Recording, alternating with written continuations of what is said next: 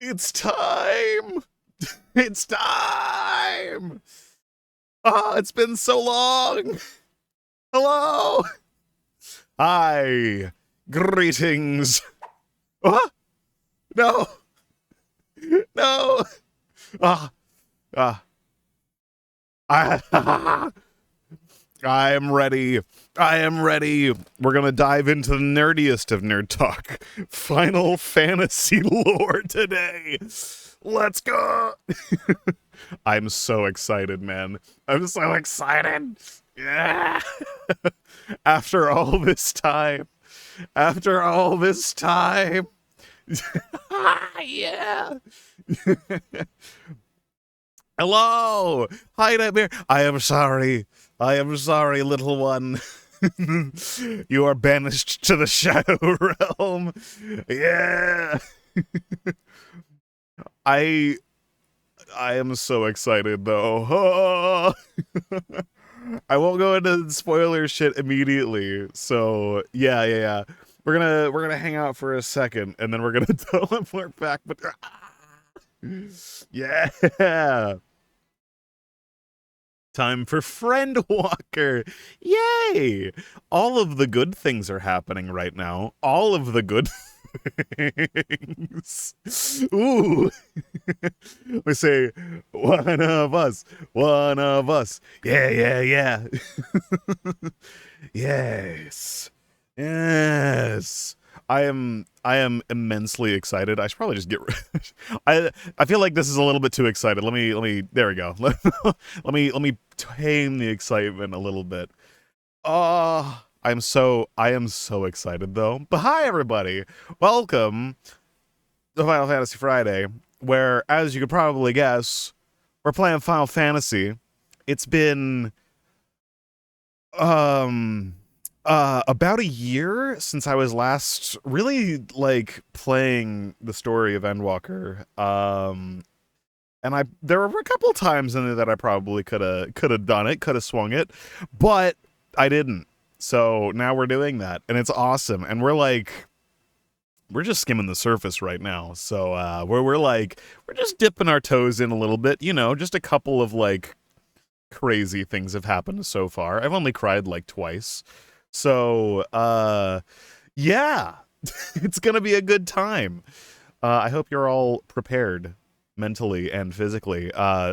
Physically as in go take a run or something like that, cuz I definitely did just now. I didn't just like sneak into my kitchen because there are people here, and I didn't want to be in there and be like, I need to make sandwich. No, I definitely didn't do that. And then I run it out. Yeah, there we go. Um, Not at all.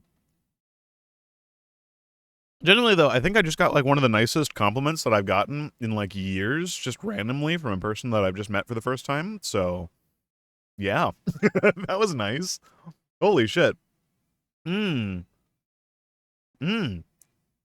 But yeah, it's gonna be a good day. Think you've had the soldering iron for you? They're not a soldering station, not bad at all. TS 101 look quite nice. But like the Pinesil. Yeah, the TS 100 or 101, I can't remember. It's the 100, I think, is like the thing that the Pinesil uses the same cartridges, and it's really, really cool. So tell me your MSQ name at the end of stream, though, so I can grind for it next time. Um, here, let me real quick. Where is it? Where is it? Where is it? Let me add it. Let me add it. Let me add it. There we go. Uh, here, let me, let me, real quick, just HUD layout, main scenario.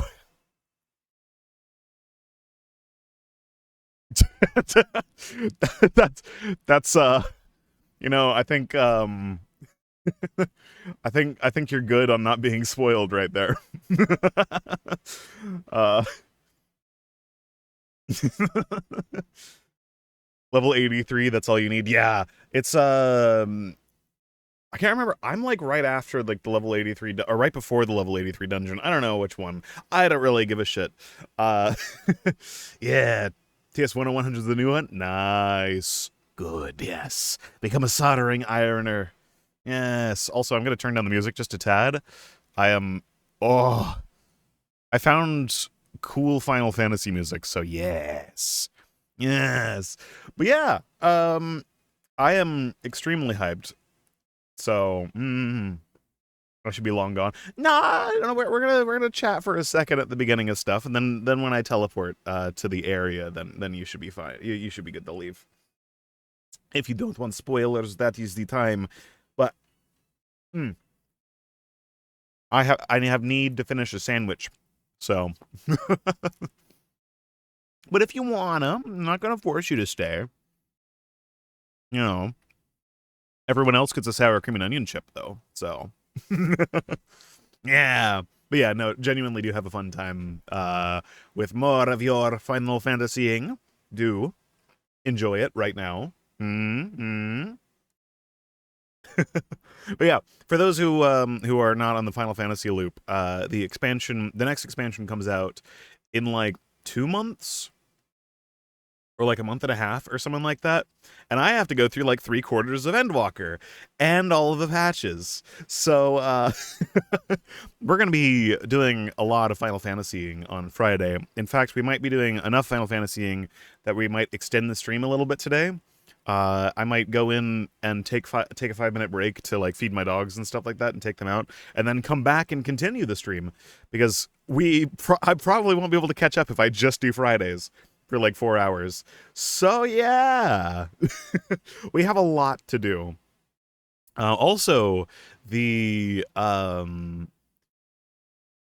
Mountain Dew collaboration is going to be starting soon, so you won't get it done by Dawntrail release? Oh no, I'm gonna get it done by Dawntrail release. I'm gonna get it done by Dawntrail release. It will be done. I will catch up before Dawntrail comes out, no matter what I have to do. Besides skipping, I refuse to skip. I will have it catch up. I will catch up. mm.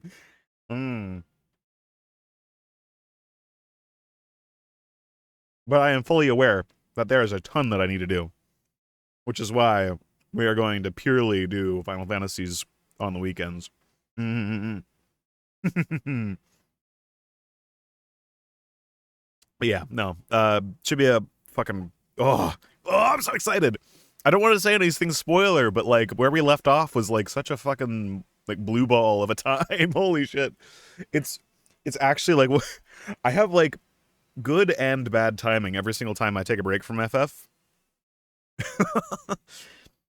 So yeah. I'm actually just gonna swap us into the Final Fantasy category real quick. Final Fantasy XIV Online. Done. Let's go.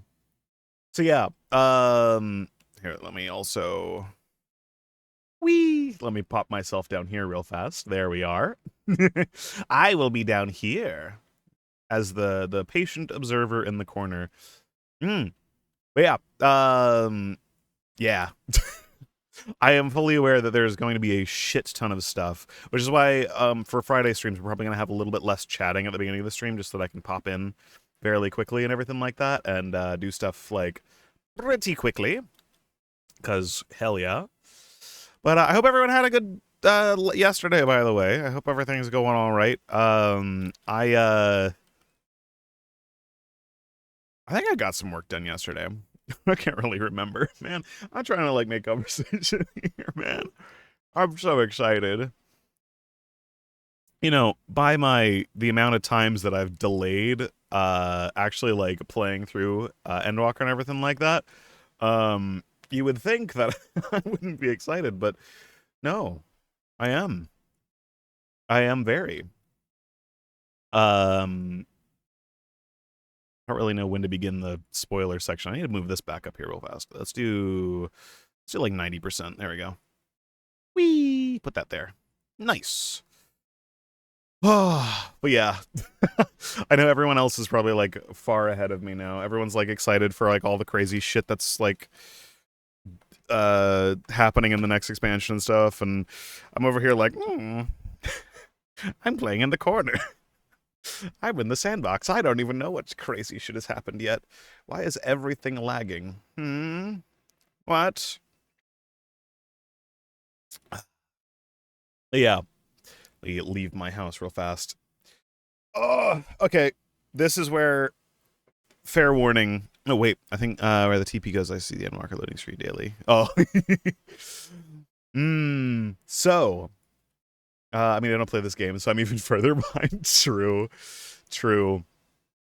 This game is too good, though, man. The story is fucking crazy. All right.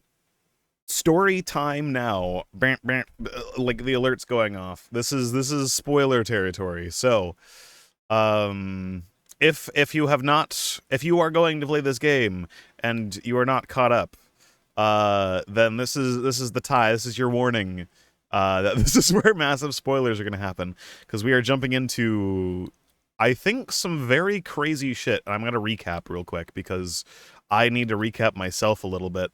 Because I have rewatched my own VOD just to finally like catch myself up a little bit. So yeah, fair warning. I'm gonna go do the teleport, and then we're gonna do stuff. Well, first off, let me master volume. There we go. There we go. All right. Okay. Old Charlian. Ugh. Also not gonna play this game. Fair. So, as far as last time that I remember, just to get myself and everyone else back up on where in the story I am on this. Zodiark is kill. We went to the moon and he's dead now, so that's cool. We then made everything worse, so that's good. As far as I know right now, the world is ending, so that's also great. Nice. There's the maniacal weird laugh that happens as I was like coming back, so that's neat. I don't know what's going on with that, though. I have my theories, because this game doesn't really just pop things up out of nowhere at you, right? It usually, like, you know, usually it's things that have been pre-set up. So my current theory, and please do not, you know, no spoilers, no hinting or anything like that, just smiles. My current theory is that it has something to do with the void that happens when in the one thing, but I don't really know, the 13th. I have a theory on that. So that is my current acting thing. However, I don't know what the fuck is going on. I don't know anything.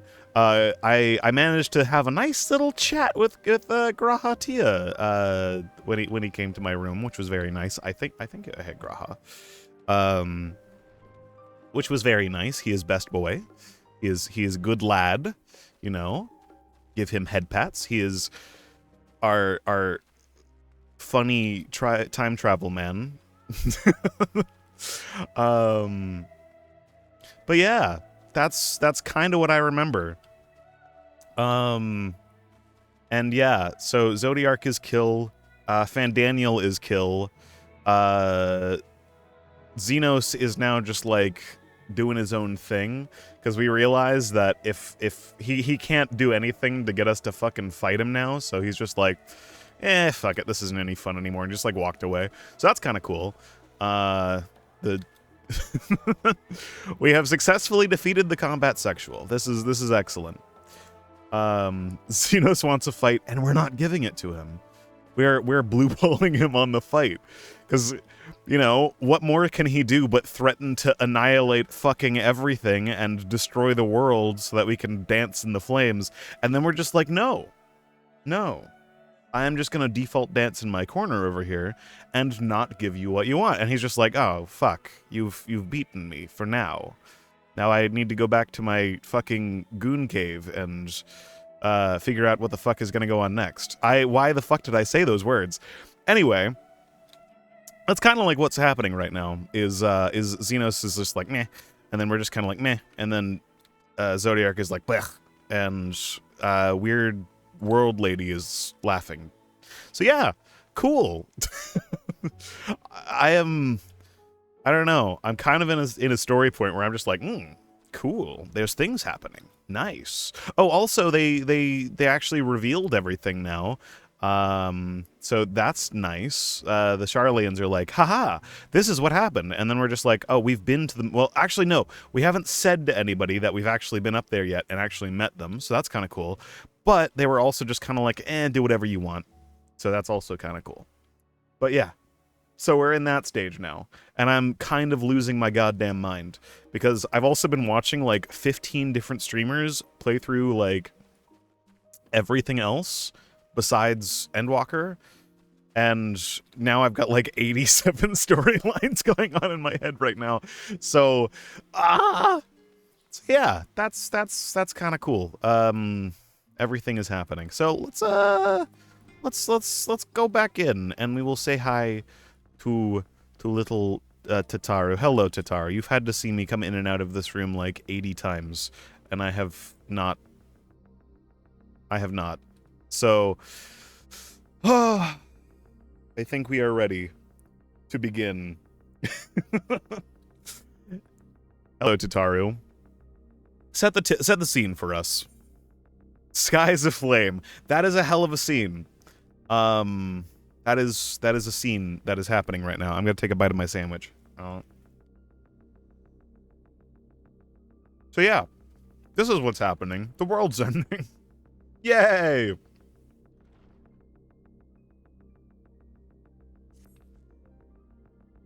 Oh, Arian, I was just about to call for you. I'm afraid we've received another call for assistance. This one comes from Wadzat Han. The others have assembled in the main hall to discuss the situation. You must join them at once. Okay. To the main hall. We get to see our lads again, which is very nice. That really is like a... Oh. Really is a tone setter. Hello, everybody. Oh, there you are. I'm sorry I've been away for like a year. I know everything is going to absolute shit right now, but, you know, it is how it is.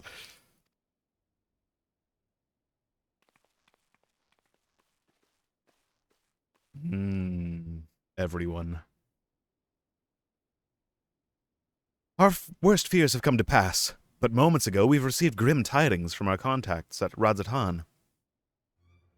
Vile beasts have appeared as if out of nowhere, claiming one victim after the next. Once more, they say the very sky burns above them.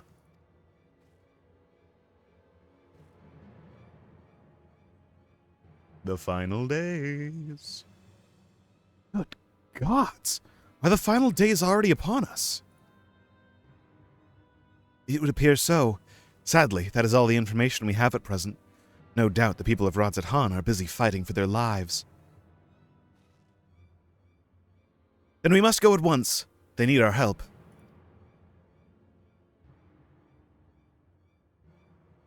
Agreed. Kryl, you'd best remain here with Tataru and gather what knowledge you can. You are in no condition for a long journey, I imagine.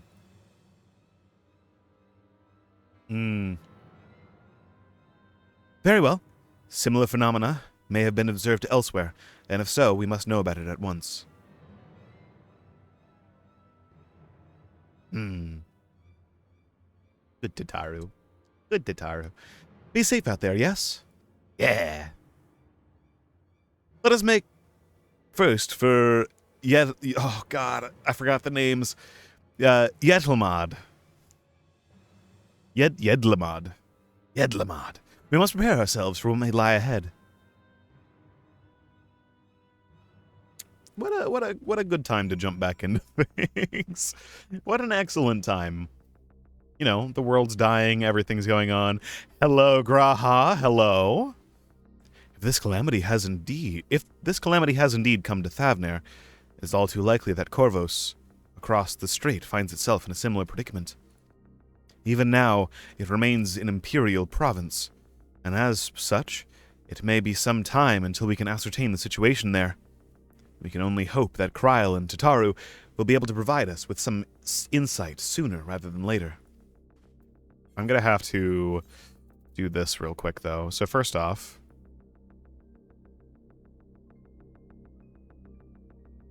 there we go. Graphics. Oh, God, they are already low. Will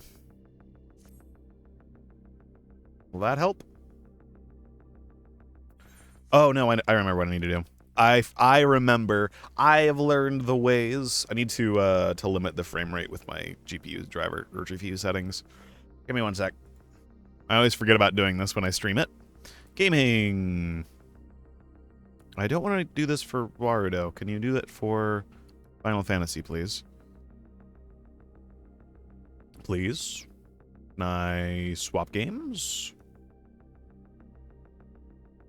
Can I do this for something else, please? That would be nice. Please? I forgot how to... Please, adjust game graphics. But I don't want to do it for I don't want to do it for Warudo. I want to do it for Final Fantasy. Please let me... Global gaming experience. That is not it. Games. Library. Ah, here we go. Okay. Then we can do Final Fantasy. Can I do this real fast, please? Why is this always the most annoying thing ever?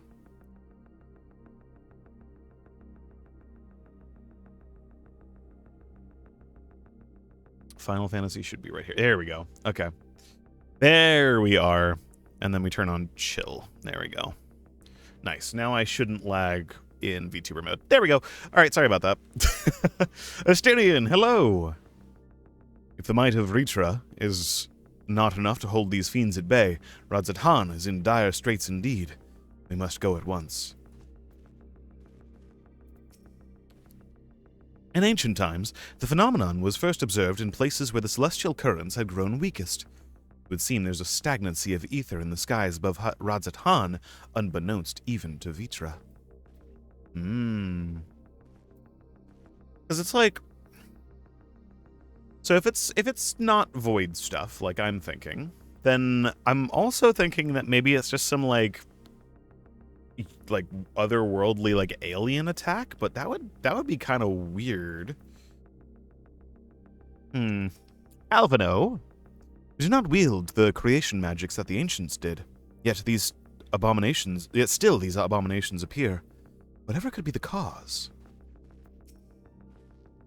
With the fall of the tower in Thavnair, the Hanish were beginning to enjoy a semblance of peace. Now this. Hello, Thancred. Hello.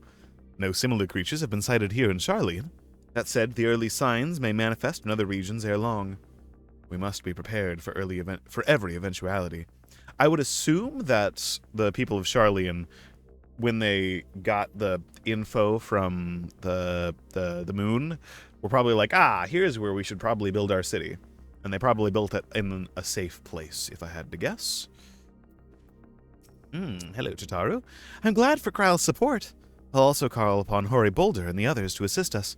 They'll be our eyes and ears in the field, as they have been many times before.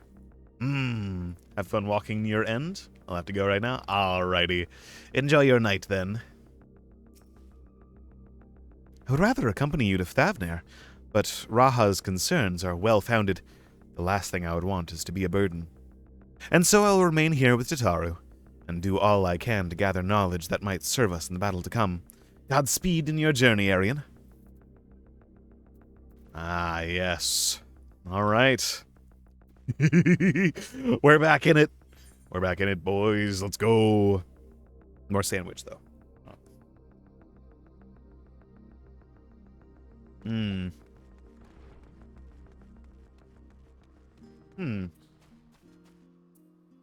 So, the one piece that I can't really piece together, right, is the ether's stagnant, right? So, why would there be, like, an entity behind it, then? As far as, like, I think we heard. Why would there be an entity behind it if it's, like, Ooh. Vile beasts did rise. Mmm. Ooh. Oh, shit.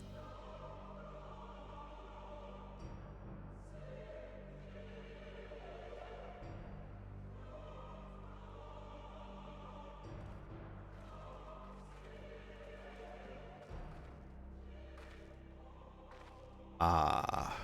Leaving naught in their wake but blood and ash.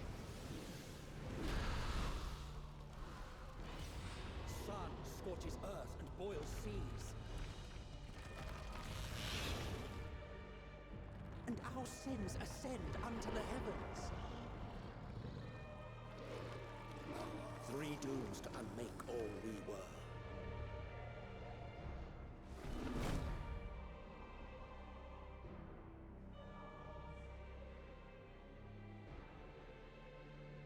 Oh. The sky burns. The final days are truly upon us. I didn't think it would get this bad so quickly. My friends, I trust you have heard the news. The elephants have a new friend. What good news. Yeah. Actually, I'm honestly surprised everyone here isn't just awakening to the echo. Or are they? We have. What can you tell us of the situation, Your Excellency?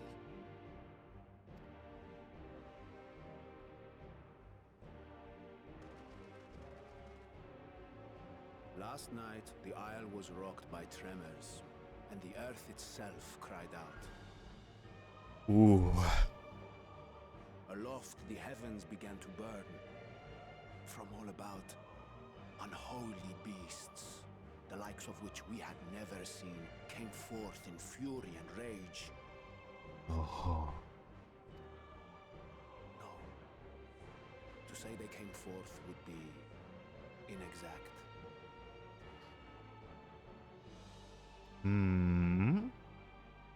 The people of Radzatan themselves transformed into these baleful fiends. Oh, shit.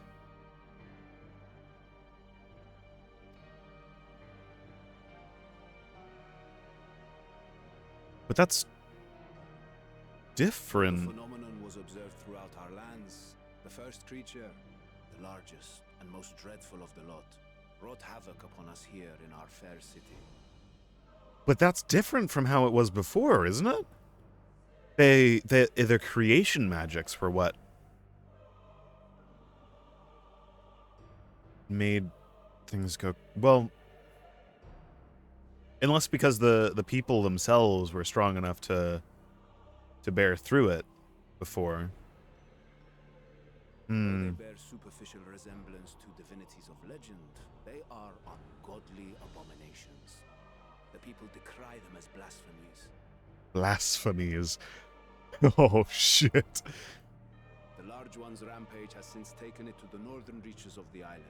I mean to dispatch our radiant host in an attempt to quell the threat. I'm very interested in what sort of abilities these creatures have.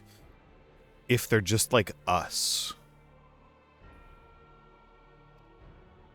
And what of Vritra?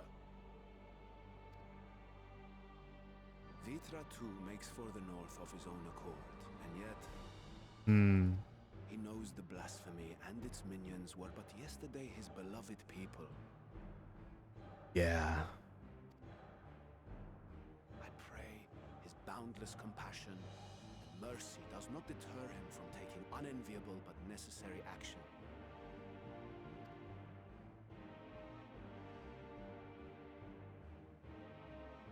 Understood. I ask that you allow us to aid you in quelling this threat. You would risk your lives to help us yet again? I have no words to express my gratitude. Oh, God, my brain is going like 1,000,000 miles an hour right now. Our regiments approach the north from several directions, with a number of units set to depart from the docks of Yedliman. They will make landfall in an area of dense jungle, but one can expect to encounter dangers even beyond the fell beasts we hunt. I leave you to your preparation. You will find me at the docks when you are ready to depart. All right. Oh, dungeon. Literally right before a dungeon, I guess. Hi, Centurion. It's massive fuck off spoilers right now.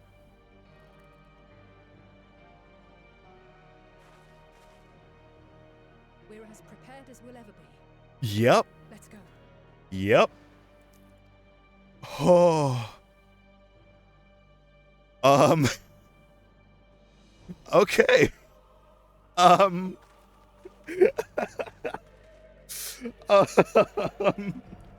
Okay. Um.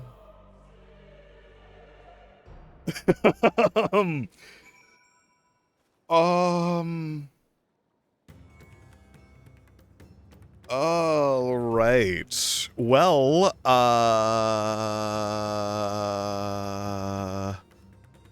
no, censure. I don't think I don't think I can explain this enough. This is the culmination of the entire game happening right now.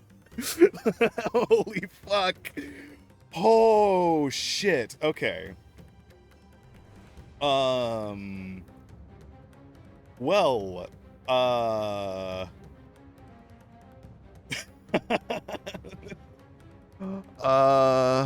yeah, I actually left off at probably one of the worst times possible. Holy fuck. Wait.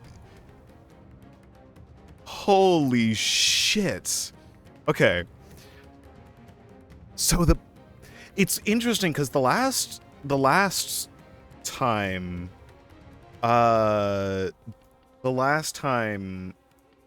it affected the creation magics, but this time it's like affecting the people. Unless like it affected the animals and stuff like that. So yeah, I'm halfway through Endwalker right now. No. But like what the fuck? Oh no, not the stream. We just started.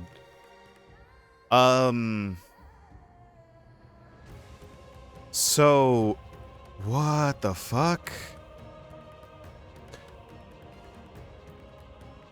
Interesting. I'm really curious, like, what the thing is, because I have a couple theories, but I don't want to just like chat theories constantly, because if we're like, if we don't have like the like some sort of protection or like some full on protection or something like that from not being like full on like whole, then maybe it can affect. I don't know. Innocent souls twisted and reformed into unholy abominations. I thought I had seen the last of such nightmares with the Sin Eaters. We must act quickly, Arian. Every moment we tarry means another soul may be lost to this nightmare. So the beasts are not born of creation magics run amok, but are rather the altered forms of the people themselves. In that sense, the manifestation of the final days differs from that which we witnessed in Amarot. And for the worse, I dare say, if any man, woman, or child could become a beast at any moment, there's no telling whence the next threat might come. We must exercise extreme caution. Don't worry. No matter how grim things might get, I won't lose heart. I'm ready whenever you need me. If it's true that the people themselves have transformed into beasts, why even the Radiant Host could suffer the same fate? Or us, perish the thought.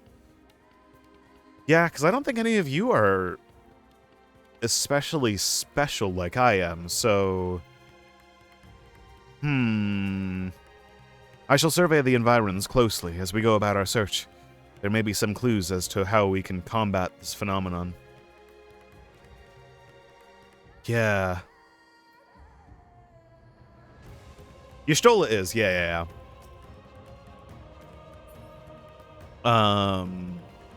But yeah, everyone else is just like normal people, basically, that are just really, really good fighters and stuff like that, and actually know what the fuck is going on in the world right now. And Graha, Which I actually corrected myself. I think previously I was under the impression that he was like double rejoined, but he's not, because it was just his memories. So that's I've figured things out with that. So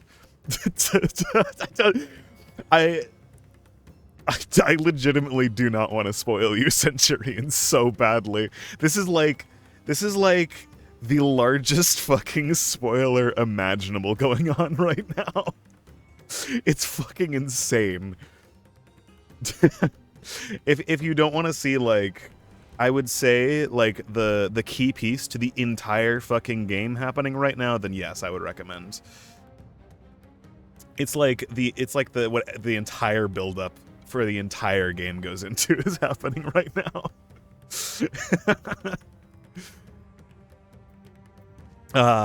Usually the most dangerous foe in a worm's domain is the worm themselves. If I were Vitra, I would be as offended as I am horrified. Yeah, do whatever you want, but I'm just giving you fair warning that if you haven't started Heavensward yet, this is like this is like the worst time. If I was in like Stormblood, I'd be like, you know what? There's a bunch of small stuff going on here, but it's like everything back to back to back to back is just absolute bangers. All right. Hello, Awan. Oh shit. Everyone is assembled, yes? I thank you for lending us your aid in our battle against the blasphemy. Let us review our plan of attack. I would have you aboard this boat and circle around the north side of the island. There you will find a dense jungle we call Vamaspati. It is a sacred wood, home to many temples and a number of villages. Oh, we got the... I love this song. It's so good. Vitra and the Radiant Host have gone there ahead of us. I ask that you join them and do all in your power to destroy this blasphemy.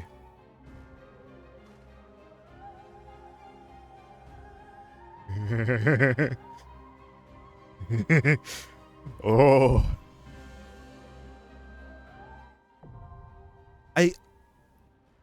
I feel like I'm just like really I just want to like know what's going on in this situation, right? Cuz I want to figure things out. Cuz like I feel like this is one of the first times in a long time where they've just been like, bam, you have some crazy shit happening out of fucking nowhere. Hey, all right, so /FC heyo. I am gonna mute the system sounds though, cause yeah. I'll be paying attention to FC chat and things like that, but ooh. Alright, so dungeon time. If anybody wants to join, I am ready. Hit me up. We'll do this together. Because man, I really did just come straight into this, didn't I? You're gonna see my absolutely abysmal rotation now, because I haven't done a high level rotation in so long. This dungeon was the first time I had people abandon a duty. Really? Oh shit! And I'm not even close to being prepared. Oh no, they refuse to learn the boss mechanics. I kind of want to go in without any hints for the boss mechanics, kind of. I want to try to figure it out. So I may be a little quiet during the dungeon, but that's fine. I don't give a shit. So, hello! Greetings! Invite to part. I know you've been you out of everyone have been waiting for me to get to this point for so goddamn long. To get back in here. It's not too bad. Nice. I thank you for your patience.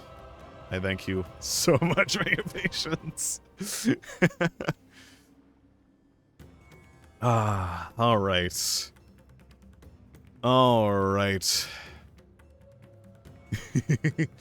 Would anybody else like to join? Anybody else? Oh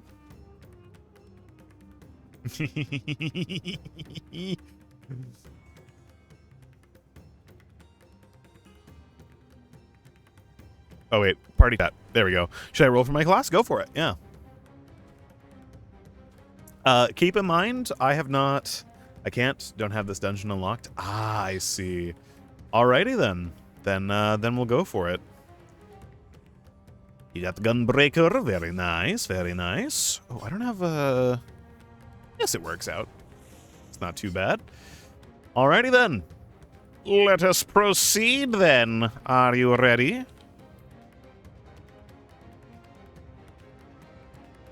Yes, good. Good. Most of the mechanics are fine if you just follow someone. Cool. Very nice. Very nice. All right. With a party of other players. Vamaspati. The skies over Thavna are aflame, and panic spreads through the populace like wildfire. Actually, you know what? I'm going to turn system sounds back on. It feels weird without them. One by one, civilians are twisted into grotesque fiends, hell's bent on slaughtering everything in sight. The deadliest of these creatures leads its newly spawned kin through the jungle towards a number of smaller settlements, and as such, Ahawan has dispatched his radiant host to forestall the carnage. The Vitra, too, lends his strength to the cause. Even that may prove insufficient, and thus to the Scions enter the fray. Let's go! It's time! The first dungeon in so long? Hell yeah. I don't know, after, like, coming back as well, it kind of feels like I can properly get back into this game now that I can, like, catch up a little bit. Like, I had this, like, kind of block that I've had for a little while. Now I can actually, like, do stuff. It's gonna be sick. Yeah. I look forward to... Oh, God. I want to know what everybody else has been, like, going through for the past little bit. Oh, I don't have flight. Aww.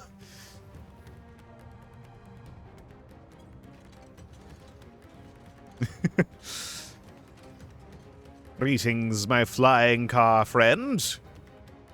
I do not have flight. Pain. Pain. I do have a cool Torgle, though. Whee! Haha. Look at my Torgle. Look at my doggo. I shall pet my doggo. Look at him. At the end of the world. Whee! That's such a cool mount. I love that. I've been seeing so many people with that one recently. Hell yeah. By the way, just before I, like, fuck up the audio on the stream or anything like that, is the sound level good, or should I turn it up a little bit, or anything like that? Because it looks a little bit low on my end, so... Actually, I will just go ahead and turn it up a tad. Commence the dungeon! I shall commence. Yeah! Oh dear. Everything is really shit.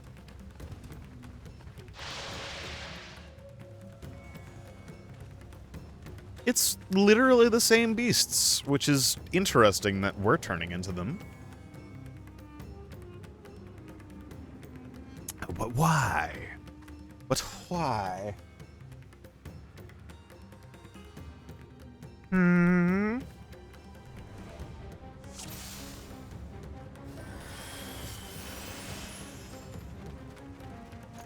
We shall go. I will attempt to not fuck it up. Hello, sir. These are children of I know. I'm so sorry, Vritra. I understand. Oh shit, I forgot. Shift 2. I forgot I need to use my AoE stuff. Ah!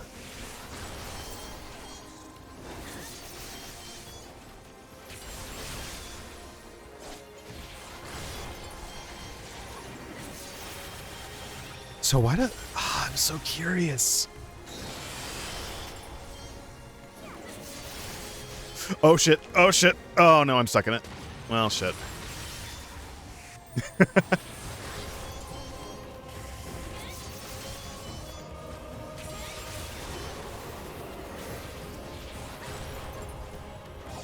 Oh, I don't have my my helpful thing for like auto doing Dragon Sight set up. Yes. They didn't turn back into people after they were killed. Thank you, sir. Thank you. I'm so sorry.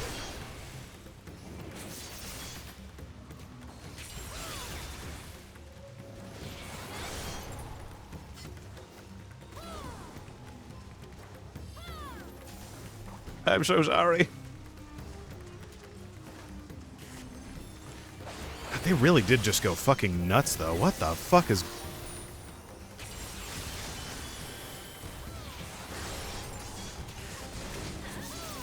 They don't look like void creatures or anything like that, which was initially what I was going to try to look for. Is there anything they do look like?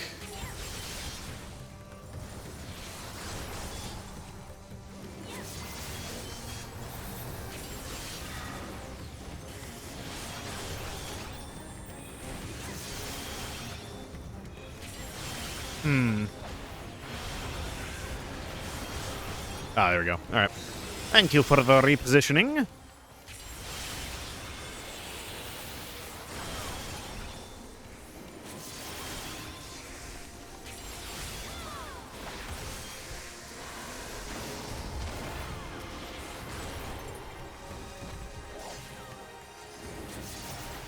Let's use the thing that I have the prep for. There we go.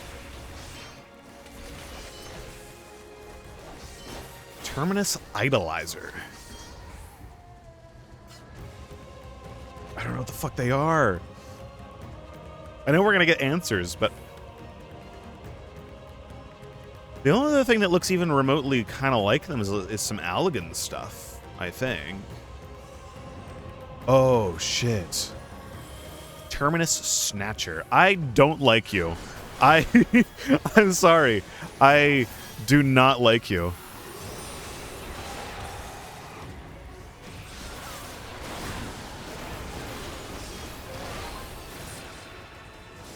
Oh, shit. Wrong one. Shit.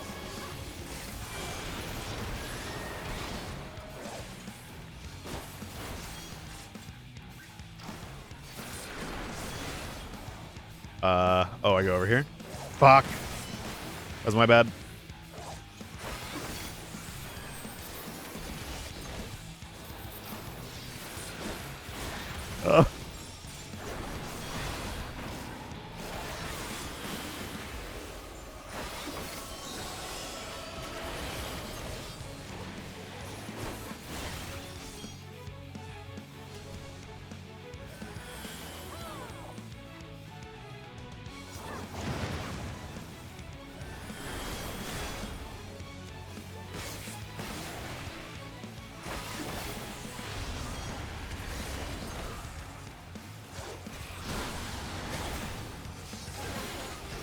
Oh, should probably turn that on. There we go.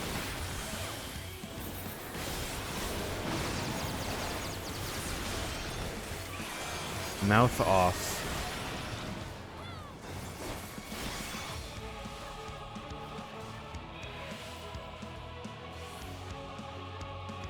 Shit.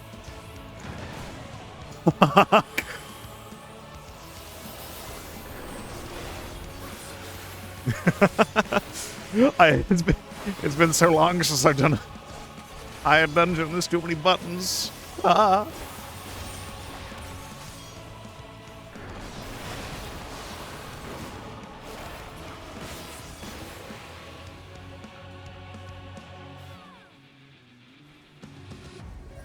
Gotcha. So the one that doesn't speak is the one that you go to. Understood.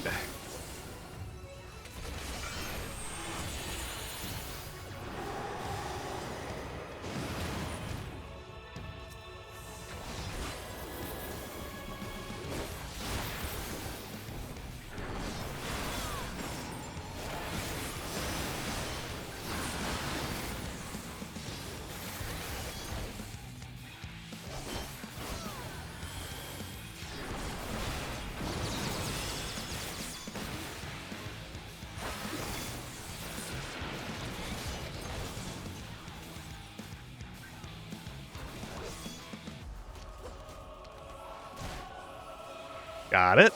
Nice.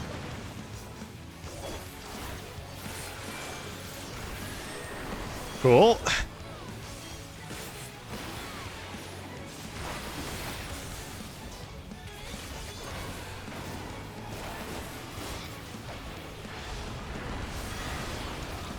Nice. Sick. What is this vile presence I sense? Something not good. The horde draweth near. Be on your guard. No!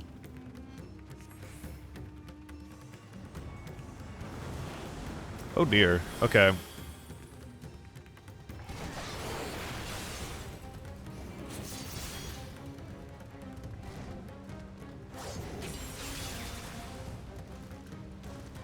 All right.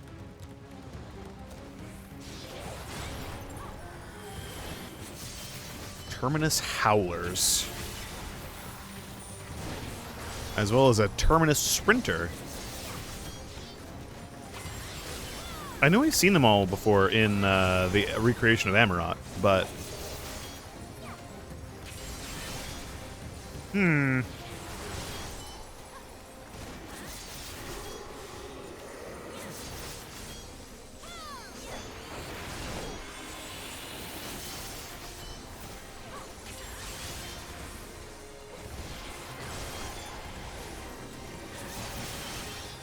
I wish I had set this to 1-2-3 instead of 2-3-4.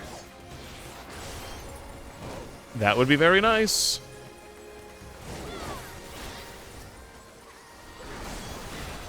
Nice. No. Oh no, this is gonna be bad. No, don't do it. What the fuck?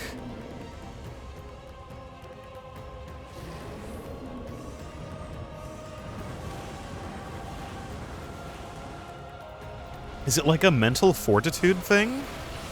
That like that's how you...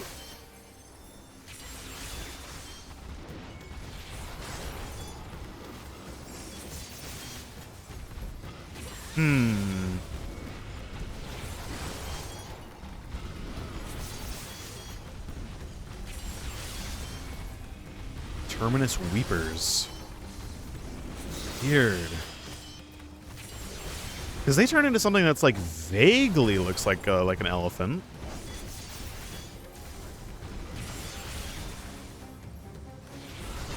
Kind of.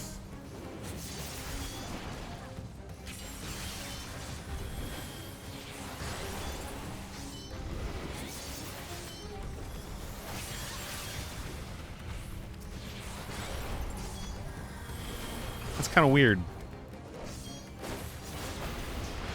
Oh, I should probably be stacking up my... that's fine. That's fine. I've been playing with so many people who are, like, A Realm Reborn and Heavensward stuff. I had to go into a, I went into a Stormblood one a little while ago to do the Xenos fight there. And I felt like I was fucking useless.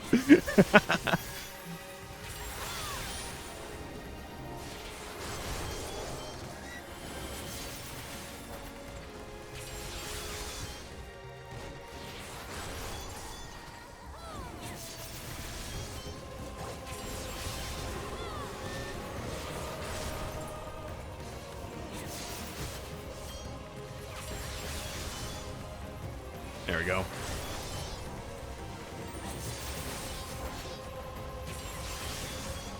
I'm not forgetting something in my AoE rotation, am I? I don't think so. I should probably do this, though.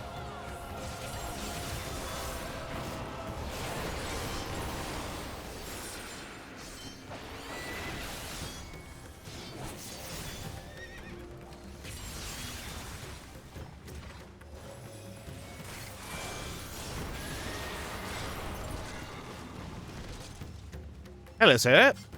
What are you? Terminus Wrecker.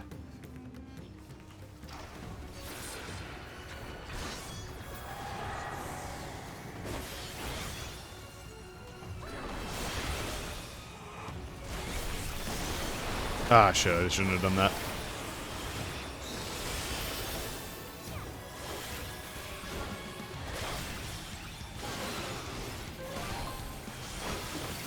Oh, shit. Ether Siphon?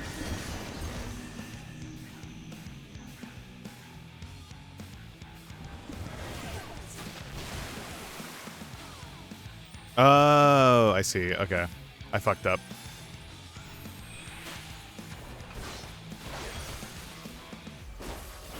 I saw someone else go in there. I was like, oh, I go in there too.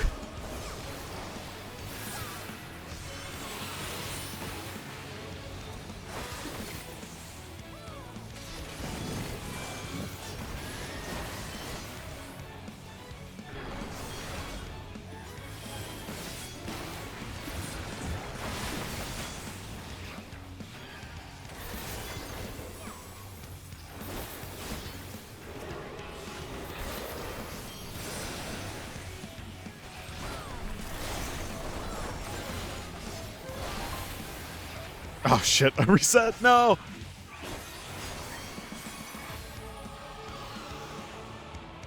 Shit.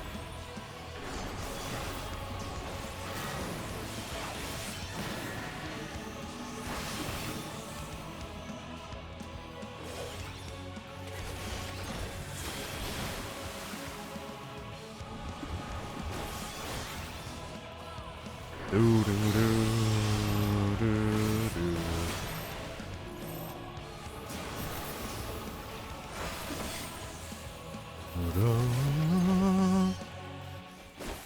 Should have gone the other way. That's fine, though. We do a little bit of relearning here.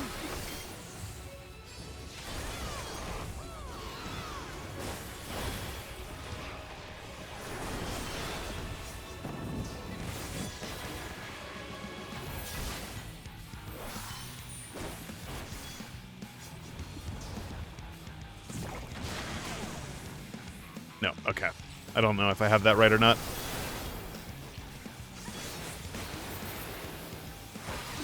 That kind of looks like a get away from it. I don't really know.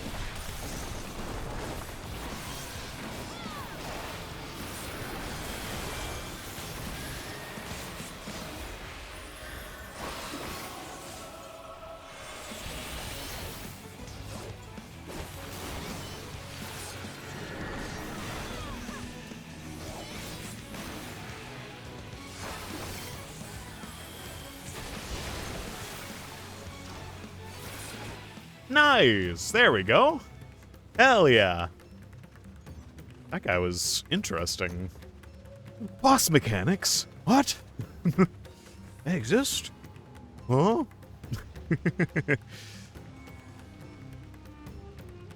Ooh. I love the aesthetics of this dungeon, too. Everything looks good. Well, not good. Everything looks like everything is going to hell. Holy shit. Those are all people that have been turned... What the fuck?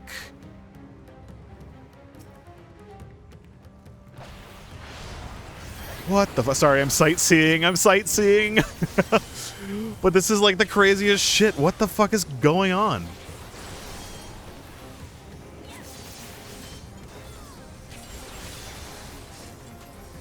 How many? Oh, no wonder he was really sad. What the fuck? Oh, oh, turn away, turn away.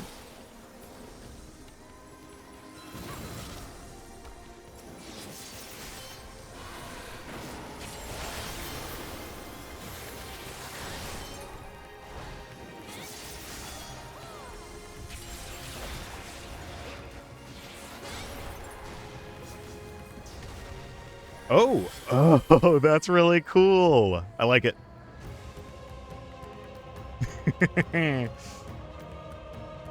Okay. And the bellwethers.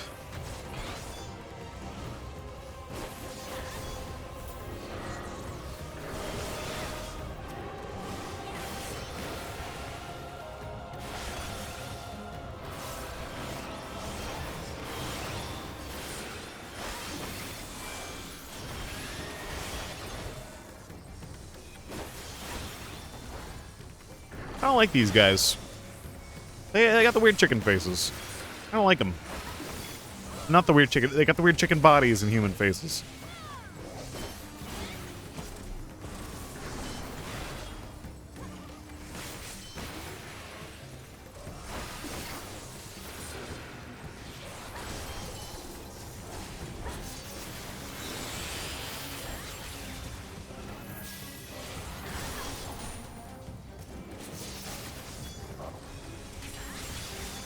Nice.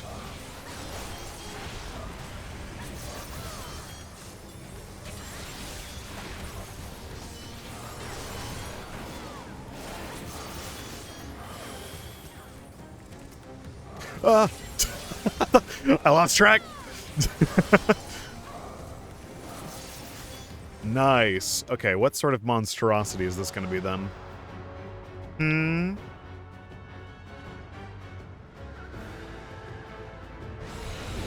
What the fuck? Oh, it's like a larger first beast. Dragon thing. Nice, thank you very much for that. Svarbanu, the blasphemy. What the fuck?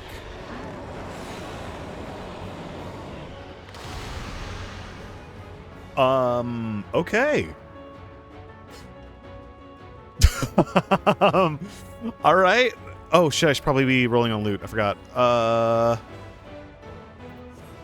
just not for now. There's too much to pay attention to.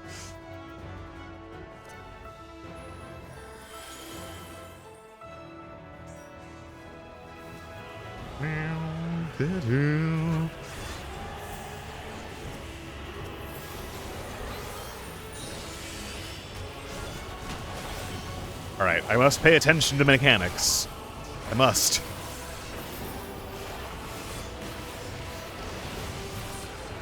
What the fuck is this?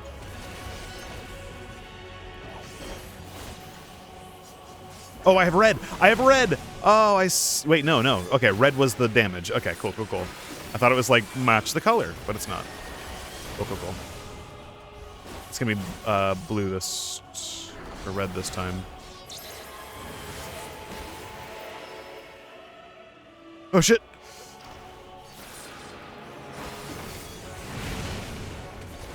Ah, I see. Okay.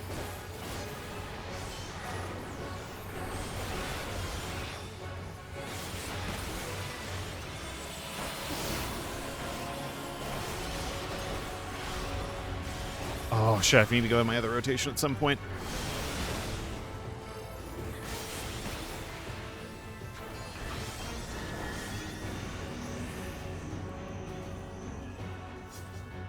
Huh? I have no idea what the fuck is going on, but that's fine.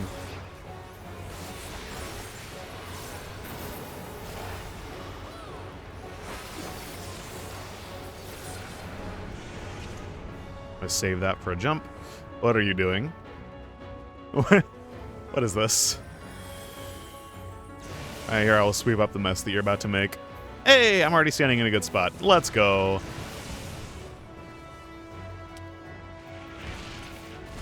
Hell yeah.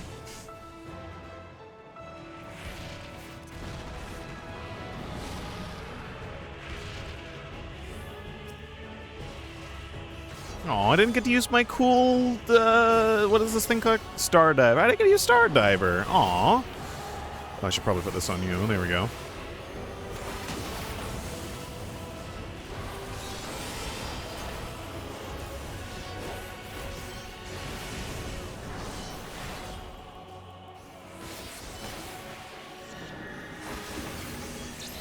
You guys are... oh, shit. I need to be on the other side, I think. Oh, you got it. You got it. You got it. Cool, cool. Oh! Oh! No! No!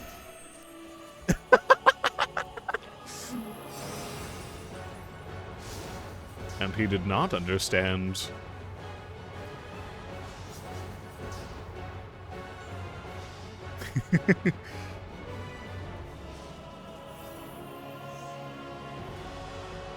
He did not understand at all.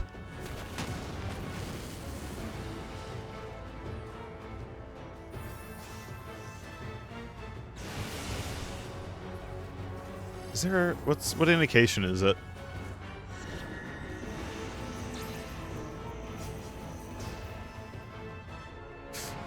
Because I noticed there's circles and there's triangles, and then there's blue and red. Maybe the shapes are the thing? Because I saw there's a circle that showed up on my screen.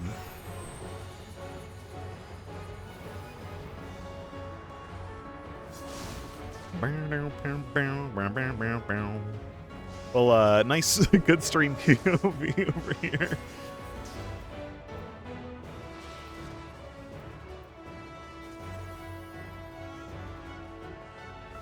My god, that skybox, though. Holy shit.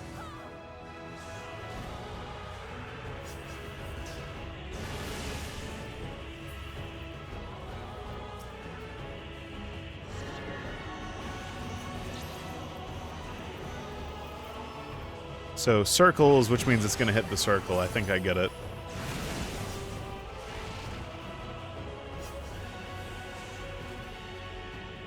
Huh. Interesting, though.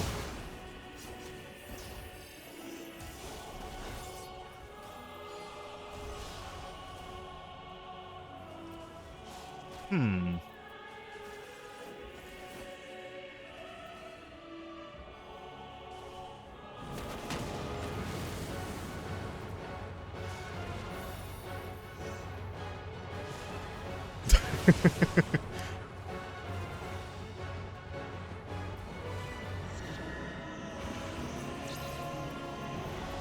So circles, and then you got... yeah, okay, I get it. I get it. Astro Jed, but I get it.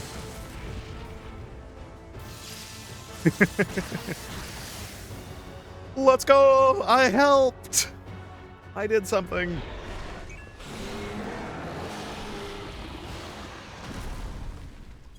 Thank you for Barty, everybody. What the fuck is... yeah, it was a person, so...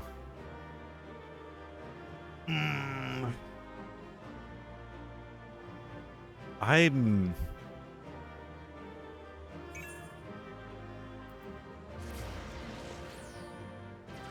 zero mistakes here. Your GPOV.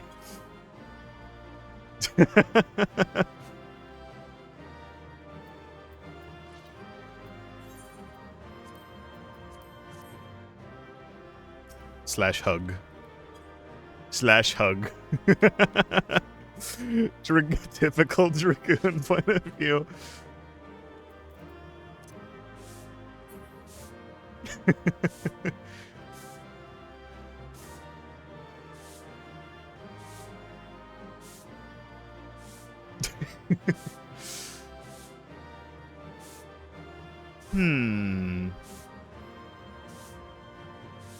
Really does seem like they're just kind of here to just fuck everything up. That's like the entire point of everything here is just really, it just seems like they're just here to fuck everything up. That, like, holy shit. Holy shit. Also, great environment art, by the way. Look at this. Hello, gentlemen.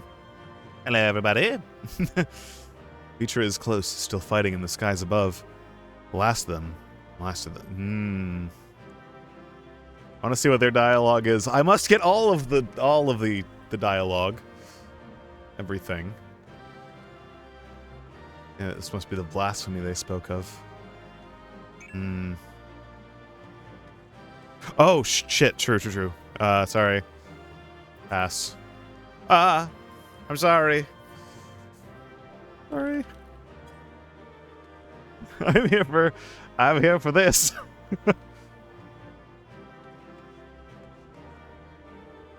Interesting. Yeah, he's really just looking at there. Holy shit! What the fuck is that?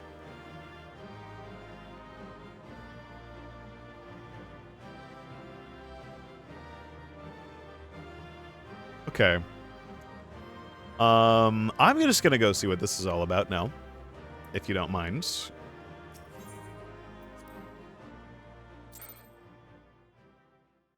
Guess I'll save that for after. I will yap later.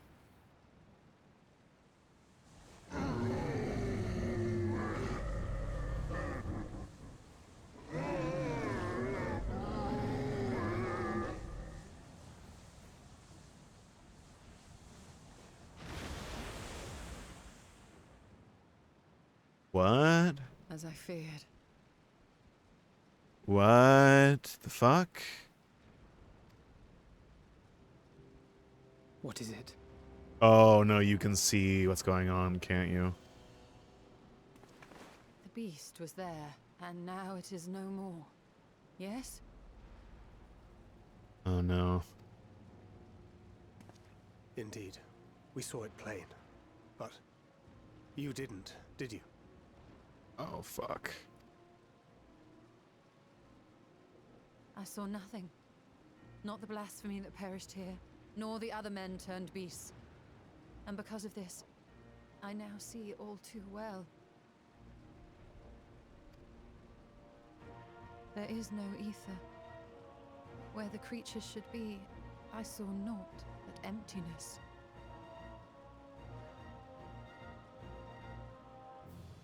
Oh. But Emptiness? But that would mean... what? Recall the words of the Watcher. 'Twas a stagnancy of ether, a cessation of flow, leading to decay and absence, that led the ancients to conclude their star was dying. This is the same phenomenon. The instant these people are seized by the transformation, their ether begins to rot and crumble away like dried mud. But how? What?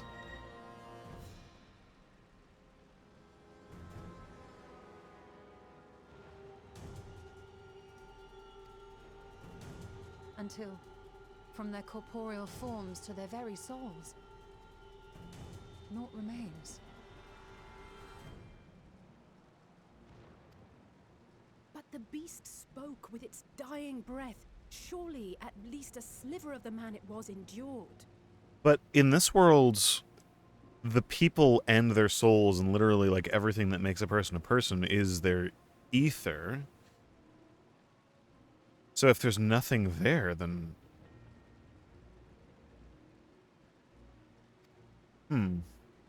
Mayhap so. But even if the process was incomplete, it was little more than a faint residue. So there's not really anything we can do to get this back. To get the people back that have... Good. You're saying they cannot be saved? Yeah. Not by any means known to me. Shit, and the fucking cinematic for this expansion was just like, yeah, there's like, you know, there's some victory music and stuff going on as we're slaying these things. Shit. Or by any means at all, like as not. For there is naught left to save. Okay, They return not even to the ethereal sea.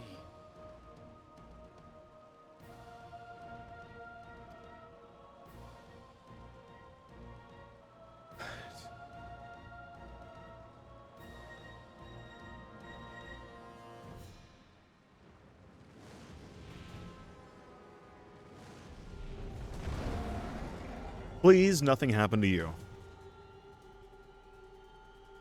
Please. The beasts rage on. Their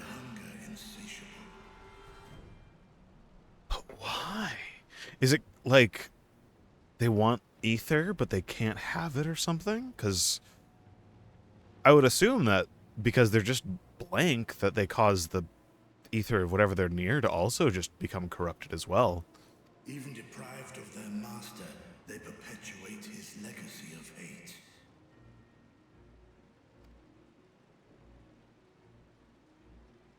Once proud sons and daughters of Thavnir, all of them, and now I spill their blood.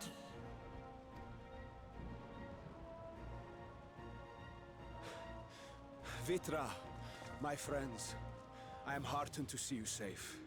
Don't anything happen to you all of a sudden, please. You put your secret at risk. Those closest to me already know the truth.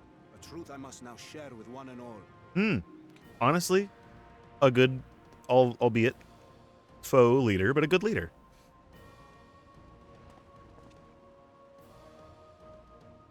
Vitra, calamity has come to Radzatan. Our fair nation is rent by screams of pain and despair.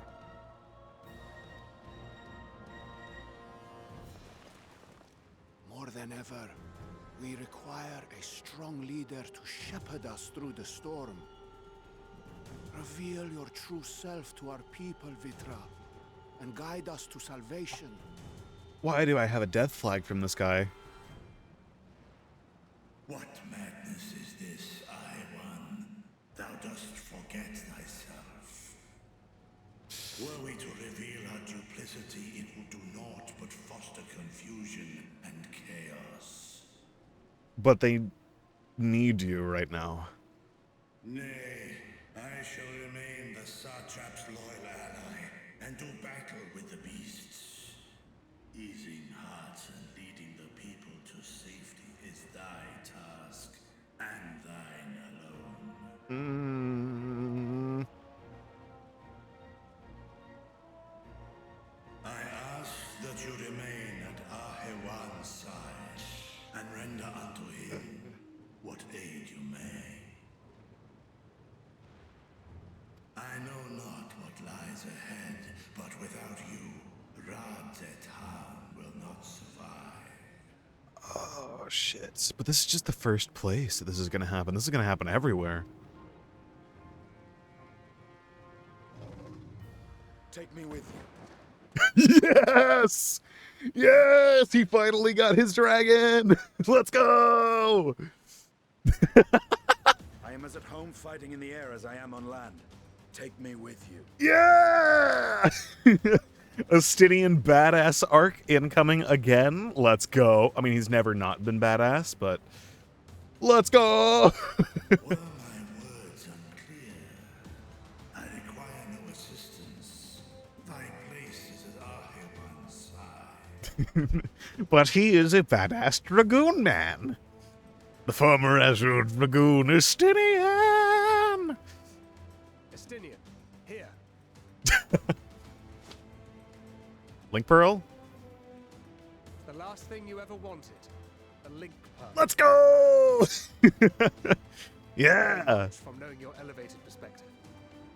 And it'll keep you from getting lonely, which I know you loathe. Fucking love this romance they got. You heard the man. Seems I'm coming with you after all. Oh.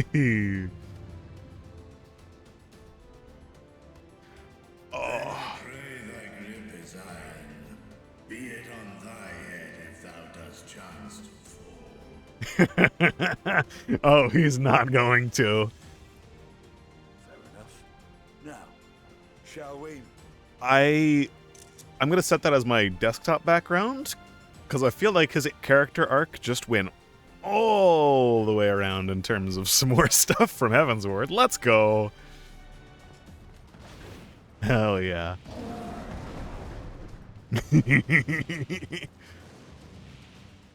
Yes.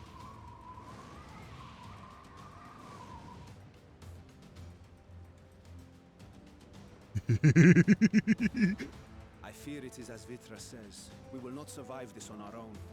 While I am loath to impose upon you again. Oh no, I'm helping. This is the big thing. I'm definitely I helping. would insist if you did not. 'Tis the very reason we have come. Exactly, Alphino. Then once more I find myself without words to thank you properly. Let us return to the capital and plan our next course of action.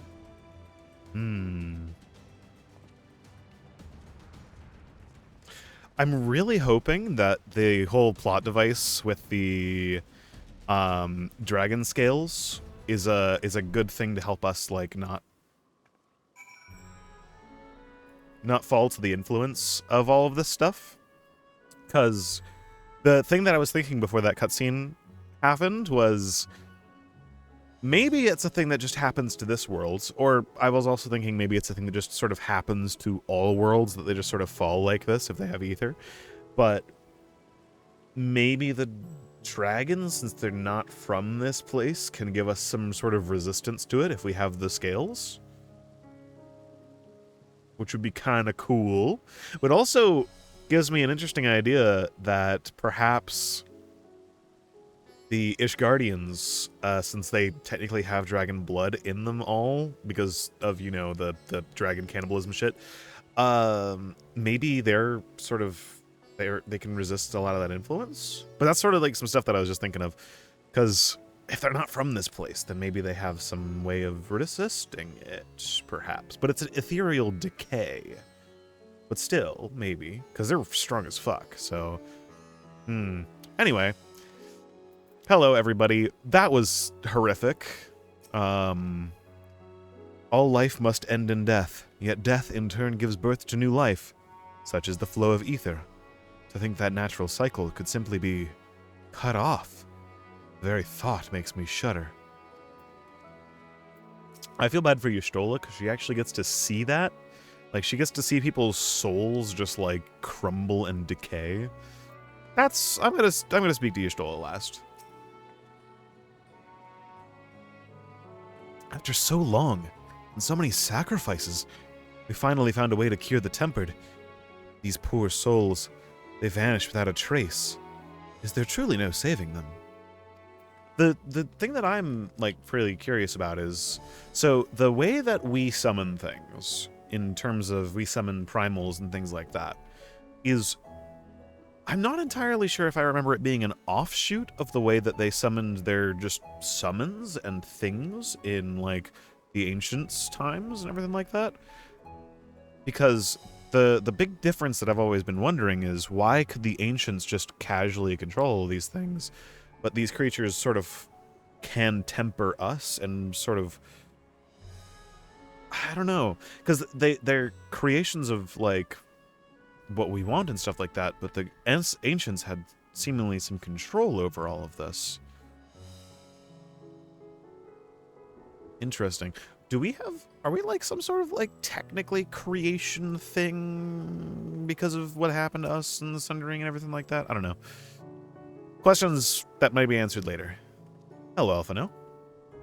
While Estinian and Vitra defend Radzatan from above, we on the ground must find a means to prevent these transformations, and soon.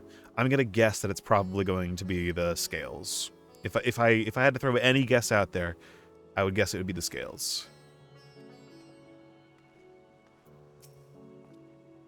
The stillness in the air puts me ill at ease. We must be wary. All right, hey Y'shtola. Worry not.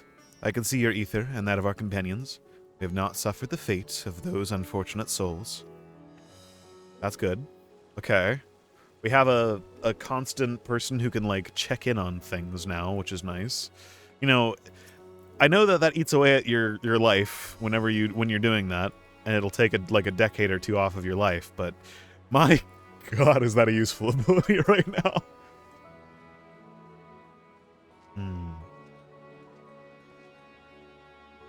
A radiant host has eliminated the immediate threat to the city, but pains me to know these beasts were once my own people. There is no telling when or where the next transformation might occur. We must remain vigilant and steel ourselves for whatever is yet to come. Huh. Ooh, you know, I'll just take the piece. Here we go. Huh. Alright. You may now enter Vamaspati with a party of NPC avatars. Make use of this feature. Open the... Yeah, I know. Okay.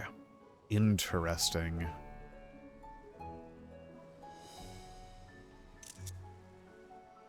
Very interesting.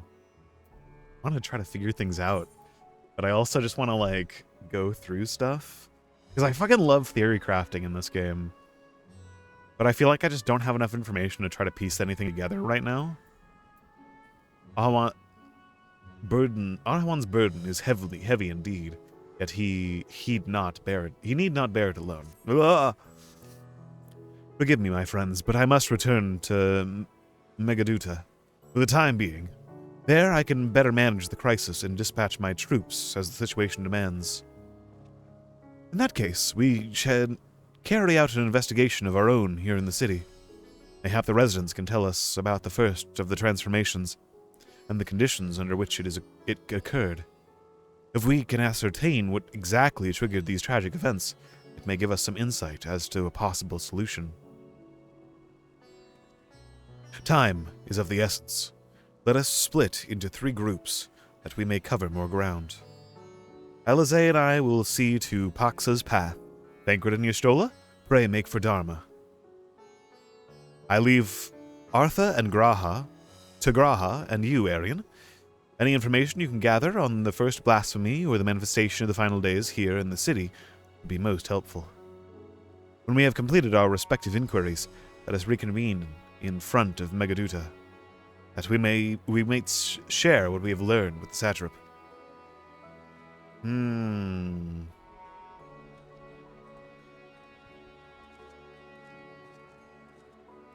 Oh, there's so many possibilities that are open to us right now. Hello, Graha! Hello! Good Graha. Good Graha. Yes. Yeah, it's probably right that we don't have a smile on right now. This shit's crazy. Shall we be off then? Artha is home to the west... what did I just say? Artha is home to the high crucible of Alchemia, whose alchemists forge many of our warding scales. That seems a good place as any to begin our investigation, don't you think? I spoke briefly to Nuhadin, the chief alchemist there, on our last visit. Should be happy to answer our queries. Yay! Graha's accompanying me! Nice. Come on, Graha. We're going on a trip. Wait, where do I need to go? I completely just didn't pay attention. There we go. Come on, Graha. We're going. Why did I sprint?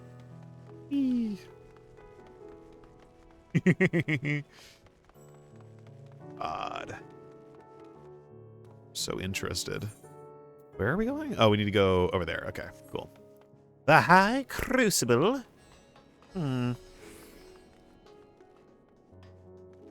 Oh yeah, what do you have to say right now, actually? Speak.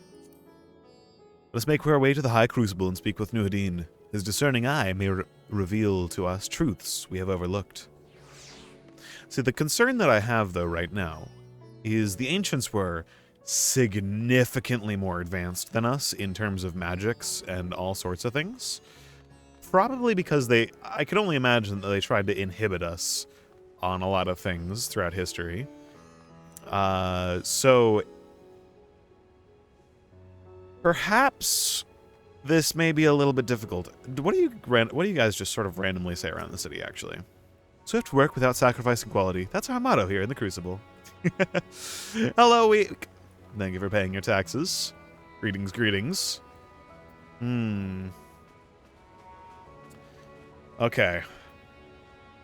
I'm going to go out on a limb and say, yeah, there's not really much you could probably tell us about what's going on here. Ah, I remember those red eyes. You're with those scions who commissioned the scales from us, yes? I welcome you back to the High Crucible. What brings you here in these troubling times? We're assisting the satrap in investigating the crisis that plagued the city. Did you happen to catch sight of any of the creatures? I did.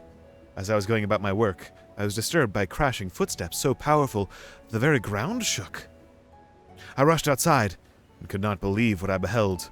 The night sky was burning. Suddenly, I heard panicked screams coming from the direction of Balsan Bazaar. The next instant, a monstrous beast poked its head out from amidst the stalls. A handful of the Radiant rushed to the scene, only to be sent sprawling as the fiend and its minions propelled themselves skyward. So the blasphemy came from the vicinity of the markets. This knowledge may prove useful. I thank you for sharing your tale. Well, I do believe we now know where we should inquire next. To the bazaar, then. All right. To the bazaar. After toiling days and nights to fashion your allies as warding scales, a great number of our alchemists were granted a respite. In part of this, the damage here at the Crucible was limited. On the other hand, we have not heard from any who were at home during the attack. We can only pray that they are safe. Interesting. Just wanted to hop by and say hi. I gotta go sleep in a minute. All right, then have an excellent night. Thanks for stopping by. Always a pleasure. Always a pleasure. According to New Hadin, the blasphemy came from the direction of Balsan Bazaar. Let us inquire there. Yes, let us.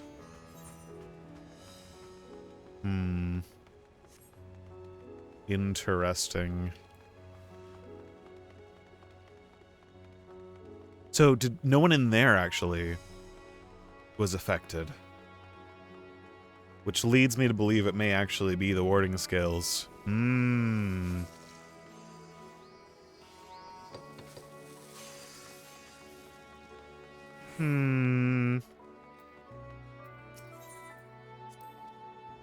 So this is the Thavnerian weave. I must say it bears a resemblance to the traditional fabrics of Corvos. Small wonder, really, given that it is just across the water. Not that I am much of an expert on Corvosi culture, of course. I've not had the occasion to visit my ancestral home since coming to Charlian. And likes as not, I will never reside there again. That said, in recent days I've felt more acutely aware of my heritage, and grateful for it. It is thanks to my forebears that I inherited the royal eye, and with it the wisdom of ancient Allig. And so, well, I simply hope that my countrymen are safe, and one day, when the calamity is but a memory, I would like to see Corvos again, if only once. Interesting. Graha lore, like. Forgive me, but my shop's closed until further notice. Needless to say, we've more pressing matters these days. We have come out in search of wares, but information regarding the enormous fiend that tore through the bazaar. Did you perchance witness anything? Afraid not. My friend, I was here the whole time, so I only saw its little minions. Made a mess of the place, they did. While that was going on, the great big one tore through the west side of the bazaar. You'd have better luck asking there.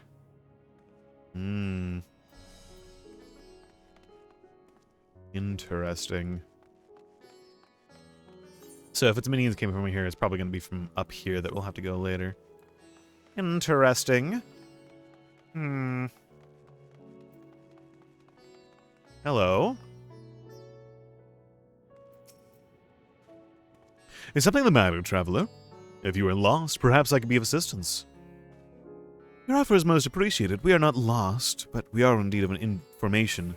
Might you know anything about the gargantuan beast that rampaged through the bazaar? I saw it all, though I wish I had not. I was going about my work when, all of a sudden, a piercing scream cut through the air. I turned around, and there was the fiend, its massive body bursting through that entryway with the force of a tidal wave. And then it was gone, as quickly as it came. So it wasn't attacking people then. It just so happened to, like... It didn't have a goal in mind, did it? Sisters, have mercy! What is happening to the world? What am I to do? Is nowhere safe? Settle down, friend. The danger has passed, at least for now. If it's not too painful to remember, could you tell us what you saw? First, I heard the screams, then a horde of ravening beasts came charging toward us. One of them was huge, bigger than a Merid, throwing people around like rag dolls, and it was eating them. Oh, shit. Okay. I hid under the counter, saw others do the same. The shrieking and wailing kept getting louder, more voices in the throng, beasts or victims. I couldn't tell. I knew not what was happening. I still don't. That is enough, my good man. You were brave enough to share with us your tale. Many of your fellow merchants are safe. The High Crucible, too, has survived, mostly unscathed. Pray, stay close to your friends and loved ones, and the rest's your mind and body while you're able. I suspect that is the most we can expect the people here to tell us. I think it best we find a place outside the bazaar where we might rest and review our findings. So it was eating people.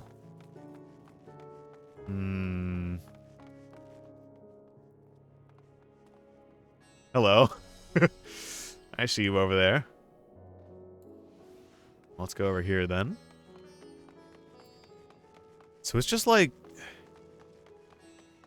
from what it sounds like one big one sort of like spawned in, or was like, or like took over someone, or like someone turned into it, and then it started like decaying other people by like eating them and killing them and stuff like that, where they eventually also turned into more minions, is sort of what it sounds like to me.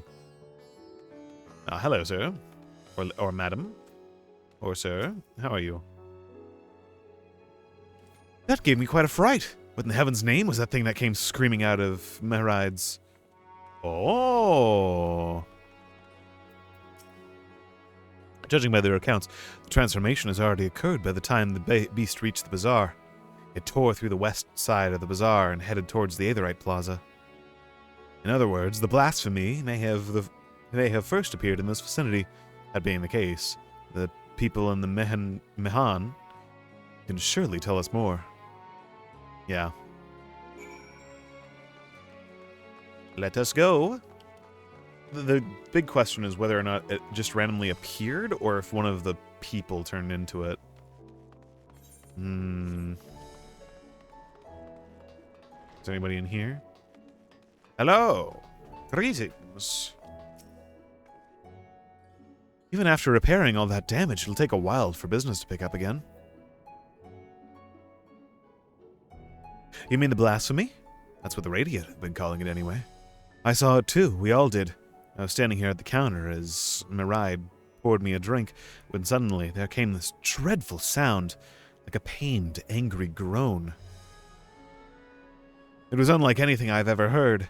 I turned around in shock, and from an ominous cloud of black mist rose the creature, enormous and ghastly to behold. As for what happened next, to recall it sends shivers up my spine. By some stroke of fortune, I was able to slip outside before the beast got its claws on me. But the sight that greeted me offered no solace. The blue sky above turned red as blood. Mehride, myself, and the other survivors clung to each other for dear life until the Radiant host came to our aid. Wait, did I hear you correctly? The beast manifested before the sky began to burn. Oh. I'm certain of it. The windows here offer a clear view of the sky, and I saw nothing out of the ordinary until the beast appeared and began to rage. Interesting. Okay. So the beasts themselves that appear here seem to be the thing that are causing the... Which would mean that...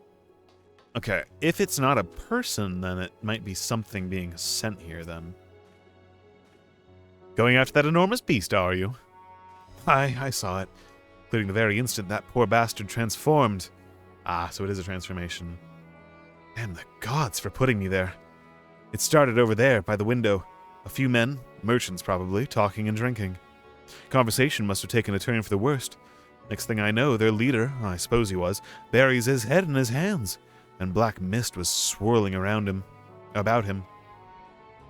Then his whole body bursts apart, and there stands a hideous, slavering beast, massive and foul, all gaping maws and bulging eyes. His friends start shrieking.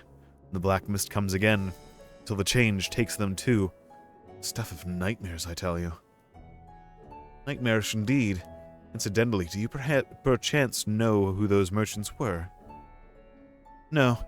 I'm a decorator by trade. Not much cause to mingle with their sort. Saw Mahil, the barmaid, chatting with them, though.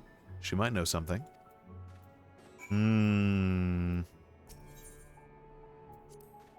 Concerning words, to say the least, and yet it is too soon to jump to conclusions.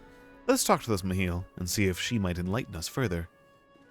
So it did start with specific people turning, and then they turned other people.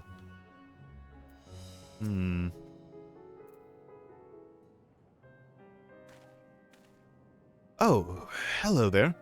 Welcome to Maride's Main, Mahan. What can we get you? We have come not for libations, but rather for information. You are Mahil, yes? Malil, yes? We are investigating the so-called blasphemy on the satrap's behalf. We hear it was one of your customers, a merchant that first underwent the transformation. What can you tell us about him? He was something of a regular here, especially of late. Kalzal was his name.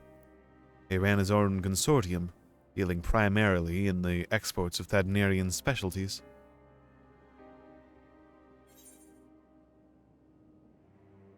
It's through him we met Matsya.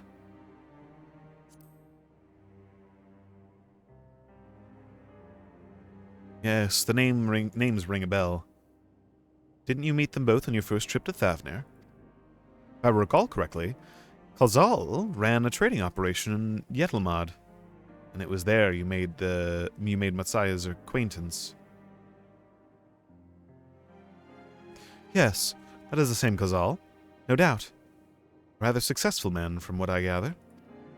That said, it was clear that he had fallen on hard times of late. Oh, it's a shame that it's always someone we know, man. Those ghastly towers popping up everywhere cannot have been good for business. Even now, with the towers gone, the collapse of the Empire has led to all sorts of problems elsewhere. The market for luxuries is surely not what it once was. Trying times for the head of a trading consortium, indeed. Lazal was a compassionate man. Even as his own business suffered, he did what he could to provide for the artisans, fishermen, and many others who counted on him to sell their wares. Indeed, that was very difficult. That was the very topic of yesterday's meeting, as far as I could hear. If they had discussed matters further, Lazal's tone grew grave and grim. It was then that, yet as they discussed matters further. Forgive me. I would not have you recall memory if it brings you pain. If I could, I would ask you just one more thing. Did you notice anything unusual about Kalzal in particular? Please, anything at all. Sorry, nothing springs to mind. Perhaps someone else can help you. Kalzal lived for his work, and had no family that I know of. His employees and associates knew him best, but they too are lost to us. Still, perhaps his neighbors knew something I do not? I can direct you to them, if you would believe it would help. What do you say?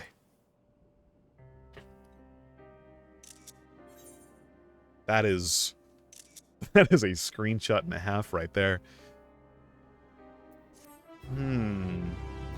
So, interestingly, a lot of this is very similar to the Sin Eaters, as far as I can tell. Kind of. It's obviously not quite the same, because the Sin Eaters were ones who all of their ether was converted to just light. But this seems to be fairly similar, like, because if the red sky appeared after the first ones appeared, then it's kind of like the Light Wardens a little bit, kind of. So,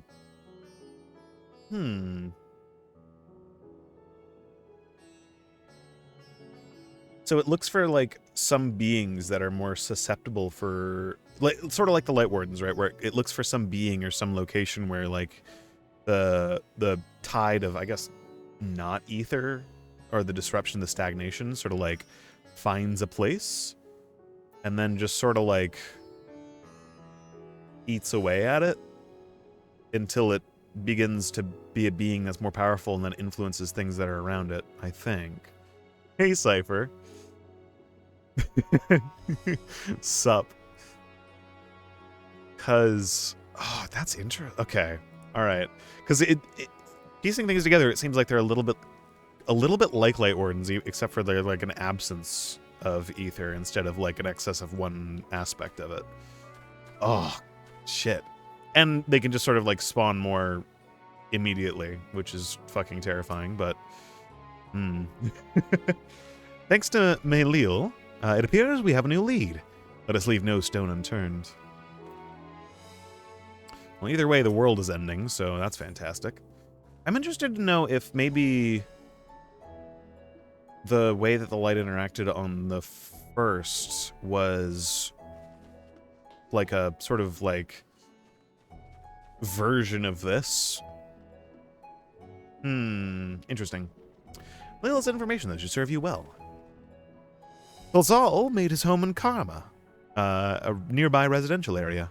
From what I gather, Klazal lived there since childhood and was known throughout the neighborhood. Karma. The name is new to me. How do we get there? I'll write down some directions. I cannot promise that you will find what you seek there, but if nothing else, it is a start. Come, let us see where this lead takes us. Yep. Cool. Ah. I'm piecing a couple things together, I think. Ooh, dialogue spot. Hello. Let's see. After leaving the Mahane, we are to retrace our steps and head back toward the Aetherite Plaza. Alright. I don't think I need to ask him for directions. I just like talking to Graha. You know, being like the most Giga Chad in this entire story, kind of. Actually, it's not even kind of.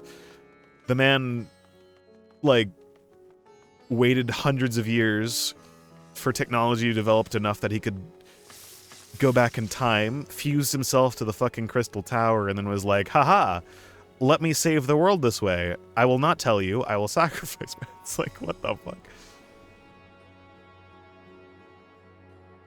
Hello, Graha.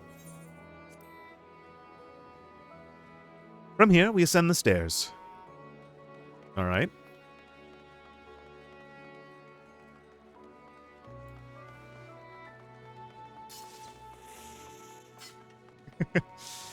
We go up. The really interesting thing right now is, as far as I can tell, no one else is transforming right now. So, oh, we go over here. Cool. Okay. All right. I know where I need to go, but I still want to. Ah, this must be huge.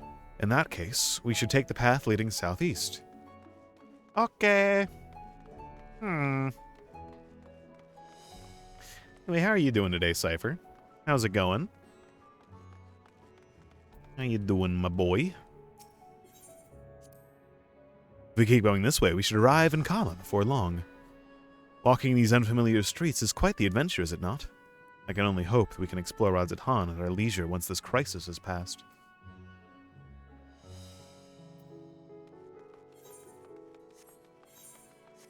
I see someone's following.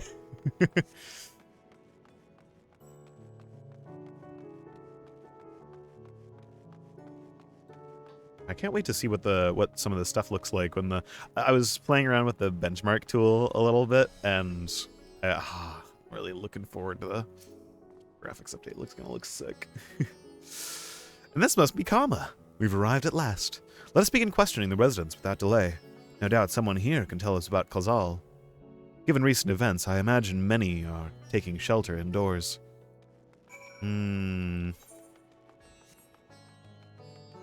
Yeah, when your neighbor can suddenly turn into a horrific beast and their soul starts decaying. No sooner had the weather turned than those nasty beasts started running amok. We're safe here, though, surely.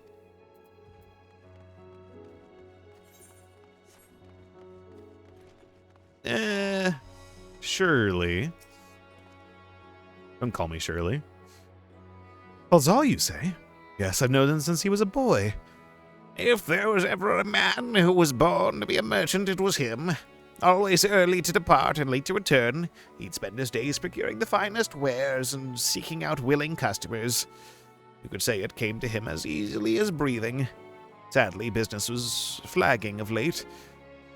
No surprise, really, what with how dangerous travel has become. He was cooped up in his house from dawn till dusk, and the other day, no doubt racking his brain for a way to turn his fortunes around.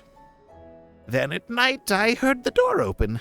I looked out to see Kalzal sitting on the bench, his head hung low, a man with the weight of the world on his shoulders. I see. The situation must have been dire, quite dire indeed. Did you notice anything else out of the ordinary? Nothing to speak of, other than the troubles with the consortium. He was the same old Kalzal, cordial and honest, like always. These questions you're asking, has something happened to him? He wasn't caught up in that terrible incident at the bazaar, was he? I don't travel much these days, but my daughter told me not to venture outside, stuck in here as I am. I've heard little about the bazaar going-ons. Rest assured, the city is safe for now, but the situation may change without warning. I urge you, stay close to your daughter and be prepared to take refuge, should the satrap order it. So he seemed normal.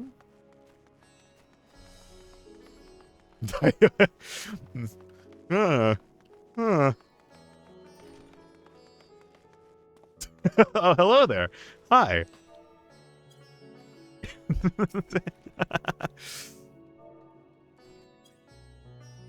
Hello.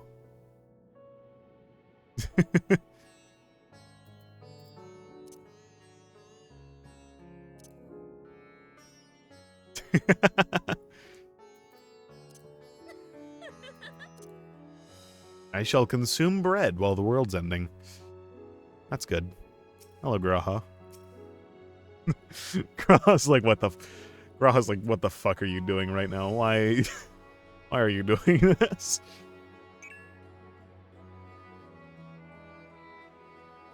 Oh. Wait, can you take a screenshot of it real quick?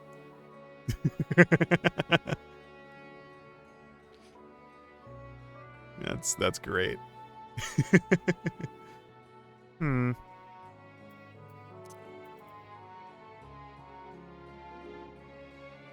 Delicious bread.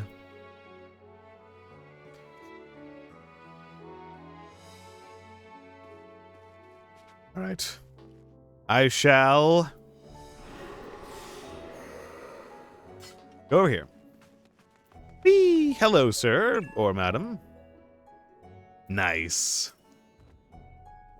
Can you come back another time? I just woke up, and I'm not exactly in the mood for idle chit-chat. Well, that's one way to avoid the panic, I suppose. Pardon our intrusion. Sorry, we just came into your house randomly. You may not have noticed, but a great danger has come to Thavner. I encourage you to stay alert and prepare to flee the city should the situation turn dire. But before we leave you in peace, may I allow us to ask you a question or two? Do you know a local merchant named Kalzal? If so, did you notice anything unusual about him recently? Kalzal? Aye, I know him. In fact, we spoke just the other day. Like many others, his business was doing poorly. Still, it seemed as though he'd managed to turn things around, thanks to a generous order from Ruvedia Fibers. Why, he was practically dancing in the streets. I haven't spoken to him since, but I assume if it all went well. Jabaha might be able to tell you more, though. As I recall, he was the one who brokered the arrangement. Jabaha and Ruvedia Fibers. This sounds promising. Something tells me... hello there. Greetings. Something tells me it's the state of mind of the person and like the stability of their ether or something that allows them to be close to this. I have a feeling we're slowly piecing together the fact that this deal did not go through. And, yeah.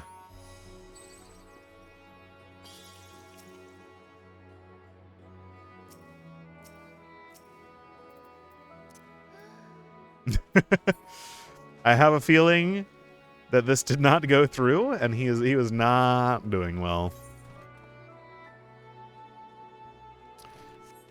Well, we can go to the fibers now. Death spell, go! Boop, boop. See, I can't theorize with you, and also I don't know if you know the big secret about this place yet. I do not know I did not even know if there was a secret about this place. Well, no. I do know that the dragon guy is secret, but that's the only secret that I know. Oh, I never attuned to this one. Fantastic. Well, now I have. Cool. Cool. Yeah. Okay. Hmm.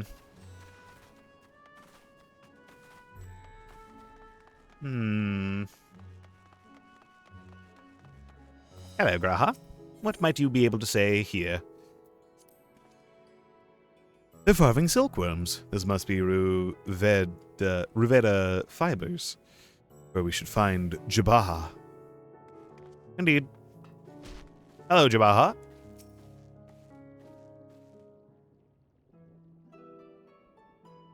And hurry, I say. There's no time to waste.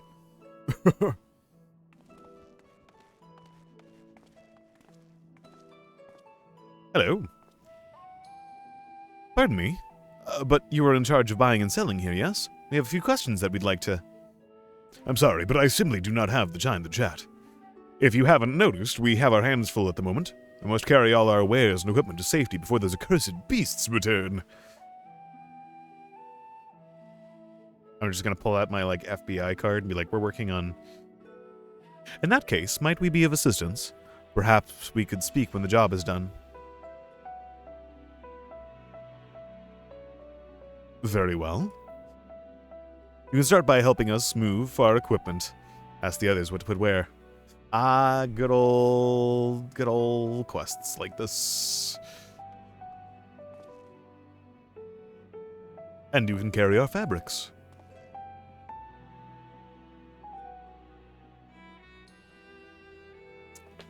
Go through that door and speak with Kamala. She'll tell you the rest. Good old helping out quests. Yeah, it does break the tension going on right now, so that's good. Remember, these textiles are our livelihood. Handle them with care. All the more reason I'm kind of happy that you just were like, meh, yeah, sure, why not? You get your answers after you've kept your side of the bargain. Now off with you. Okay, alright. Gonna set fire to your storehouse after this, I hope you know. Everything will burn. Everything. Hello, Kamala. This area is for employees only. Out, out. I know I look like an adventurer, but what's that? You've come to help? Oh, praise be to Mindaruva. Kind stranger, I welcome your assistance. On your way here, you pass 3 storehouses, yes? We'd like you to carry that small crate to Nabrafal by the storehouse near Hatchery. The crate of clothing is for Manuha, and that massive crate goes to Zamira by the middle storehouse. Watch your back with that one. Those are all the crates we have ready. Once they've been delivered, consider your work here complete. Okay. Alright, it's time.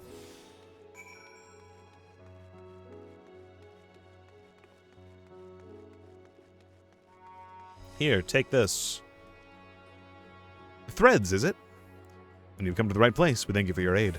Alright, cool. I do kind of wish that things could go without these sort of things, but I get it. It breaks up the tension a little bit of what's going on. Still. If you have any crates of finished products, such as carpets, clothing, and the like, pray bring them here to our primary storehouse. Crate full of clothing, is it? I can take that off your hands. Many thanks for the delivery.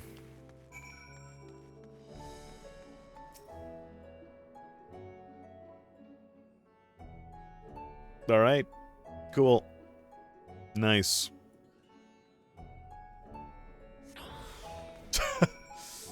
I have the crate.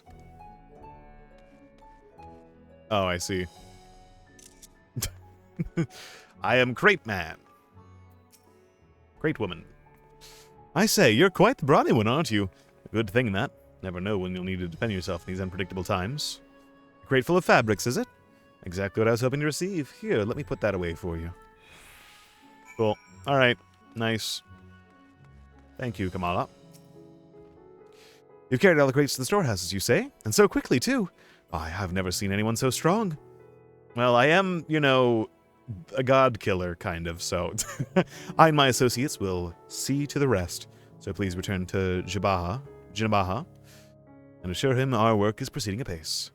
To tell the truth, we're grateful for this distraction. Too many terrible happenings of late. But generous souls like yourself give me hope that we may emerge from this trial even stronger. I pray we meet again in the more peaceful times. Indeed. Indeed. Yes. Hello, Jinabaha. Thank you for the fetch quest. Very nice. Done as I asked, have you? Indeed, I have. If Kamala is satisfied with your work, then so am I. You've done us a great favor, traveler. Alright, now we can talk. I, too, have delivered the instruments and apparatus entrusted to me. You both have my thanks. If our wares safely stored away, we'll not lose any more to those fiends. I take it that your establishment did not escape the attack unscathed. We did not. Thankfully, most of our workers had already left for the day, but those of us still here saw it all. We looked to the burning skies in confusion, and then, before we could even begin to make sense of it, a hideous creature burst through the doors, shrieking. We ran for our lives, but one of my colleagues was not so fortunate. He cried out, a scream of such agony, such terror, and then that next instant he, too, sprouted fearsome claws. Oh, are they going after, like, people from their memories, then? People who, like, wronged them in some way? The sight of it caused another fellow to panic. And then he, too, transformed.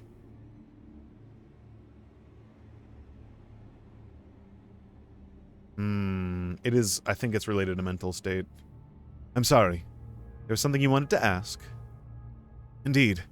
You knew the merchant named Clausal, did you not? I believe he had some dealings with your establishment. Clausal? I know him well. We'd arranged for his consortium to deliver a large shipment of fabrics, but in the end we received a better offer and had to turn him down. Yep. I understand his business is struggling, but so is ours. Another of our most reliable trading partners agreed to transport the goods for a much smaller commission, and we'd have been fools to refuse. I felt terrible for withdrawing the offer, but you must understand we simply had no choice. He tried to put on a brave face when I delivered the news, but his dejection and despair were plain as day. He said he'd discuss it with his associates, but I could tell he'd all but given up hope. Dejection and despair. Because the despair gave rise to more nightmares, was a thing from... Oh, interesting. Because Amarot had the creation magics, the more they feared, the more it would give rise to even worse creatures and beings. So in this instance, they themselves are turning into the things when they're despairing. You remember what we saw in Vamaspati, yes? Soldiers and jungle dwellers pushed to the very brink, turning into beasts one after the next. We probably shouldn't be saying this right in front of this guy. It would seem the same phenomenon occurred here. The poor craftsmen attacked by the fiends, as well as those that witnessed it, all undergoing the change. I suspect that everything began with Kalzal. By all accounts, it was he who suffered from the most profound and piercing despair. Wait, could that be it? That such intense emotions are what triggered his transformation?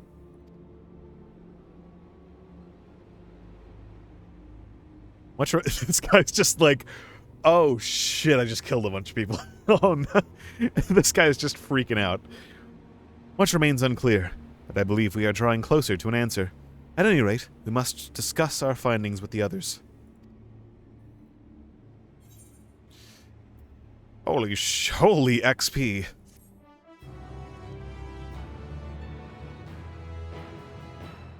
Well, yep. So it's a self-fulfilling prophecy sort of thing of somebody's in a really shit situation, so they turn into a creature, which puts more people into shit situations, and they now, like, fear and despair and all that. And then they turn into creatures, and then that just keeps happening.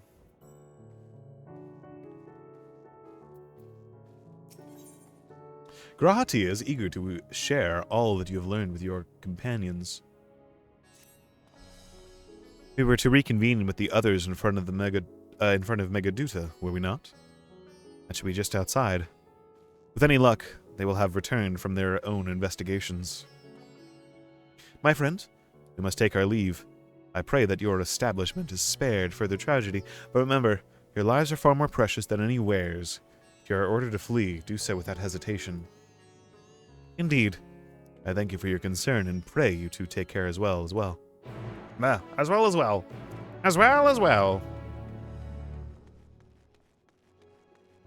That would, I guess, also explain if the reason why they're turning into the things is despair, that would maybe... That explains why, like, they've been saying things when they're dying as well in the other form. Because that just sort of becomes the core of their being. What are you doing, Thancred? What is this pose that you have right now? Looks like you're, like, pushing a wheelbarrow. Look at this. What is this? What is this? What is this idle animation? Hello, Y'shtola. How's it going?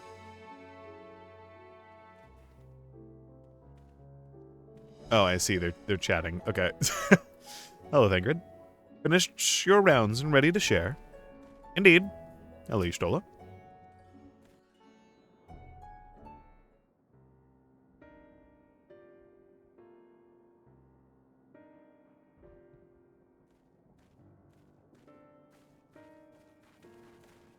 There you are. You've spoken with the survivors. Yep. Indeed. We thought to share what we have gleaned, that we might together gain a greater understanding of present circumstances.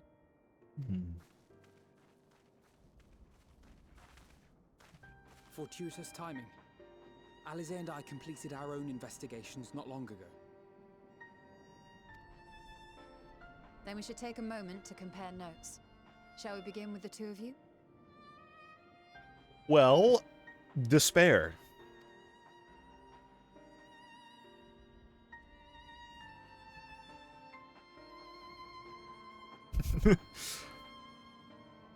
It's not a good situation. It's not good at all.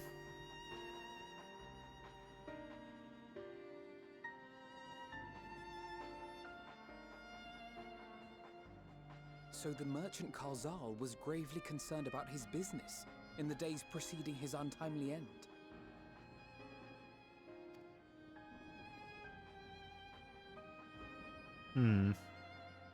The tales we heard were much the same. The first victims to be changed into blasphemies were all overcome with anguish of one manner or another. Then those who saw their loved ones stolen before their eyes succumbed to a similar panic, setting in motion a chain of transformations. if this is like an intentional thing and this is like some sort of attack or something like that by an entity, that's a genius sort of strategy. It's definitely not just some dude, though. It's like some being, like really powerful being or something that's able to do that. Fear, unease, despair. These negative feelings serve as a catalyst. If so, then it is not unlike the calamity that befell the ancients. With their creation magics, they unwittingly gave form to untold horrors. Yeah. Had they simply lost control, surely it would have manifested in many forms, not all of them monstrous. But it was a similar thing. They gave rise to creatures, which would then give rise to more creatures. The question that I have on this, I've been thinking it over. So we're kind of like forms that are split up, but the mechanism of how we were split might mean that we're kind of, I don't know how to like frame this question, but like, are we like technically like kind of a product of a creation magic in a way? Or like we've been affected by these magics and stuff like that in the act of like splitting the world? So we're now susceptible to the same thing that their creation magics did? Yet somehow, this phenomenon is triggered solely by the darkness in their hearts. A common thread with what we now witness. I want to go back to the moon and talk to every single person there, except for the rabbits. Common, but not identical. While the beasts the ancients faced were forged with magic alone, those of today are born of sentient beings. Well, the creation magics did technically form sentient beings, because the primals were, you know... Why remains to be seen. But there is one fundamental difference between us and our predecessors. Exactly. Our souls are sundered, whereas theirs were not. Perhaps that single variable makes all the difference.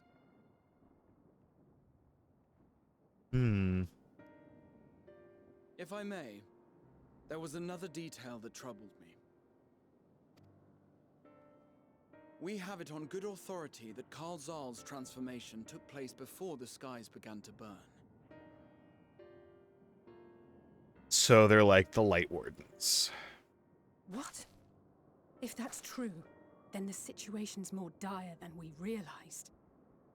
It means even if there's no ominous sign presaging the final days, anyone, anywhere, has the potential to become a beast. That's fucking terrifying. Even in lands we thought safe, even as we speak.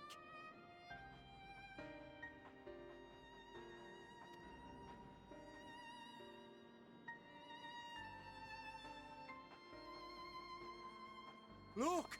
It's the satrap! The satrap! Thank the heavens. Oh, don't let him transform like right in front of everyone.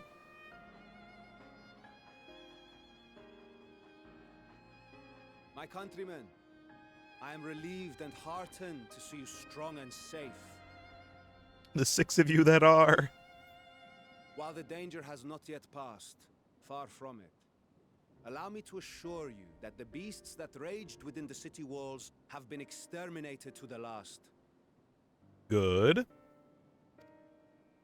Outside this sanctuary, the brave men and women of the Radiant Host and our dragon ally continue to battle our unholy foes. I pray these tidings put your minds at ease and help you calm your hearts. Have faith that we shall soon conquer this terrible trial. Your Excellency, is there any word from Palaka's stand? No. Don't do it. I know that you're gonna get freaked out and you're gonna transform. My grandson was bound for there yesterday, and I worry for his life. Don't. We are still awaiting a report, but I promise you, as soon as I have aught to share. Your Excellency. Oh, no. No. Grave news. No, this is fucking awful. No. You are? I'm Matya of Akyali, a humble fisherman. Hello, Matya. Ah, I remember you from our first visit. Wait, you're... But no, that can wait.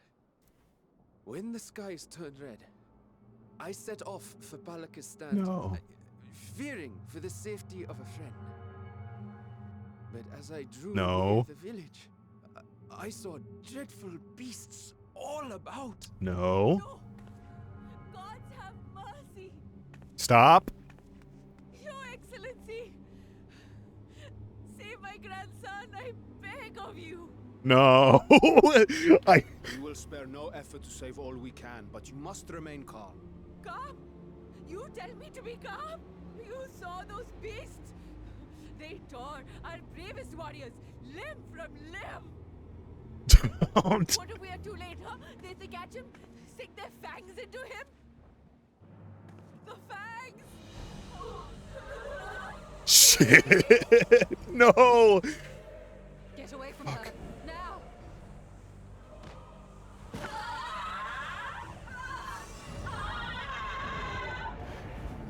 Ah.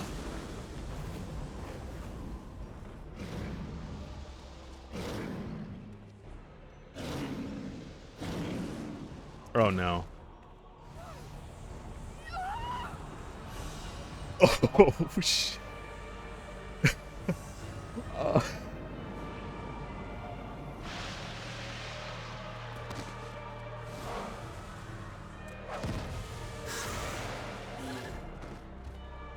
Damn it! We've got to kill them before it spreads. We'll handle this. See the townspeople to safety.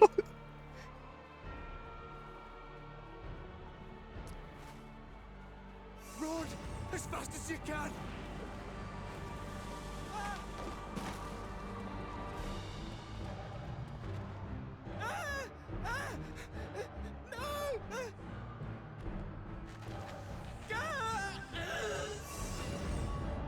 Oh no.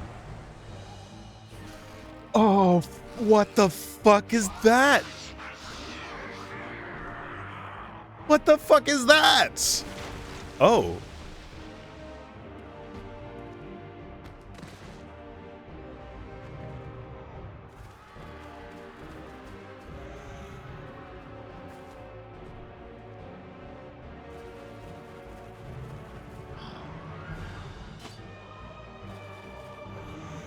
Oh.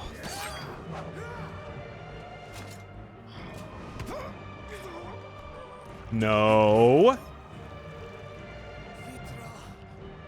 people, you must save them. Fuck.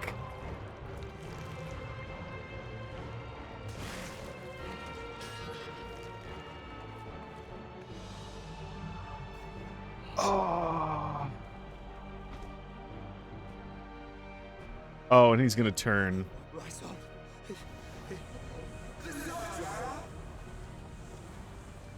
Enough. You must run. For their sake and your own.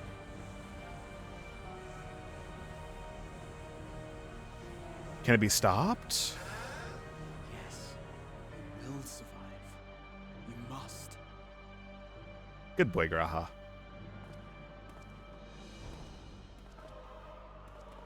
Oh, he saved one. Let's go. Okay.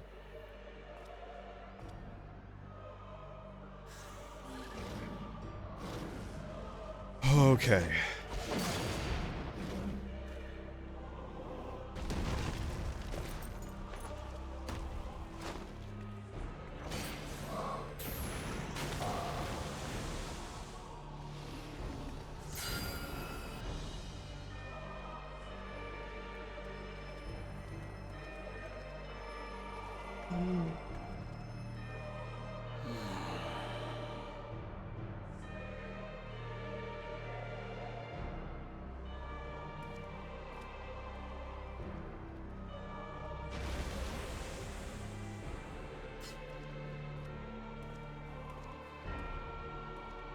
What are you doing?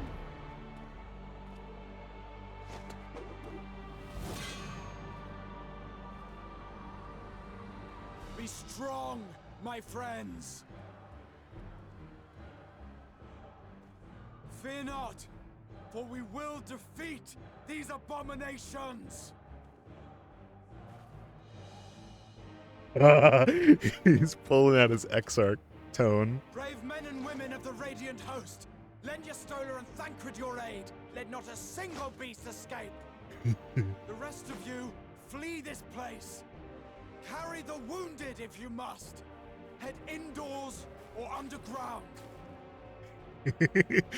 I fucking love Graha. Stay calm. No beast will follow you. We will see to that.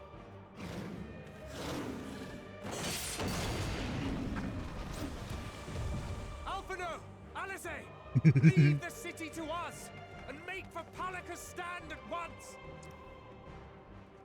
Matsya, show my friends to the village. I promise you, they're more capable than the host's finest.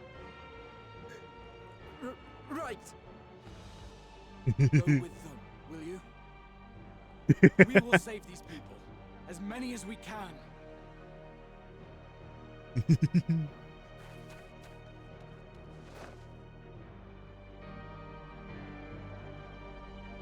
Oh, poor Graha, though. He was just like, fuck, I just can't have one nice adventure. I gotta go back to this shit. Oh no. Well, fuck. We meet again. You do remember me, yes? You saved my skin twice over at Yedlmad. And now I find myself turning to you for help once more. Let us tarry here no longer. Oh shit, should have talked to Alize! Fuck! We must save Palaka's stand, whatever it takes. Matsya, it pains me to put you into harm's way, but I would ask your aid as well. Of course. Palaka's stand is not far, just down that hill. But, as I told His Excellency before, the path was blocked by terrible creatures. I had no choice but to turn back. In that case, this is what we shall do. Arian, I ask that you take the lead and dispatch any beasts you encounter. Alize and I will keep Matsya hidden amongst the trees and follow when the path is clear. Oh, sneezes. There's no telling what dangers await us. Keep your eyes peeled. Oh, poor... fucking... Why does everyone have to die? Man, I know I wasn't as attached to him, but... Why? And he didn't even transform or anything, which is, I think, a step up from Shadowbringers, but... God damn it.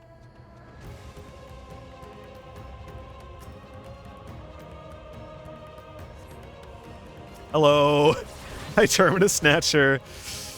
You are truly an interesting creature.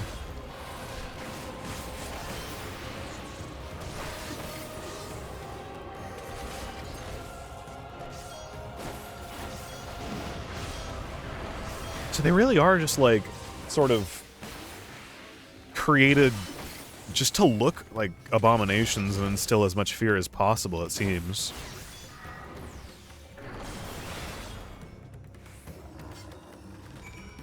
It's kind of what it seems like. Or the laugh was the thing that's making me think that this is a intentional thing. Just the laugh, that's all it is.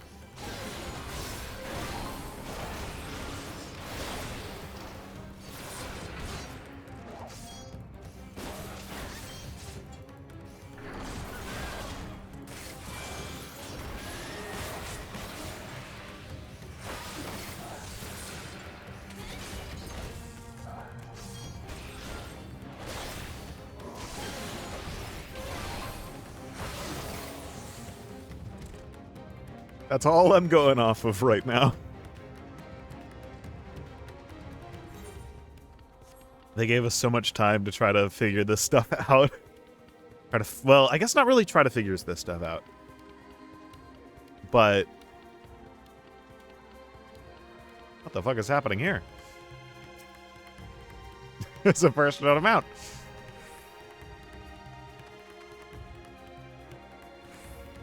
Who is that? Hello, everybody. What's happened to them? Oh, it's empty. Oh, no. Good work, Arian. Though I worry for Matsya. No, Matsya, don't. Don't. It cannot be.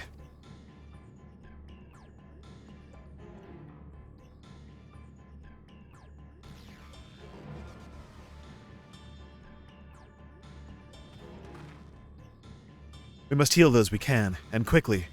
I see no beasts, but stay on your guard.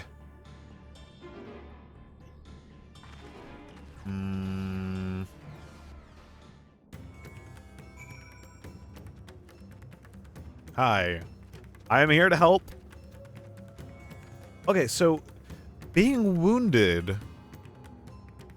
does not seem to be enough. It just seems to be sort of a tool to allow the thing to spread. The cooling body has already begun to stiffen. Massive wounds suggest the villager was gored by a terrible beast. The villager has no pulse, nor do they appear to be breathing. Okay, so I guess...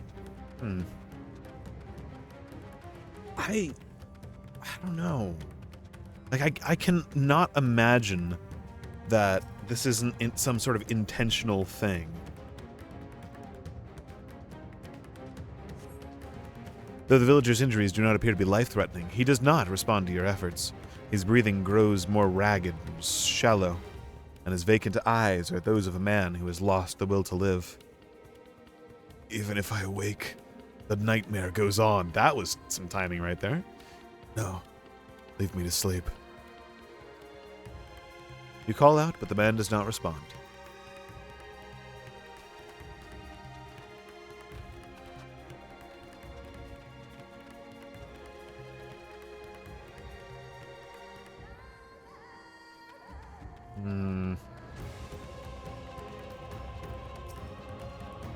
His wounds are deep, but he may yet be saved. Go and help the others. Here, I am going to turn this down a bit, though. It is a little bit loud. Just a tad.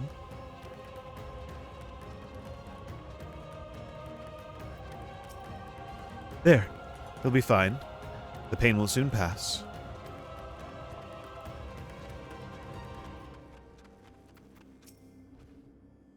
When I last came here to sell my fish, everyone was so bright and cheerful. This is a nightmare. The horror. I pray that the sisters will see us through this calamity.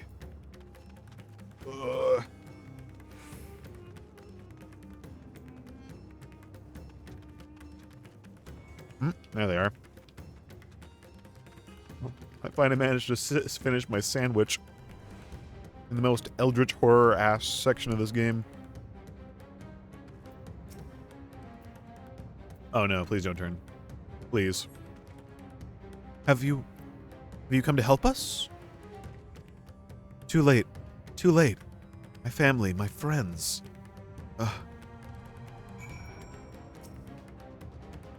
I'm fine. Thank you. Please, save the others. Everyone here is a ticking time bomb for turning into more of those creatures. Are these the only villagers who survived? I can only hope. Others managed to flee, but if the rest have been turned into beasts. The 12. Let us do what we can to see that the damage spreads no further, and no matter what comes, we must keep our spirits high, lest we ourselves suffer a similar fate.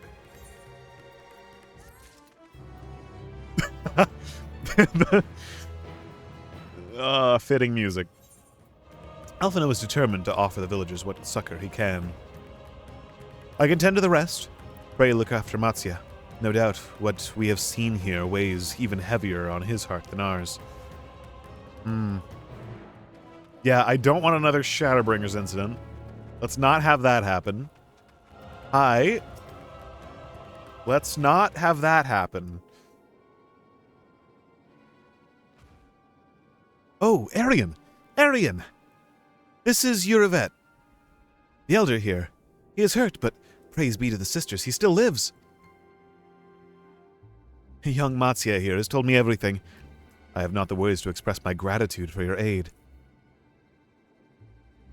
When the heavens began to burn, we were afraid, but did our best to carry on, as we always have done.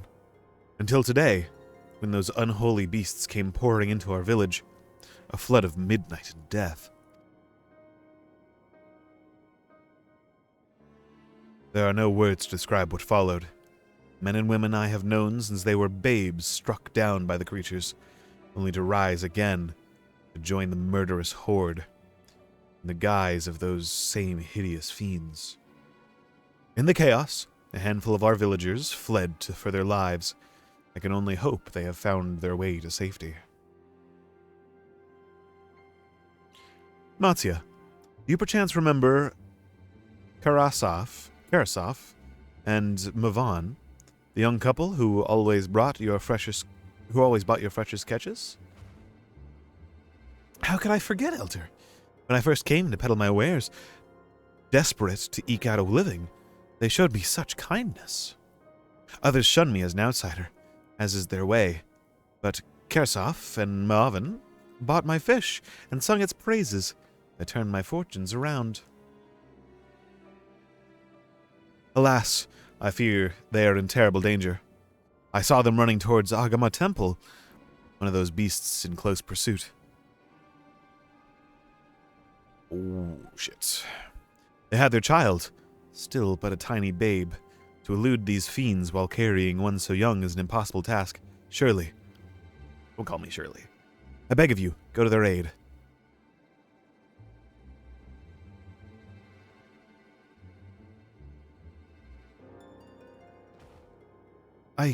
I want to help them, yet I am but a fisherman. I cannot face beasts on my own. Will you come with me? Do not let this nice elephant man turn into one of those things. I don't want another Shadowbringers. Please. I don't. I can't. Oh, thank you. Agama Temple lies to the west of here. We must hurry. It's going to be another... the death flags, we know some backstory now. The death flags, everything's... Oh, God. Okay. Well...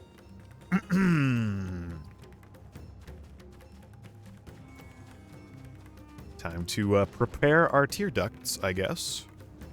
Hi, giant snake.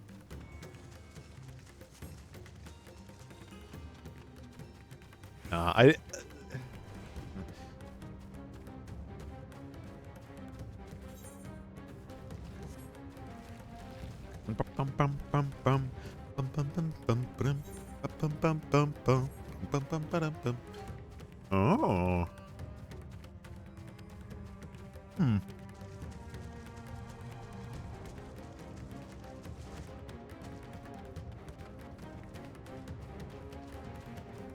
So now it's MSQ time? Yes, it is now MSQ time. I'm trying to... I am here to catch up before the next expansion comes out. And everything is fucked. Everything is fucked.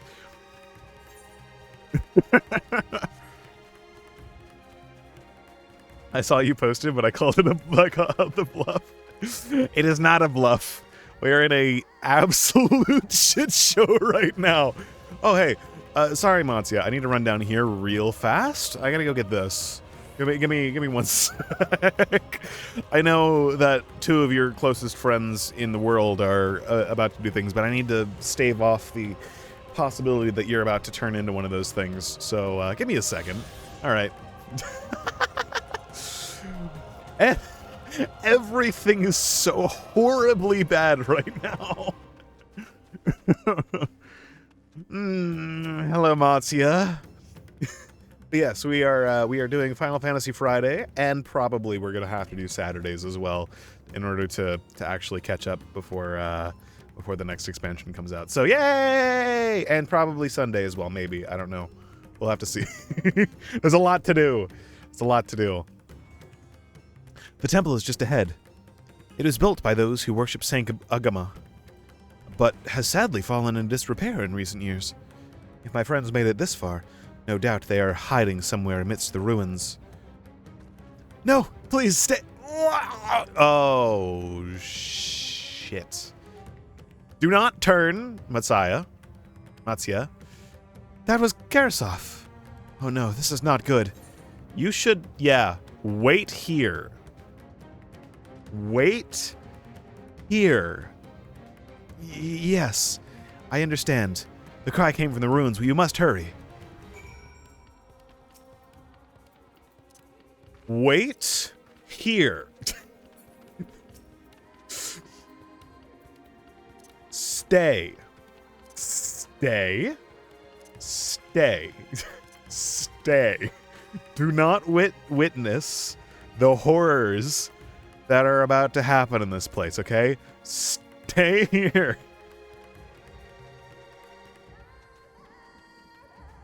Oh, no. I am predicting this plot chain, this chain of events. I am predicting it. Ooh, you're new. Oh, no, you're not new. Oh, no, there's just one. Oh, no, there's just one. There are more pressing matters at hand. Of course there are more pressing matters at hand. Oh, I know. Wait, he's not holding a child. He's not holding a child. I am currently killing a child. That's what I'm doing right now. I am... Oh, no. And then he's gonna turn because I just killed his kid in front of him. I just...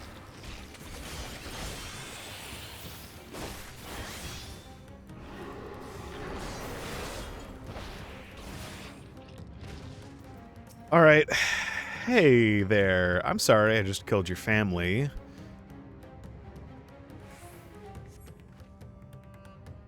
I think I did.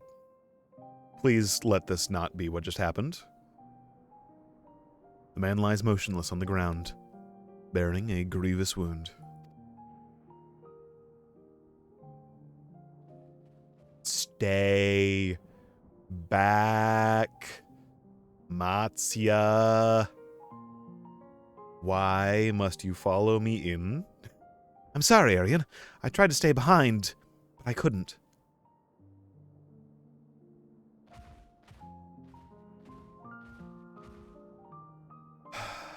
No.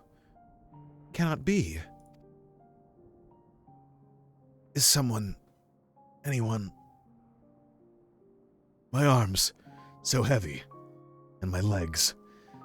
I cannot feel my legs. My wife fled with our daughter. Oh, thank God. Okay. I need to find them. I need to be with them. I need...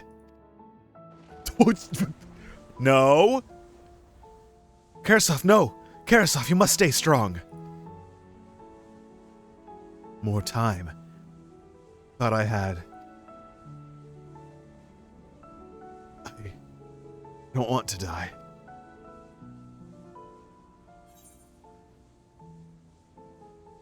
Speak to Karasov.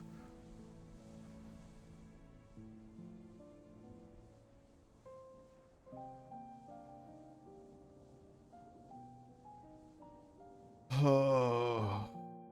Okay. Okay. Thank you. Please. find them.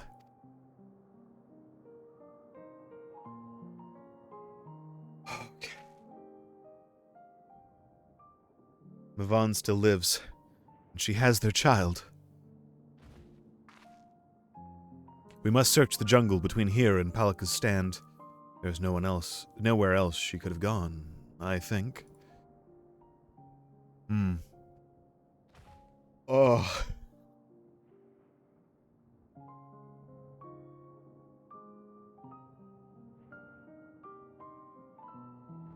Forgive me, Kersaf.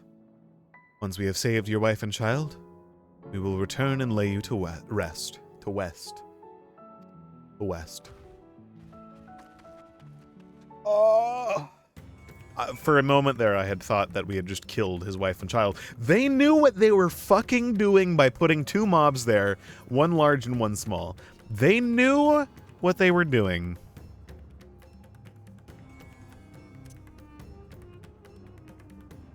They knew it. They knew the thing. Anyway, let's go try to find the hopefully still alive wife and child. That would be nice. Cease, leave me alone. Leave me alone. Leave me alone. Please. Brother. Leave me alone. Thank you. Please. You see no tracks or other signs of recent travel. Mavon and the child must be elsewhere. Oh, it is gonna be that, isn't it? We did just... No. No. They know what they're doing here. They're gonna draw this out. It's not gonna be the case. It's not. I've played this game long enough. It's probably gonna be the case that we just murdered them. You sense a hostile oh, no. No.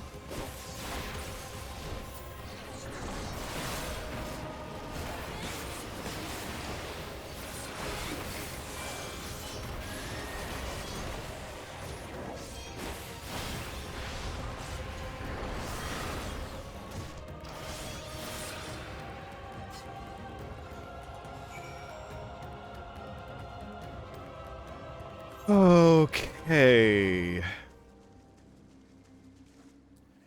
Okay, I'm slowly losing faith in this. Slowly.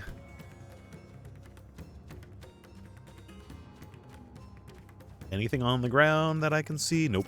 Alright. If Mavon and her daughter came through this area recently, you see no evidence of their passage.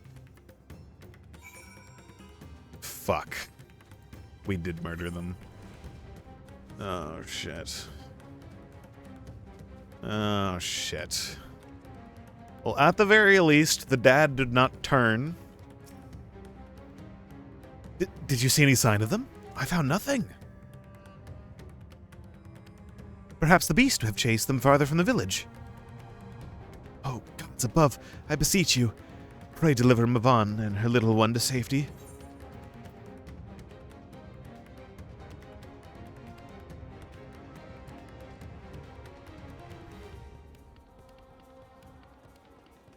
I know, I know what's happening here. Oh, fuck. And then Matsuya is going to be a dungeon boss like it was before. Meanwhile, in the skies above Thavnair, we got a Stydian!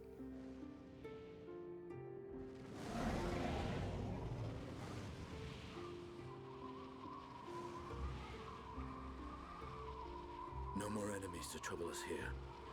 Nice.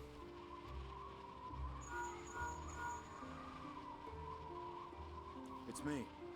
How fare you below? Yeah. Understood. I will inform Vritra.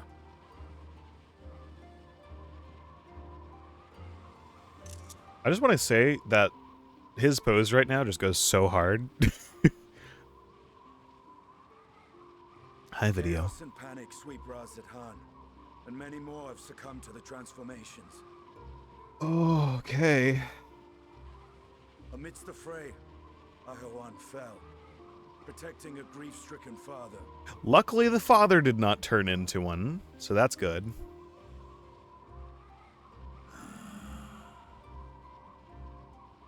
My friends fight alongside your Radiant host to secure the capital. Yeah. Beasts have been sighted in Palakistan as well. We have divided our forces in hopes of quelling the threat there. Yeah. Of small solace is that we now know what triggers the transformation. As my companions tell it,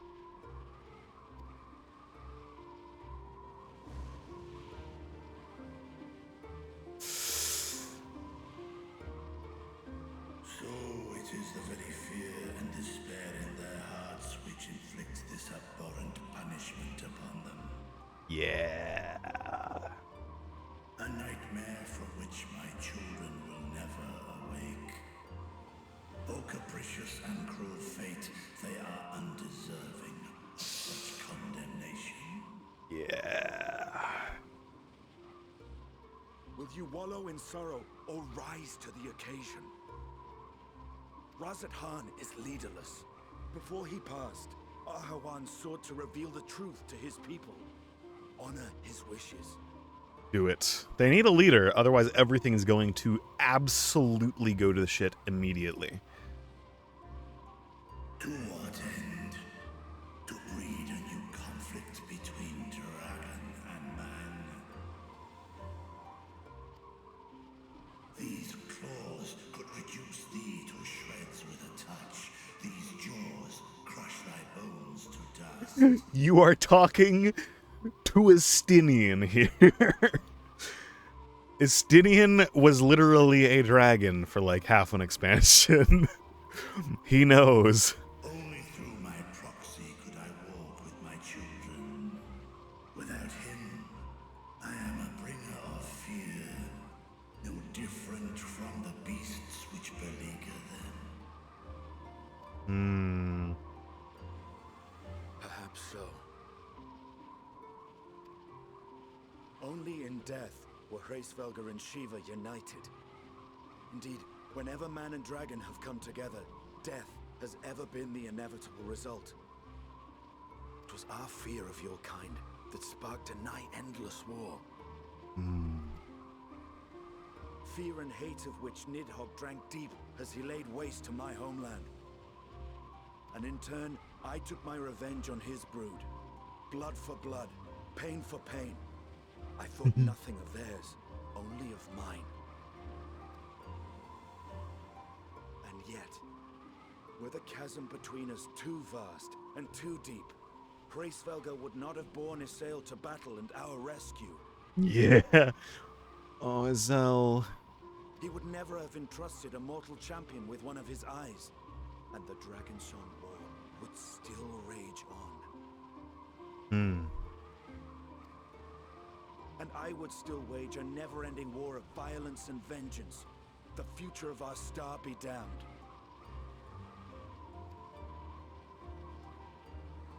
I cannot speak for Ahawan's greater goals, yet I know that he served you, served your people, long and true.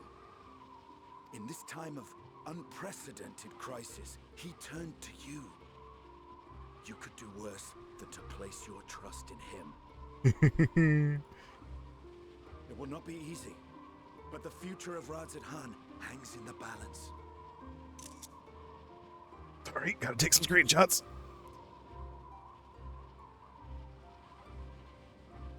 Do it. We have company.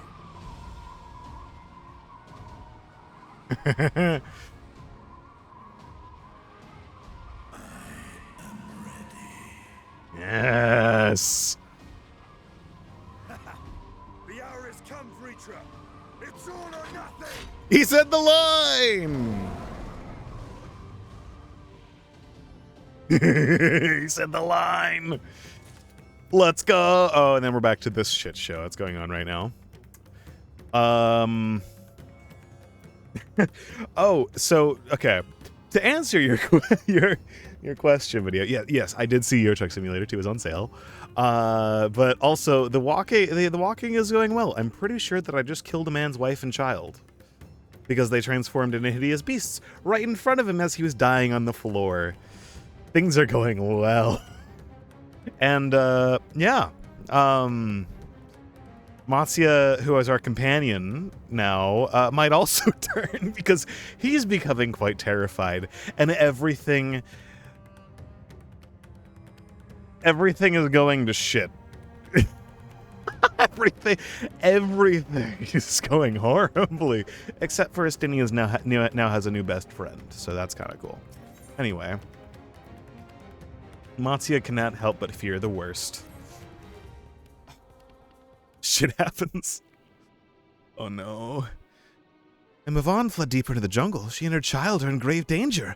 Whatever are we to do? Gods have mercy. You must try to stay calm, Matsuya. Will not say that. That will make things worse.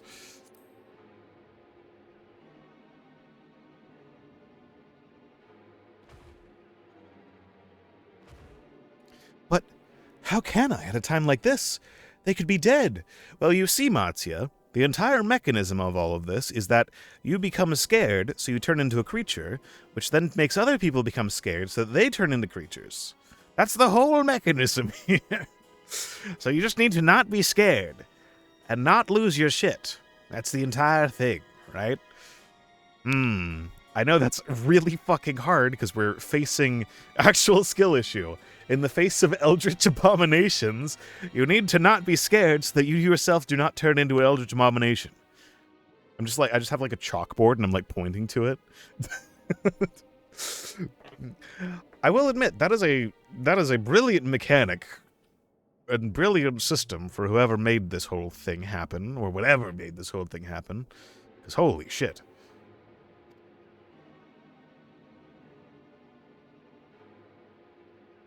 So, if I allow myself to be overcome by this fear, I too might become a beast? Why did I say that? Why have I said this thing? I'm not sure I understand, but I will do my best. Hold strong. I've seen to the wounded. How did the two of you fare? Did you find your friends?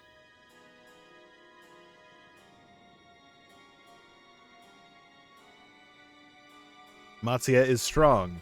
Matsuya will not turn into eldritch horror. Matsuya will not devolve into beast and have their soul crumble like mud and dust. I see. In that case, let us help you find the mother and child. They're really dragging this one out, aren't they? They're really twisting that dagger. Before we leave, we must ensure the village will be safe in our absence. Alize and I will patrol the area and search for more beasts. Would you and Matsuya speak with Elder Yerevet? Pray explain him the situation and join us as soon as you are able.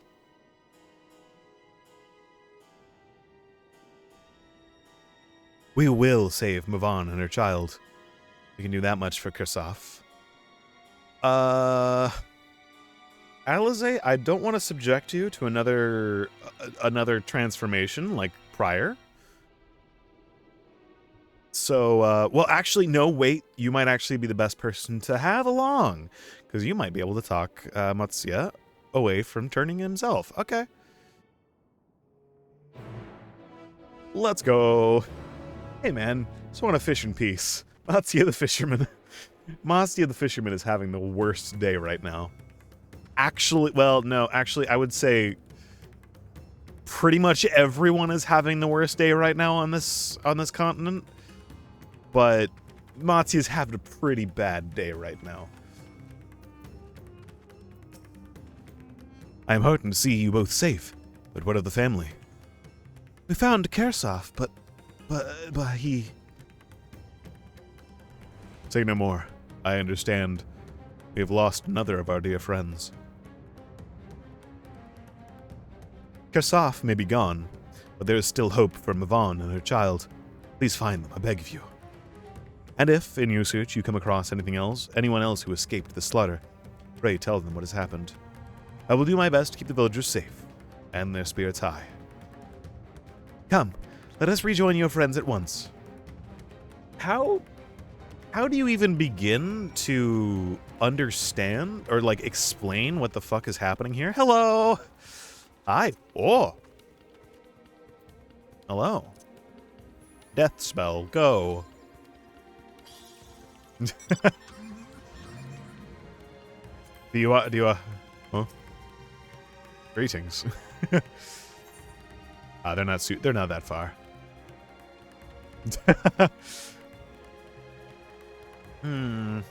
How do you even remotely begin to explain to everyone in the world that's like, yes, if you despair, if you have any like massive amounts of fear, if you are scared of the fact that this shit is going on around you, you'll turn into one of those beasts. How do you explain this? Where might Mavan have run off to? Think, Mattia, think. Think, Mark, think. We encountered no beasts during our patrol, thankfully. That's good. I'm pleased to report that the vicinity appears to be beast-free, no doubt thanks to your earlier efforts. And with that, let us resume our search for your friend and her child. Where should we begin, Mattia? We follow Sirota south. We will arrive in Perusa, a temple. It is a sacred place where people go to commune with the divinities. It's possible that Mavan sought shelter there, and perhaps other villagers as well. Then it's settled. Mattia, stay close to me, all right? You two, take the lead. Keep an eye out for beasts and anyone in need of help. Very well. We make for Perusa as quickly as we are able. With me. I remember there was a show I used to watch similar to that, or maybe it was children coping with the aftermath. Jesus.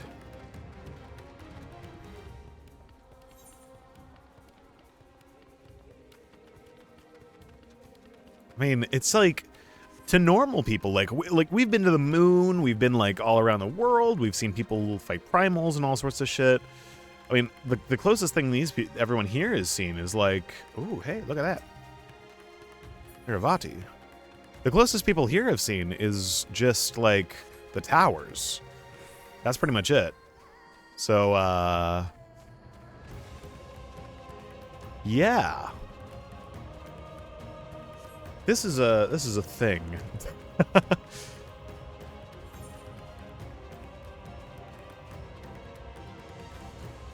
I want to unlock this other area over here first.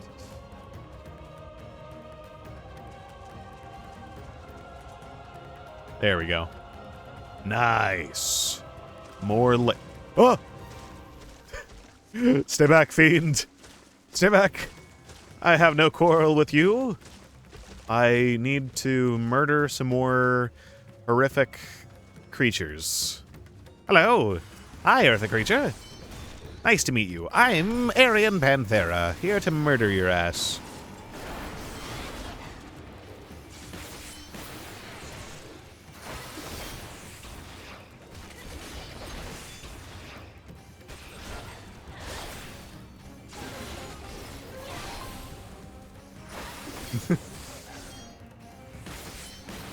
I think Lost sort of had this. The creature was originally bringing out fear in others to cause their death and fuel itself. Oh. See, I've never actually, like, watched Lost, so I just thought it was like an island. Well, no, okay, I have seen some things. And I think I know, like, kind of the thing behind it, but... Hello, villager woman. Please do not turn. Thank you. I thought I was done for. Mavan? She's a friend of mine, too, but I have not seen her. She must still be out there somewhere, trying to avoid the beasts. And with her child. Worry not for me. I can maybe make my way back to the village on my own. With these alligators out here? Meh. You do you.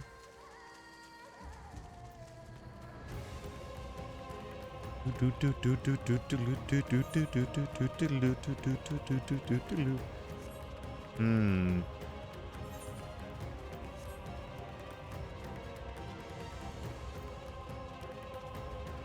Hello, Matsuya. I am still interested in whether or not the dragon scale thing is going to help here. I'm still very interested in that, because we haven't seen anybody with the dragon scales yet. We haven't seen it used as a plot device yet, so... Arian, wait! Perusa lies just up ahead, but something terrible has happened. The beasts have come, and many have already been killed. Alphino and Alize have gone to do what they can, but there are so many more. So many, more than I can count. You must be ready. I am fine. I will be safe hiding here. Please, you must help those people. Not the crafting menu. Yeah, let's just make a Yu longbow real fast. That'll help our situation. Oh shit. Hello. Hi. Hello, Bellever. Oh no, now I can actually like hear their sounds.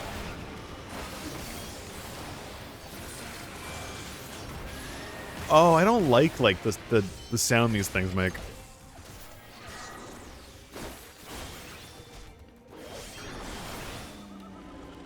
Hi. Return to town. Do it. Oh my god, that lightning. Holy shit. No! My bar. Oh no. Hello. Hello, little chompy man. I am here.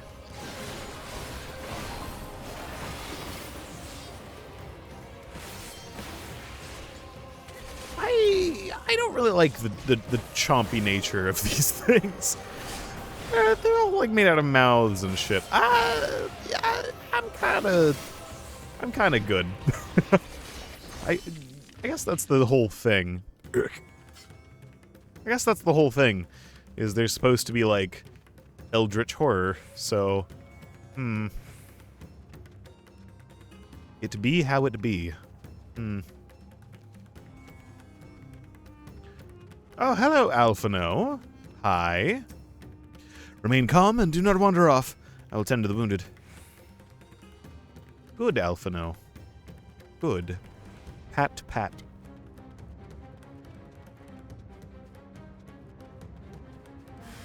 Murder. Okay, he turned into one.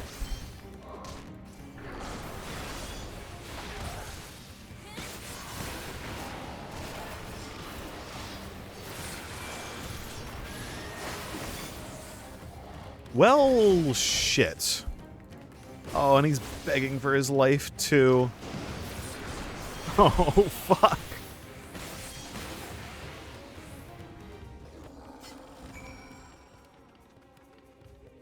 When you thought things couldn't get worse after Shadowbringers. Hi, Alfie. There you are. How far are the others?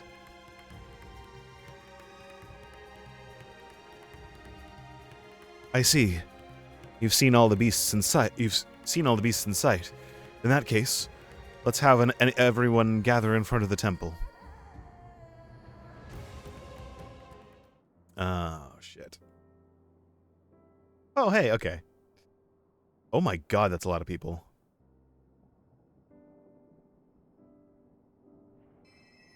Courage, friend. The pain will pass. That's so many people. Has anyone seen Mevan?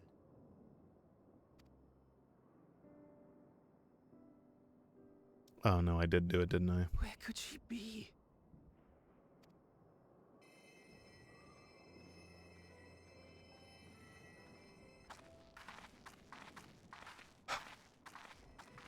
We've dealt with all the blasphemies. and made certain no villagers are still in hiding. Good work. We've otherwise tended to the wounded as best we can. Good job, Alfie. What will become of us? Help is on the way, surely. We may have to abandon our homes now, but we will return someday. Indeed. You have the right mindset for this. You'll survive, I say 5 minutes before they get turned. But where can we go? Is anywhere even safe? That I cannot say. Well, I can. Nowhere's safe. Run all you like, but there's no escaping these things. And even if I could... Don't. It's too late for my family. Don't. Oh, fuck.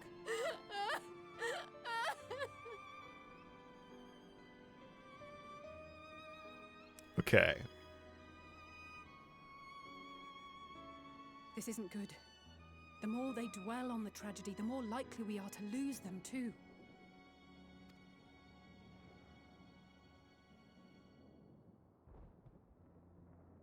My friends, this is a place of worship.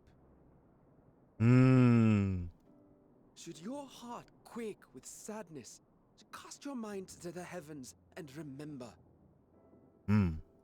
Remember the teachings of the old gods.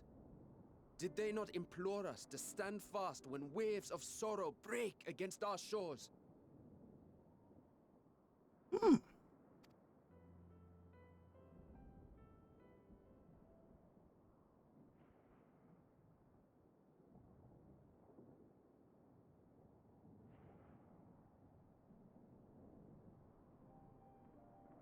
Know this, my children. There is more ugliness than beauty in this world. My children? To live is to suffer. To drink of calamity and drown in anguish. To toil and be tested. Always and ever.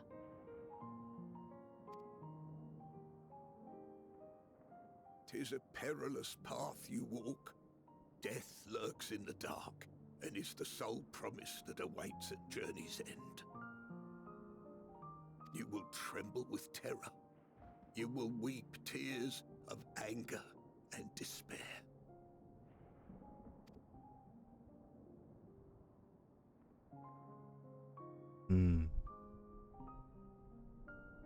But do not avert your eyes.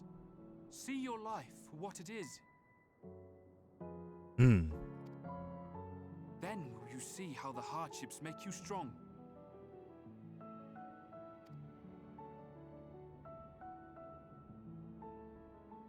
Every doubt reforged as scales for your armor. Every agony to temper your blade.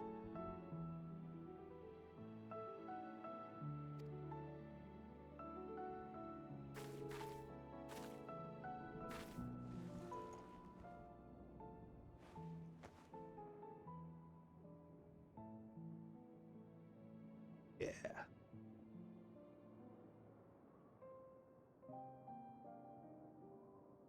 And then they all suddenly turn. Thank you, lad. We'd almost forgotten who we are.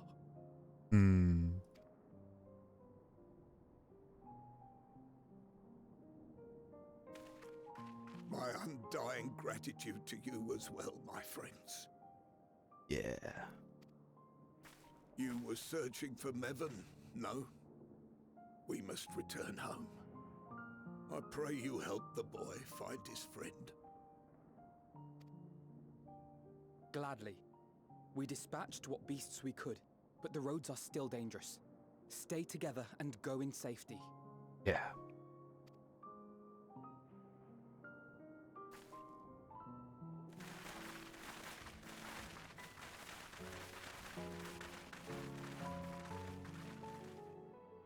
That was very impressive, what you did back there. Those words seem to resonate with your people. They should. I'm easily upset, and fish are wont to flee a temperamental hand. So I recite the teachings over and over to calm myself. Nice. I did manage to read it all before I clicked, but...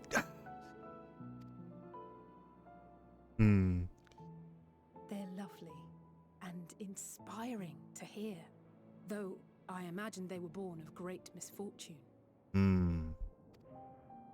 They are born of life. There's as much bad as good in it. More, many would attest. All the more reason to appreciate the good when you can. Life lessons with Final Fantasy XIV. I won't argue with that.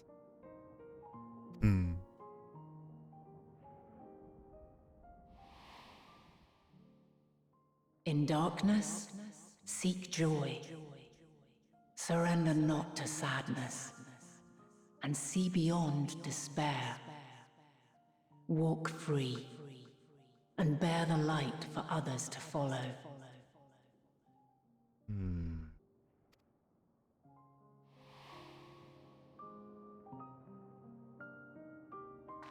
And with that, let us see if we can't find Mervyn.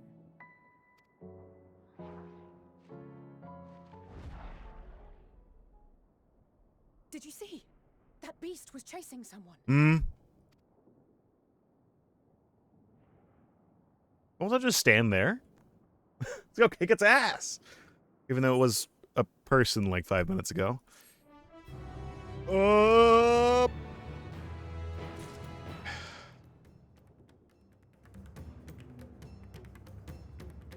Well, shit. What? Was that Mavan? We must go after them at once. Indeed. Warm hearts rekindled hopes. Alze is gazing out intently between the trees. Over there. My view was blocked by the trees, but I'm sure I saw someone being chased by a beast. Arian, go with Mutsia and search along the river. Alphino and I will circle around from the south. All right. We shall go. I shall go. Oh, we really have almost got this entire map done.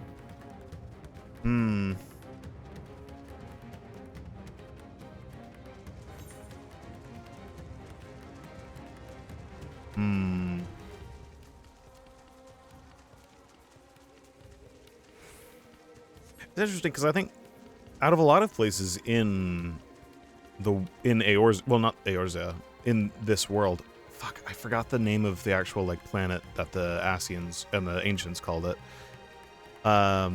This might be like the best place to have been hit first with a lot of this, because, well, if this had like Limsa or Ul'dah, oh, everything would have been fucked. And, you know, everyone would just immediately been like, yeah, they freaked out over a fucking Gubu for like 10 years. Like, we've reached the font of Maya. Maybe they're hiding in the ruins? Perhaps.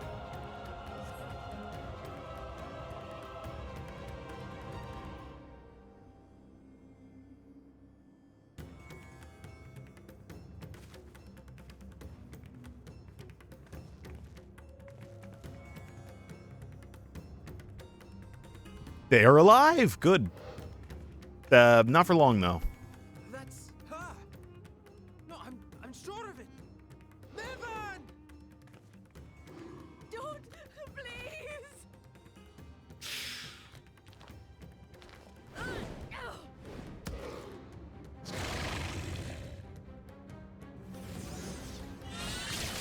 Alphino!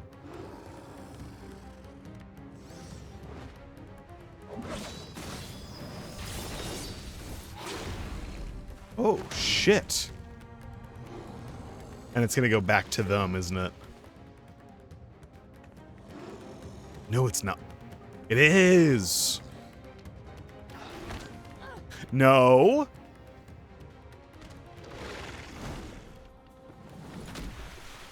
No! God have mercy!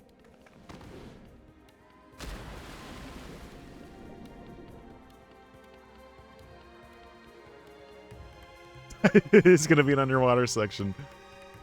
I've got you. So it does, like, sort of go after particular people, which is very interesting. Oh, shit, where's the kid? Oh, shit, where's the kid? Bevan's lifeless body floats before you. Battered and broken, her death, no doubt, came swiftly.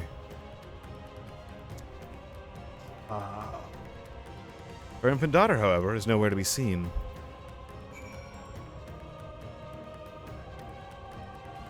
Oh, shit.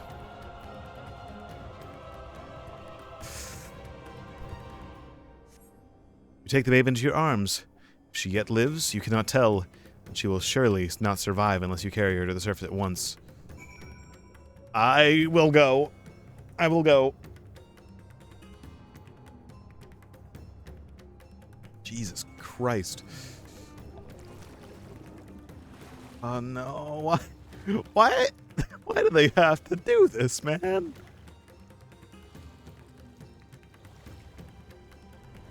Everyone's just dying all the time. Everyone. Like, I know I didn't actually know the people, but, like, holy shit. Oh shit, I forgot I'm actually in a zone where these guys can attack me.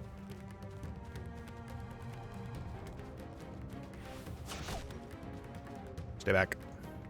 Stay back.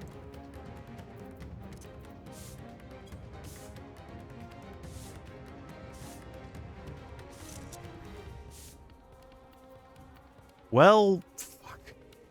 Oh, no, no, no. What do we do? What do we do? So, where are they? Did you find Mavan and the child?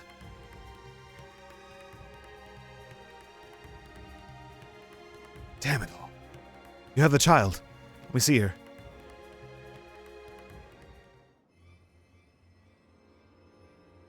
Well...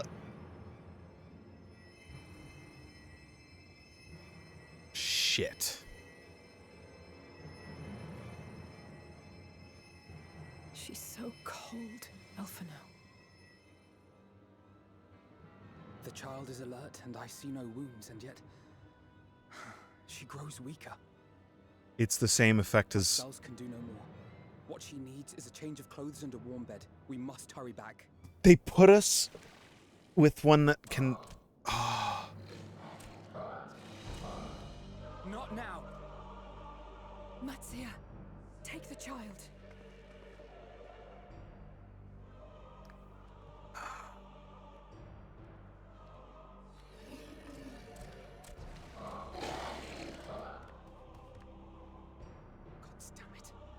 It appears we've made enough noise to be heard for miles around. More will be upon us ere long. Oh no. We make our stand here. Mattia, can you take her back to the village? Fuck. But the child, all by myself. You can't be serious. The beasts will follow you home unless we stop them here.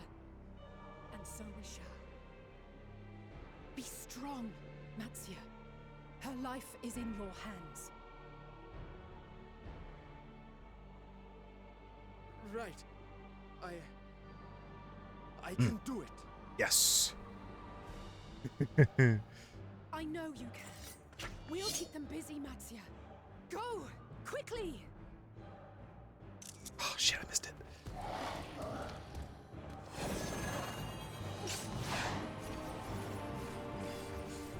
Man, they put us in a situation with a person, baby, who, like, can't regulate their own emotions and everything like that. Steady.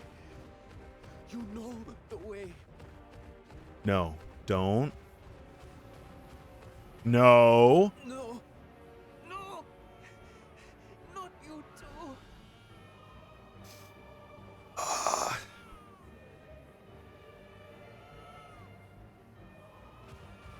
Don't be afraid. Don't be afraid. To live is to suffer, to drink of calamity. It is a perilous lurks in the dark.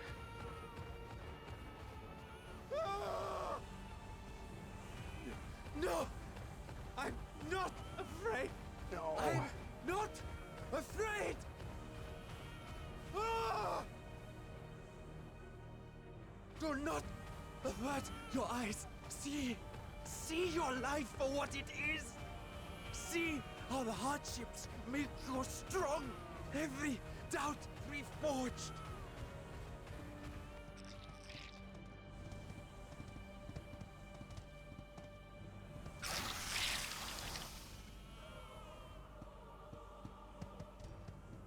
Oh, Every fuck.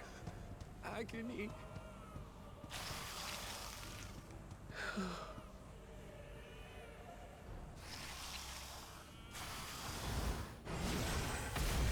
Estinian!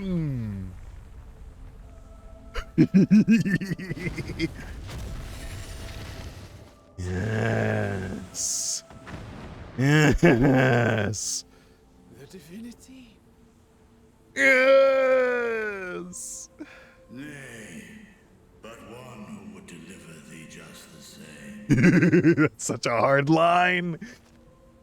Yes. God damn, Estinian's a fucking badass. Please.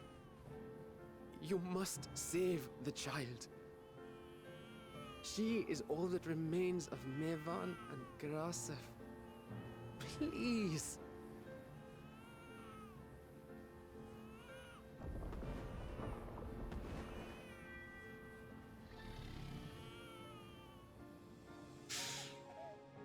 Oh. Well, well. Seems the babe's taken a liking to you.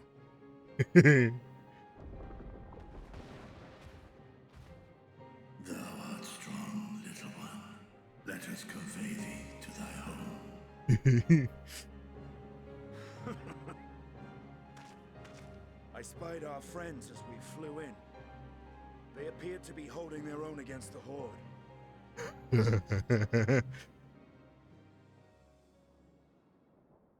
Oh. God, I fucking love that man.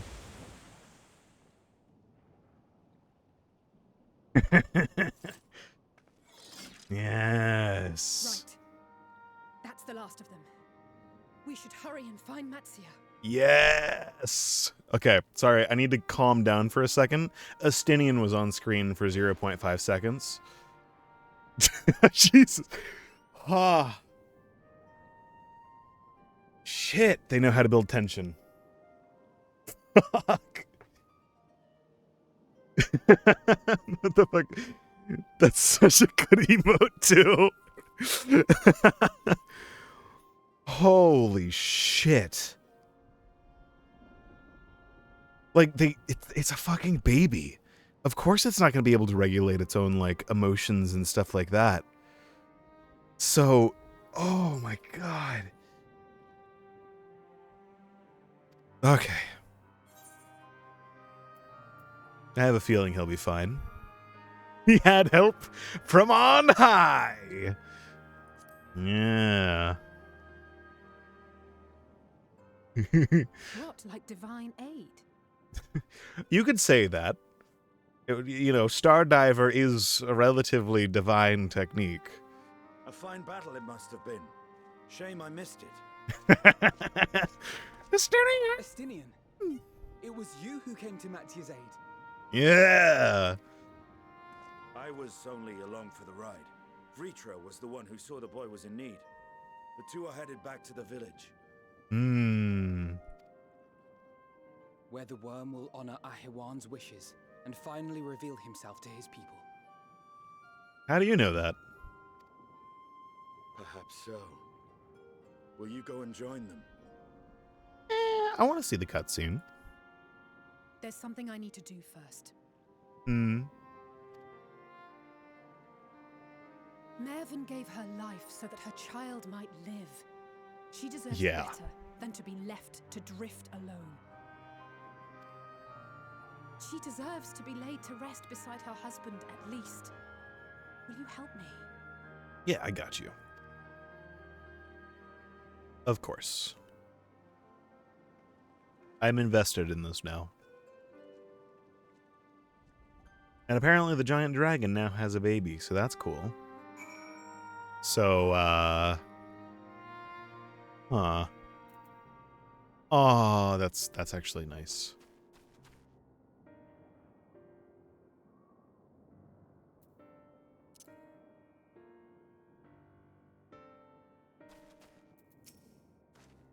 Go. I will keep watch until your work is done.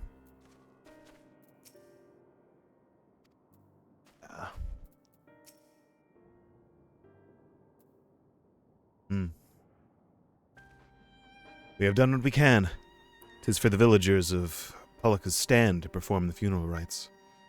If nothing else, Mavan and Kasaf died as they lived, as themselves, and not as beasts. Their souls will find peace in the ethereal sea. That's really the big thing. Like, Jesus, if you get turned, you just disappear. Like, you're just gone. Holy sh! From like any little slip up, you just gone.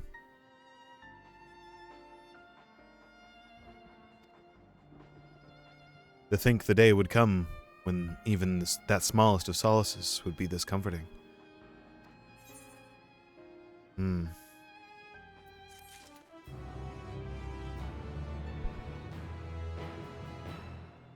Alright, I'm going to try something a little bit different today. So instead of having to end at 5, which it is about 6 minutes until, what I'm going to do is I'm going to take a short break. I'm going to go feed my dogs and take them out and things like that before I get a call or something like that to do that beforehand. I'm going to go take them out and take care of some stuff that I have to do, and then I'll be back in about 5 minutes. 5 to like 8 minutes or something like that, and we will continue. Okay? I'm going to give that a shot today, because that may be how we have to do things for a little while. So I'll be right back. Let me, like... should we go into, like, the chatting scene for a second? Can I, like, come up here? Whoa. Wait, can I, like, pause my own capture real quick? One sec. Okay, I'll be right back. Whee!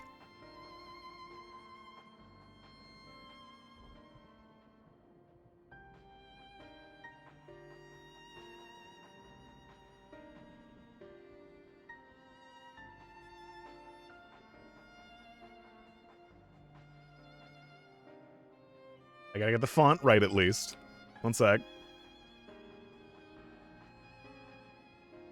I gotta get the font right at the very least. Alright. Be right back. Whee!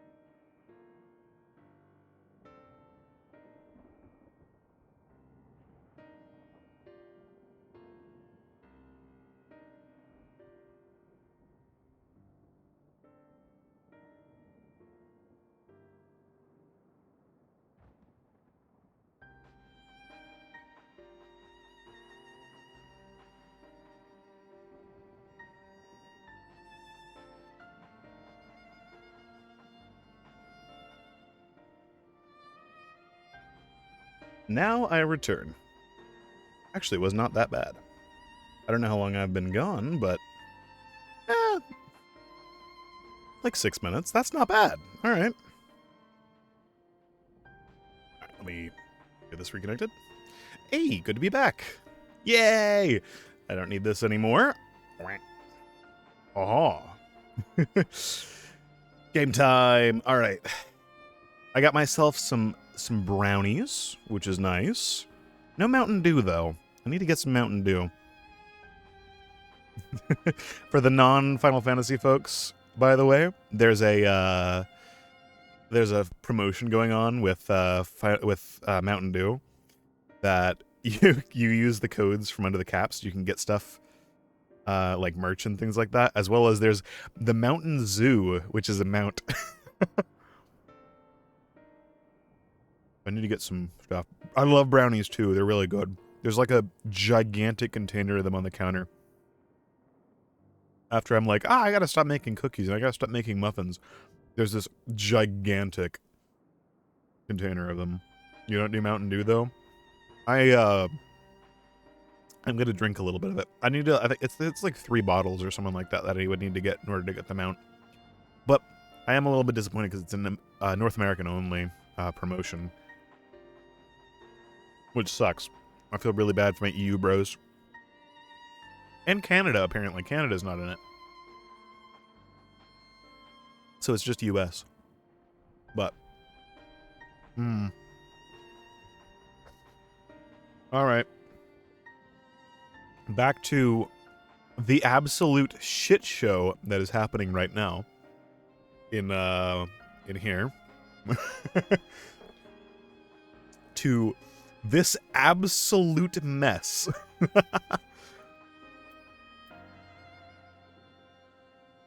That is a, yep, that's a thing that's happening right now. Hello, Astinian. Astinian!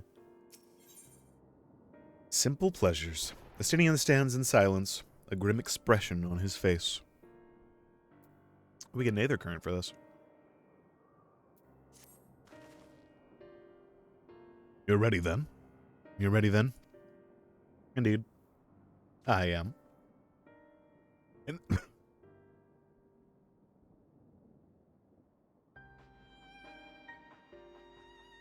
apparently I'm dying on the brownies. I really need to get a mute button.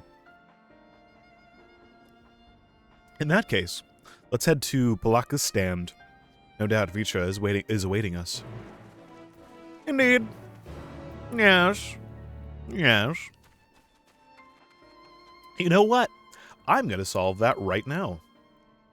Put a button on my stream deck to actually allow me to mute so I don't have to keep tabbing out.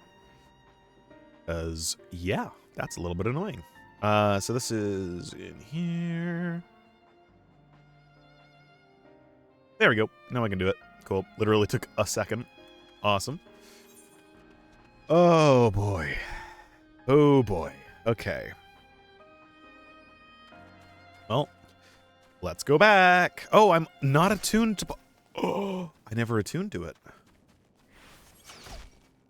Nope. Cease. Stupid monkeys. Stay back.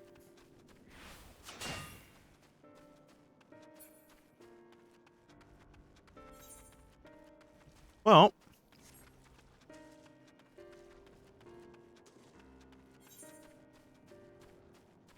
I was going to say the forbidden words of, I don't think things can get much worse right now, but... You know, I shouldn't say those words. I'm pretty sure, like, everything that could go bad to the stage has already gone bad, but there's so many more minds that are being primed right now. Of, like, horrific things that can happen to innocent people in this world.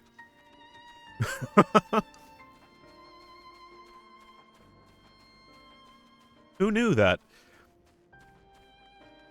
hundreds of generations or dozens of generations of people being brainwashed into thinking that they were the good guys in a anti-dragon holy war would be like the least awful thing out of the series of all of the expansions. Oh, Hi, everyone gets to see Vitra now. First hordes of beasts, now a mighty worm. Our world grows stranger by the day. Hey, so, you don't get to be the guy behind the curtain anymore, do you? Let's see what you have to say.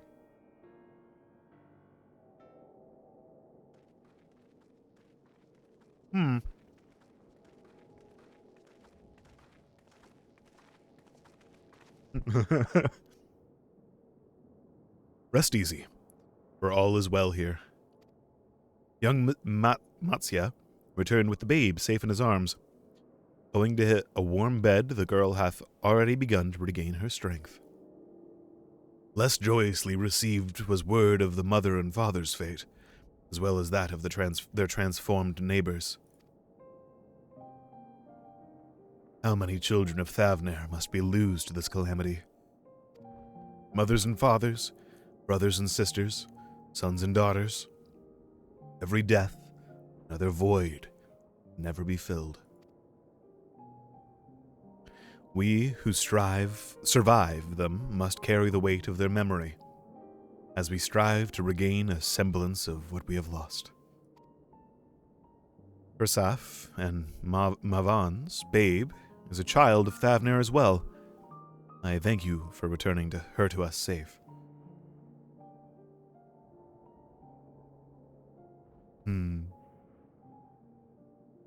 Oh, most great and merciful worm, I have not the words to express my gratitude. They say, were it not for you, brave Matsya and the child would have been lost to us forever. Long had I heard the rumors that a mighty dragon had forged a pact of friendship with the satrap, but never would I have expected such a kind and gentle soul. True truth in part, not in whole.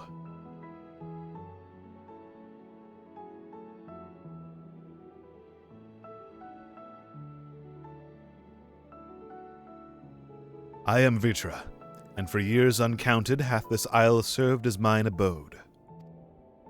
An isle I have ruled over as satrap, with Awan as my loyal servant.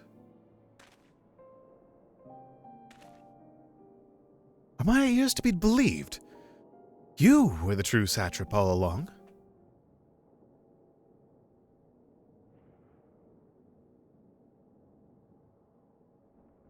Donna! What are you doing here? Donna! Yay! Okay. Another person that hasn't died. Good. That's where we're at right now.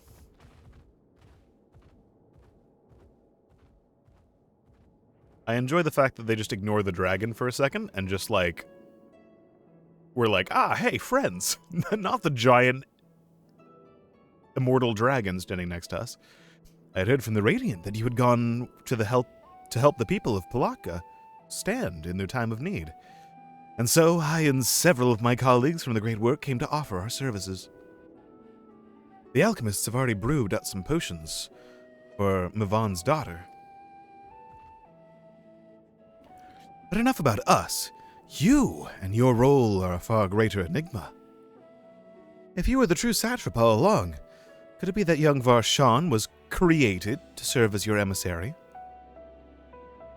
Thou didst suspect the boy was but a simulacrum. A rumor has circulated for many years around the High Crucible that our most skilled alchemists were once commissioned by the satrap's family in secret to fashion a mammoth indistinguishable from a living boy. Looking at Varshan with that knowledge, I simply put two and two together. I was not alone in drawing this conclusion, but like me, they had no doubt recognized that the satrap was using the simulacrum to work more closely with its people, and decided not to press the issue. I'd always assumed one of Awan's associates was manipulating it from afar, though the truth is indeed far more surprising. It is an honor to meet you in the flesh, Master Vitra. Pray allow me to express my gratitude. I like hey, we have a Shadow King. Well, you know what? That's cool. We thought we had that anyway. Awesome. Brownie. Wholesome moment. I can enjoy my sweets.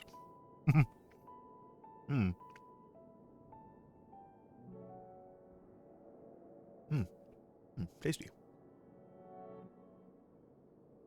If you had not believed in and given unto us your scales, I do not know where we would be.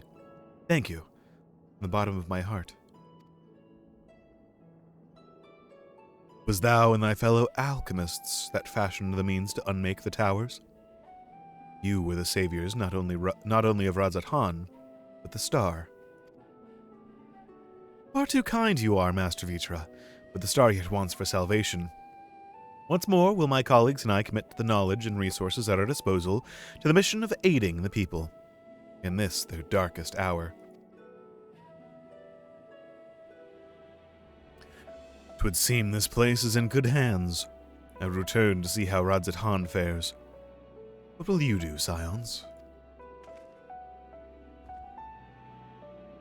I worthy for the survivors we met in Perusa. Shall we pay them a visit before making our way back? In that case, may I ask a favor? Nothing too burdensome, I promise. This way.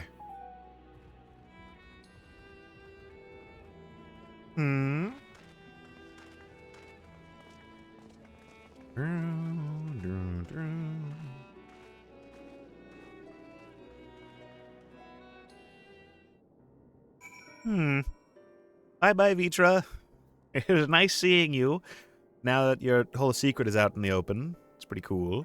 Hello, Estinian. Vitra chose to reveal his identity to the villagers of Balaka's stand before all others. A wise choice, considering the warm reception. He even seemed a little relieved. It remains to be seen how well the people of Radzat-Han will take the news. But if this was any indication, he need not worry. Yeah, he was very much like he is very much like a little scared to, I get it, it could destabilize actually everything. And even more risky is the only person who would have been able to verify this was eaten about 20 minutes ago. So, yeah, it could be a little bit of a problem, but what a lovely aroma. Wonder what sort of spices those are. Is it like a calming food? Curious, isn't it? The burning sky is so ominous, yet the crackling flames here are somehow calming. Oh, Arian! Running through that dark jungle, there was a time when I thought all was lost, and Master Vitra and Estinian not arrived when they did. No, I must focus on the good. Mavan's precious daughter is safe and sound. That is all that matters. Alright, now what is this? Woo! Bit of a sneeze. What is this? Needs to simmer just a bit longer, I'd say. In the meantime, I was hoping I might ask you a few questions. The red sky, these terrible beasts. What in the name of the sisters is happening here in Thavnair? Gesundheit. Thank you. Oh my. That's a rather lot to take in. Yeah, the world's ending right now. That's about it. Oh, and if people fear that the world is ending, that they turn into creatures that end the world. So. It would seem the situation is even more grave than we suspected. Thank you, my friend. My colleagues and I will use your knowledge to see if it can further our own research. And with that, here we are. A pot of piping hot chai. Yes, dude. Chai is so good. Oh, yes. Dude, actual chai as well is like, there's nothing like it. It's actually the best. Oh, there is nothing better than just like some dude at a cart making you some chai. Oh. Anyway, brewed from my own secret recipe of spices and tea leaves, together with hearty helpings of rich milk and purest sugar. Why is my phone just charging again? There we go. with helpings of rich milk and purest sugar. I've made enough for everyone in the village. Might I trouble you to deliver a few cups? The drink has medicinal properties, then? Not in the least. The ingredients are quite ordinary. It's so very tasty, though, and has a way of lifting the spirits. The spicy aroma and distinctive sweetness of chai is a simple, everyday pleasure on our island. Sometimes the best medicine is the simplest. A lovely sentiment, Nadana. By all means, allow us to assist. Yeah. I shall take some of that, thank you. I shall take it. While you lot distribute hot beverages. Yep, one sec. Brownie. While you lot distribute hot beverages, I'll do a sweep for errant beasts to slay. A far less arduous task, no doubt. When you've finished, look for me at the wakeful Tirana. Okay. Bye, Estinian. I love Estinian. He's cool. Oh, Arian. Oh, okay. Yes, this is the same sort of thing. All right. I would be most obliged if you could deliver a few cups of chai to the villagers. I'm certain it will do much to soothe their aching bodies and heavy hearts. Hello.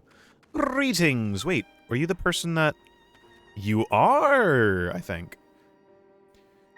Look at them, lazing about, knowing full well the beasts might strike again at any moment. Do they not realize their lives are in danger? Here, have some chai. Well, I, for one, intend to survive. I'm too young to die. Yes, I'll leave this island behind if I must. But where would I go? Is anywhere safe these days? Drink some hot chai. A mug of piping hot chai brewed from aromatic tea leaves, flavored with Nadana's secret blend of herbs and spices, then mixed with rich milk. Delicious. I want some. A cup of chai? Can't you see I have more important things to worry about? No, you're right. It's precisely in times like these that we must strive to remain calm and steady. I do believe I'll visit the Elder and see what needs to be done. If there's any way I can aid my village and my friends, I will do it. Nice. Good. Hello. Hello, Alize. The aroma of that chai is truly irresistible. Do you suppose Nadana would mind if I helped myself to a cup? I suppose. Probably. But maybe not. Hello? Anybody here need chai? Nope. Okay. Whee! Hello? Anybody here need chai? Nope. Okay. Hello! Weary citizen. Hi. Wait, I know you. You were the one who saved us from those beasts back at the temple. Were it not for you, well, let's not even think about that.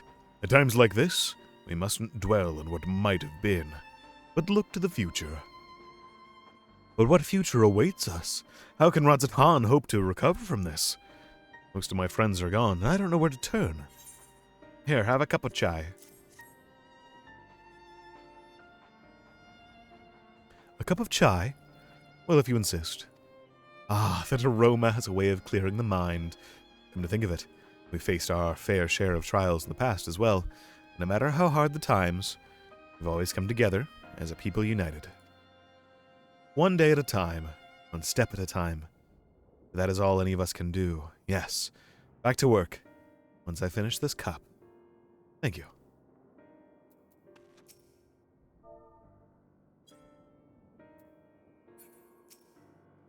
First order of business is securing food and shelter. We must also contact our friends in the city and see how they fare. No rest for the weary. Ah, and he's the weary citizen.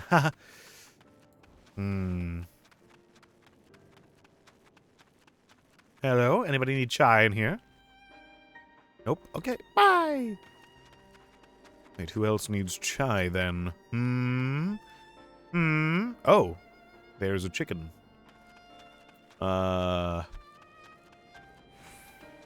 Ooh, I should get the chocobo keep while I'm here. That would probably be good. Hello.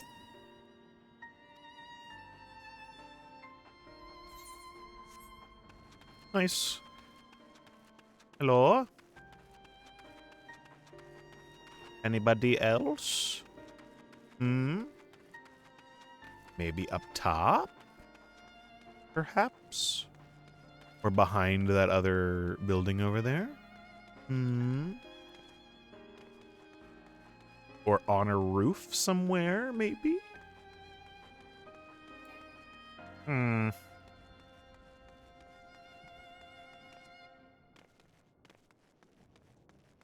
not back here. God, that lightning is, like, brutal. Oh, wait, I see people up there. I'm on my way. I am on my way. Also, I forgot I need to get the Aetherite here. I'm on my way. Hello, do you need... Oh, Alphina's already up here. Hi, Alphino.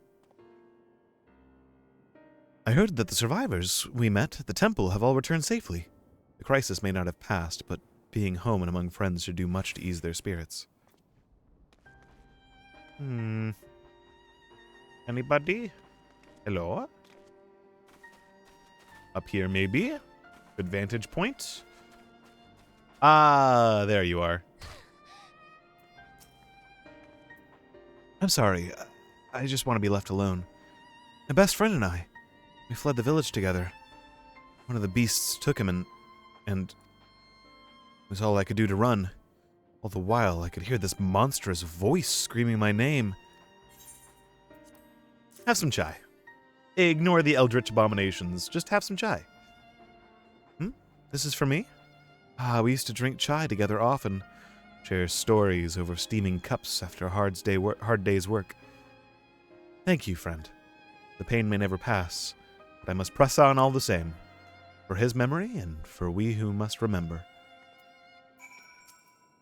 Nice. Many thanks for the chai.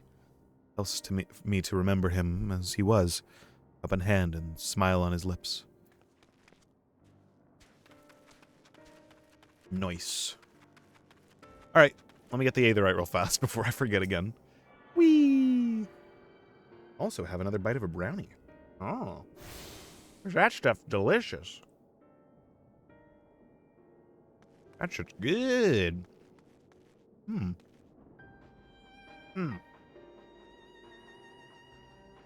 Well.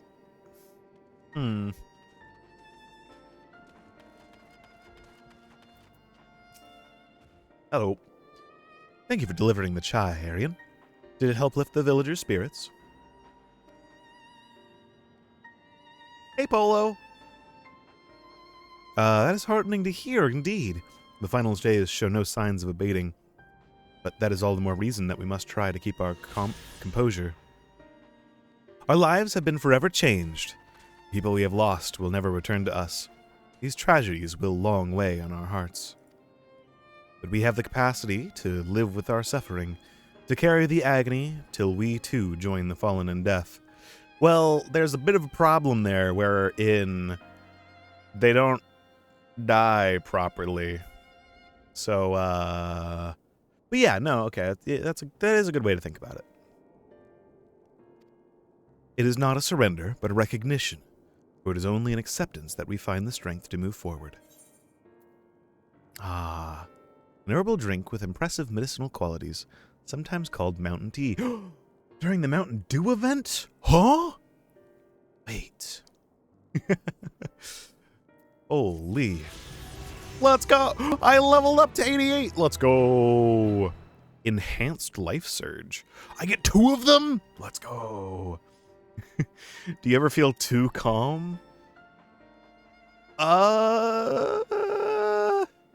know, after I have a nice cup of chai, maybe. Try Ultra Kill. Ultra Kill goes hard, man. I want to get Ultra Kill at some point. I need to finish all the games I have in my backlog, though.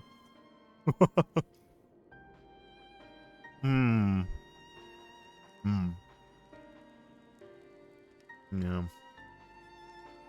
That brownie's so good. Alright.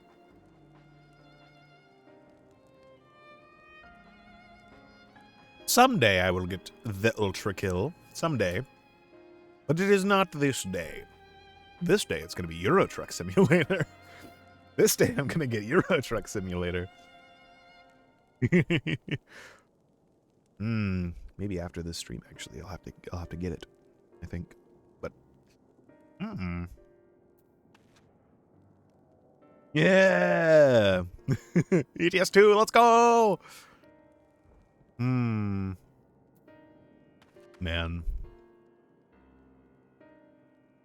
Oh, I just need like a second to process like everything. I had like a moment while I was like feeding my dogs and everything like that to just like process the everything going on in the game right now. So, I just brought some more DLCs for that game since it's cheaper and all. Yeah, I'm probably just gonna get the base game, but yeah. Actually, funny thing. So with the Mountain Dew like thing that's going on right now, I looked at the expanded list of things because it's not just Final Fantasy that you can get the stuff with the points. They actually have like a HOTAS setup that you can get. It's like I think it's a Logitech one, as well as a racing wheel. From 200 bottles of Mountain Dew, you can get a racing wheel.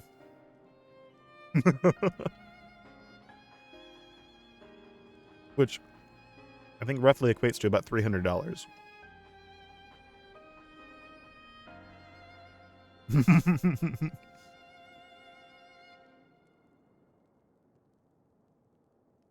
Under the most efficient way, you know, speedrunning Mountain Dew drinking.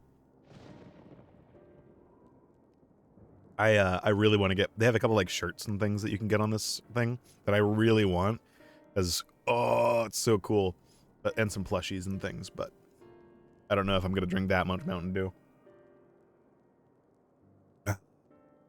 I wish the requirements were a little bit lower, but I get why they're not.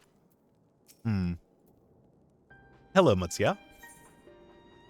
Under his wing. Matsuya is eyeing you as if there was something he wants to say.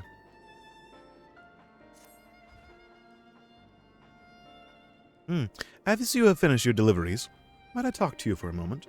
I was curious to know, what has become of Mavan and Kersaf's remains? Yeah, we actually gave them proper burial. Oh, thank you, friend. Surely they will be able to rest peacefully by each other's side. I and the people of Palaka's Stand will perform the rites as soon as we are able. As for the child, it will not be easy for her, growing up without her parents, but I promise to do what I can. Once she is able to eat solid food, fish I catch will help nourish her.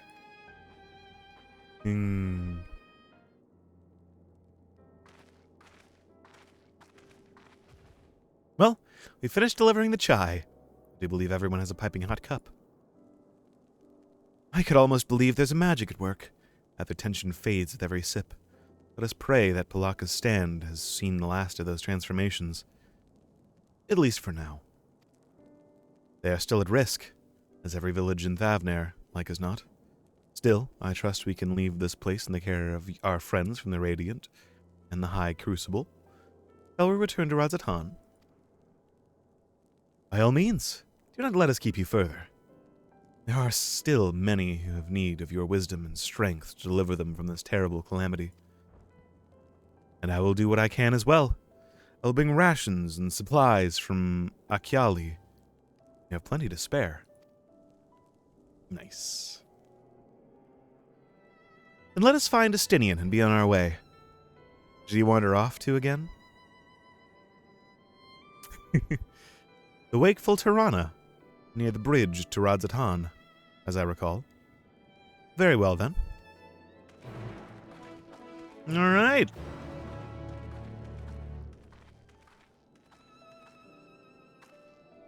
Nice. Farewell. Stay alive, both of you, all right?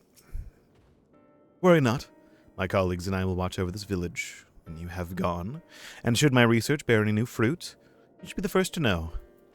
Nice. When you or your friends entrusted me with a child, I was beside myself with fear. In bringing her back, however, I realized I was capable of so much more than I ever believed. Nothing could be more terrifying than that moment I faced the beasts in the jungle. But I survived. And come what may, I will survive again. Without you, I never would have found the strength. I thank you, and promise to make the most of this lesson.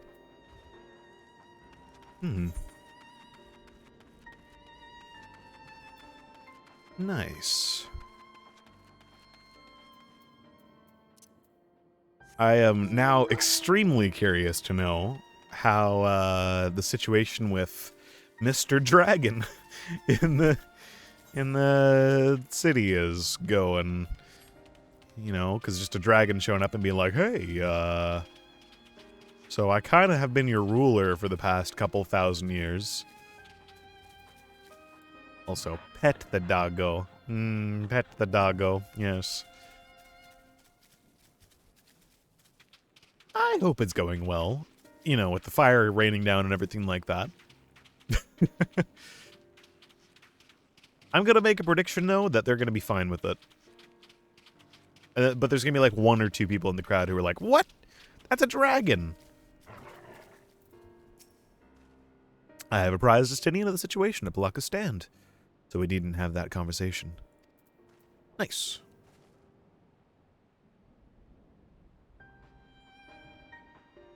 Whew.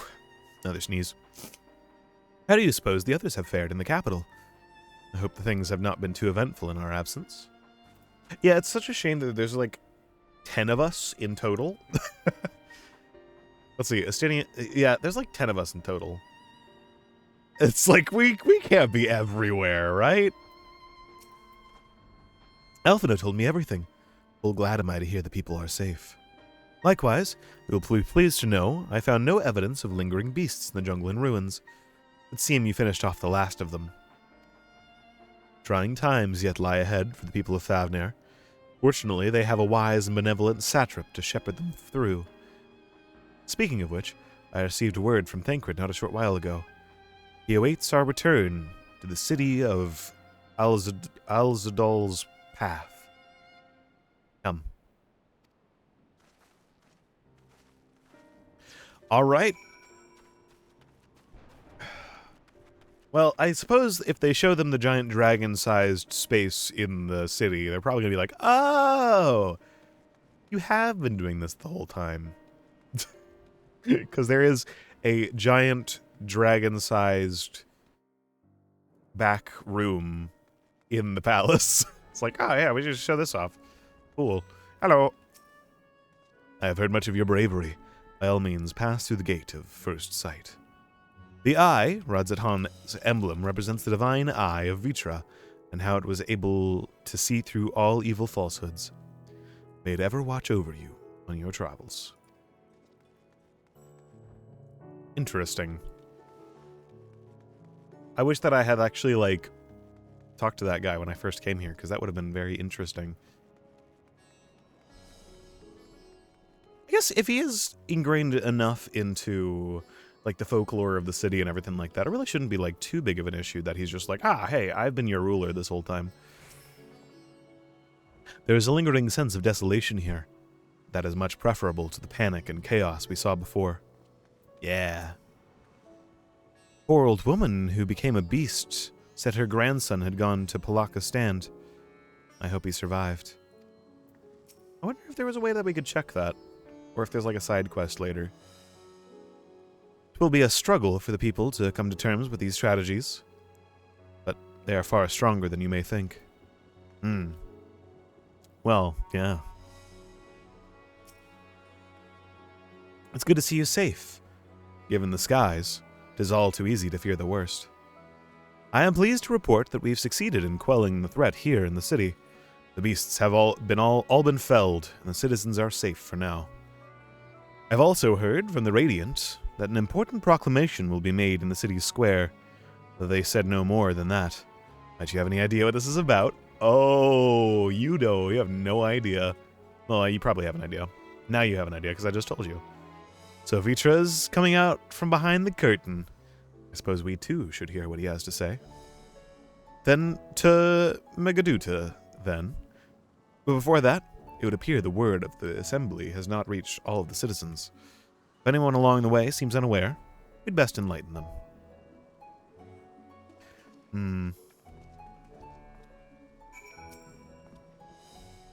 I'm sure everyone will hear about it soon enough, but those who don't attend will be kicking themselves later for missing what's certain to be a historic moment. True.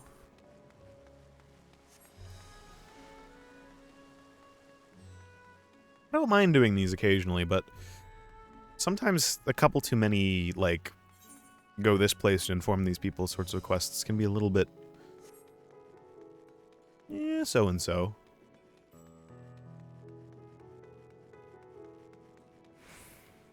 Hello! Are the beasts all gone? I've been hiding and I'm too scared to go out and look. Oh, that's a relief. I thought one of those beasts was going to eat me.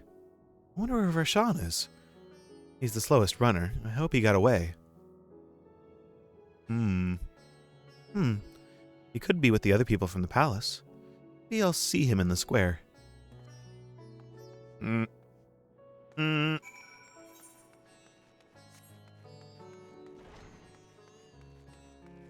Ah, hello. Hi there. It's all fine. Leave me. Please, I swear to you, my flesh tastes absolutely terrible. I mean, I do kind of look demonic, but... oh, gods. What are you doing scaring me like that? If we're not quiet, those beasts will find us. The square, you say? But that's where the satrap was killed. With my very eyes, I saw him crushed in that creature's maw.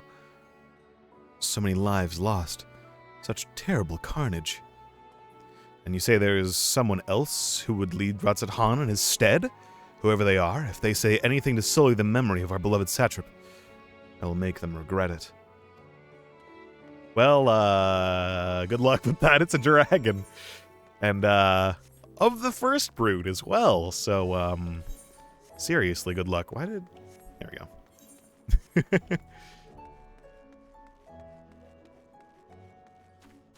Yeah, this is going to be a gigantic, awful place for everyone in this city.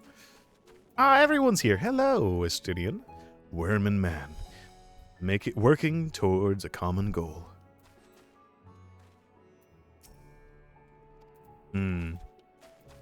Hello, Alphino. It would seem the people still have lingering doubts. I cannot blame them. Yet we know what strength is afforded us with one of the first brood on our side. Wait, okay, restarting that. Yet we know what strength is afforded us with one of the first brood on our side. I have faith the citizenry will come to understand and accept him in time. Hey, Graha. I hear you were able to bring the situation at Palakistan under control. Every life lost is a tragedy, but you take pride in doing what you could.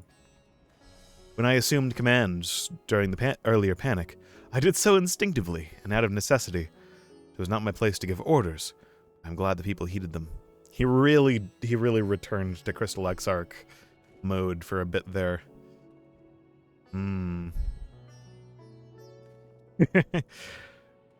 But now they have need of a true leader, a magnanimous and just satrap who can guide them every step of the way. Fortunately, they are blessed with one such soul. If anyone can protect and guide them through this calamity, it is he. I like the fact that he's like, you can tell he's just like, I want a kind of adventure here for a bit and everything like that. But if need be, he can snap back into full serious mode and, like, you know, stop with the everything else and just go full on into leadership role. It's kind of cool. He's a good lad. He just really wants to put that away, I can tell. People are slowly making their way here, but many are still gripped by fear and doubt. Hopefully Vitra's message of hope will resonate strongly enough with the ones willing to listen and spread to every corner of Thavnair. Welcome back, Arian. Alphino told me everything. I was pleased to hear that Vitra has chosen to reveal himself at last.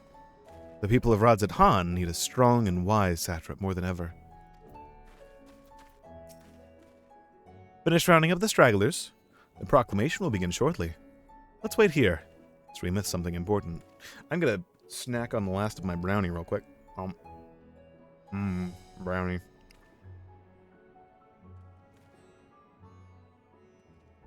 Nom nom. Delicious. Delicious.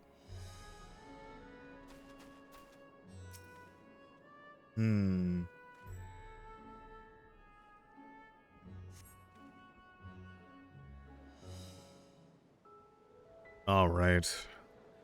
How's this gonna go?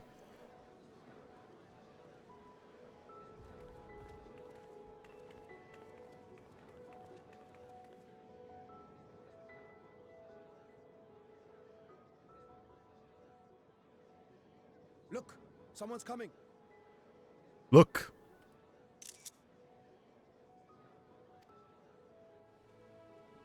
Collecting memes for later. Don't mind me.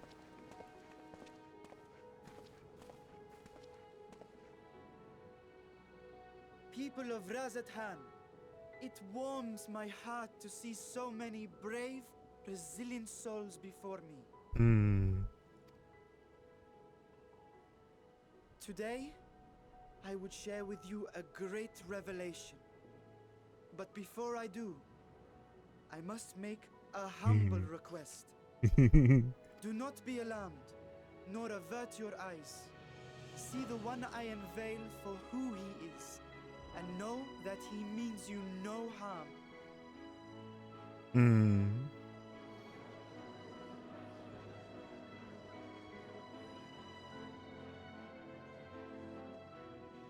Very well. I dare say it can't be worse than the horrors we've already seen. It can't be that bad. Many thanks.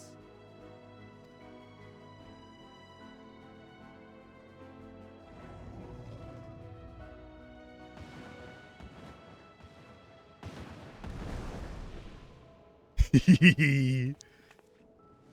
dragon!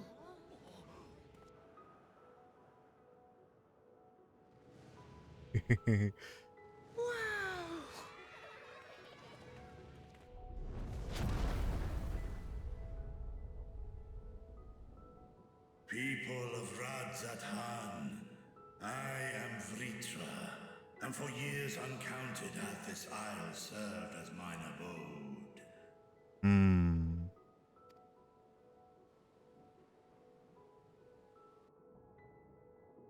Tis as the Satrap's ally I am known. Today, I would reveal the truth unto you.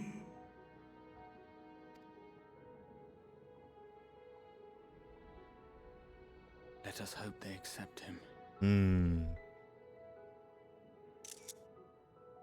Collection. Yeah.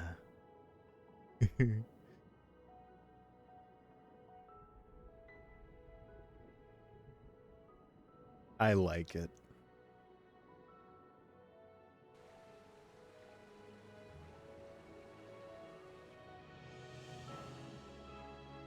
If I am hearing this right, you were the satrap all along? I like that guy. Vashan, I mean, Master Vitra, does your divine eye really see all? Nay, child. While mine eye hath borne witness to the whole of our nation's history, to its future I am blind as thee. Countrymen, calamity the likes of which we have never known is come to Fafnir, our home. Friends and loved ones have been taken from us. I, too, have lost my closest confidant. Ahawan loved this land and served it with dignity till his dying breath. A nobler satrap there will never be. For so long, I lacked the courage to face you. I will not easily earn your trust, this I know. And yet, I cannot sit idly by and abandon Radzathan to her fate. A font of boundless vibrancy, this jewel of the ocean. Since time immemorial, hath she glittered with every color imaginable. To this dragon, slumbering in his dark lair. 'Twas a mesmerizing sight, and one that brought no end of joy to my heart. This calamity hath stolen too much from you already, yet so long as you live, the light of Radzatan will never be extinguished. I pray you let me watch over it. Over you. And lend me your strength, that we might face this trial and those to come as one. I do not know you, dragon, but I thank you for speaking the truth to us. Nothing could be worse than the calamity that's happening right now. It's kind of nice to see. As divinities, both Manusha and Riga once joined together. So too do I believe that hand in hand, we can overcome this ordeal and welcome an era of peace.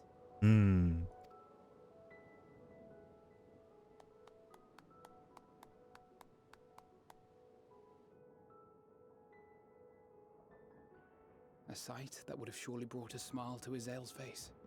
Oh, don't twist the knife, Alphino. It's been in there for like 5 years for me. Don't twist that knife.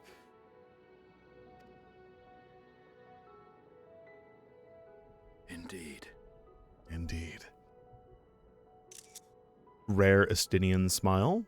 There we go. Actually, no. Rare heartwarming Estinian smile. There we go.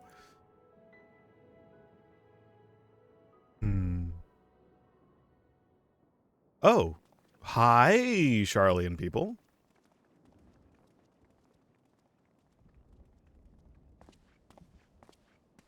Excuse me, but I must speak with the Satrap at once.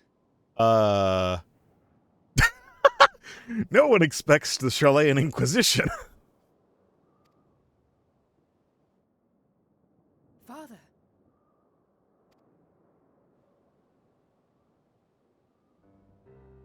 You have suffered dearly of late, yet you must endeavor to look beyond these losses to the future you yet have. Please, get on our giant spaceship we have under our island that we've been keeping secret for like 600 years.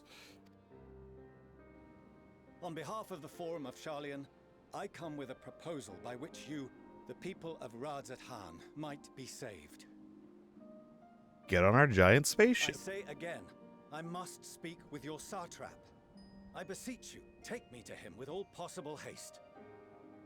I am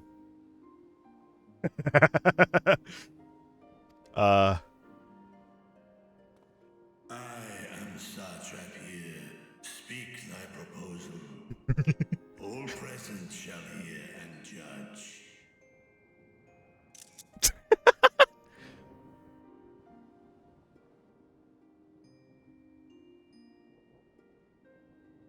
If I have given offense, then I apologize. First, allow me to share with you what knowledge we have of the phenomenon responsible for your woes. The final days. How much do they actually know? Because I know that they've been in contact with not Hydaelyn herself, but the servants of Hydaelyn. And I know that a lot of that probably would have been fronted with leaving rather than staying in this sort of situation. So 'Tis an affliction of stagnancy and rot, sown into the currents of the star. Though the first prominent manifestation was here, in Thavnair, it will invariably spread to every corner of the world. The Forum was forewarned of this apocalypse several centuries ago. Thenceforth, my predecessors sought to prepare for the end times in the only conceivable fashion, by securing a means of escape.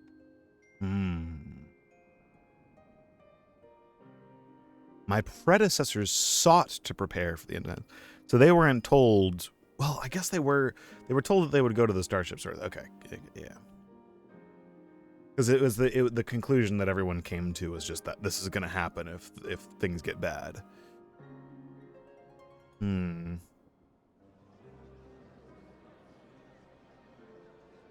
Escape this store? What madness is this?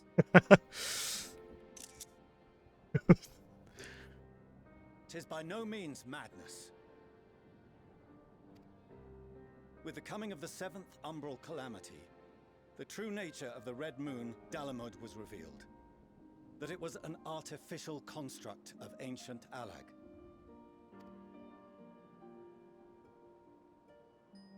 But what of the Silver Moon? This celestial satellite is yet another technological marvel, fashioned and maintained by ancient allies. A ship that will sail the heavens and deliver our people from destruction. The moon is a space. I fucking love that. The moon is a spaceship. Yeah. And by our people, I speak not only of Sharlayan. We mean to save every man, woman, and child it is within our power to save. Including you, our dear friends of Radzat Han. Recent events necessitate adjustments be made, and quickly, but we can and will escort you safely to the moon. I'm sorry. Every time I'm just gonna be like, holy shit, we're on the fucking moon. The moon is a spaceship. Every time. Long has thy forum been allies to Thavnir. I trust thou dost not extend this offer lightly. Yet I wonder, is this truly the way? Is there a future to be built for us beyond this star our father deemed the last bastion of hope? That is an awesome touch. Because fucking Midgardstormer went for, I have no idea how long trying to find a place, and this was it. So... It is for that very reason I come before you and your people. To answer any and all of your questions. To offer my assurances and allay your fears. Though, if you wish the best for your people, I advise you to render your decision swiftly.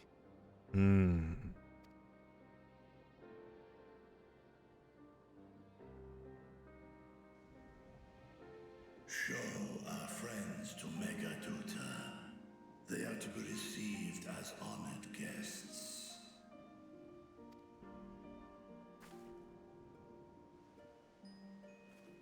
Worry not.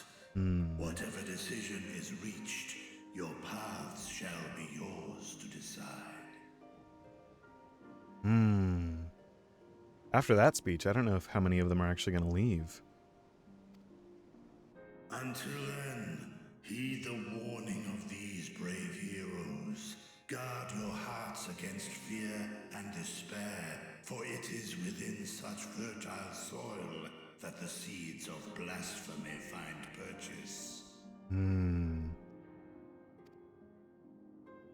Remain calm and attend to your daily tasks. I shall return anon.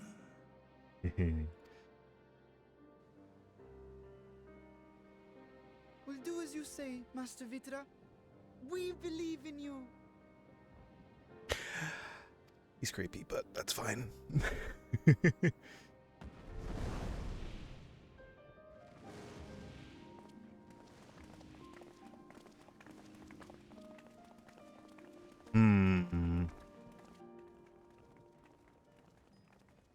Oh no. Why are you booking it? What's wrong? Oh, you're still here. What a relief. Wait, have you found a solution? Nidana, what's the matter? Has something happened at Palaka's stand? Oh, no, not that I know of. Okay, I just hope to hear your thoughts on a theory of mine. Oh? All who undergo the transformation are drained of their ether, yes? What is it then that gives these beasts the strength to carry on as they do? Good question. Logically, They must be drawing upon an alternate form of vital energy. That put me in mind of our earlier conversation, when I tried to explain the essence which many confuse with ether. Akasha. Yes, I remember. The unseen gift bestowed from on high. An energy influenced solely by emotion. Yeah. Yes. In this instance, negative ones set Akasha into motion, thereby infusing the beasts with vitality. I posit this as the mechanism by which the beasts are born and sustained.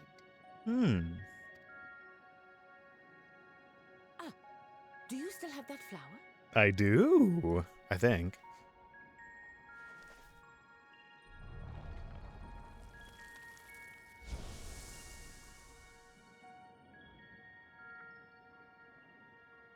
If we accept that it once shone bright by drawing upon Akasha, influenced by the thoughts of those nearby, then fear, terror, despair, negative emotions so powerful as to suffocate it, permeated the air in this place.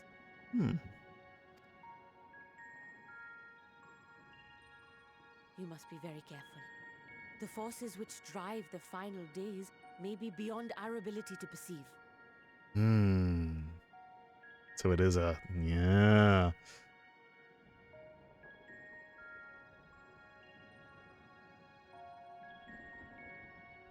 Sorry, I didn't mean to scare you like that. At any rate, I will continue my research into Akasha. Yeah, because the prevailing thing, even among the ancients, was that ether was, like, the thing. It was magic, ether, everything like that. So, you know, and I think even the fact that the ancients were so similar to each other and they had such, like, a perfect society, they never really would have had to... They would have never been set up to even, like, look into stuff like this for the final days. Do temper your expectations. There are sadly few detailed studies upon which I may draw. Formulating a new theory as you have is itself no small feat. I wish you well in your endeavors, and pray you take care. Thank you. You stay safe as well, yes? Till next we meet. And we will meet again.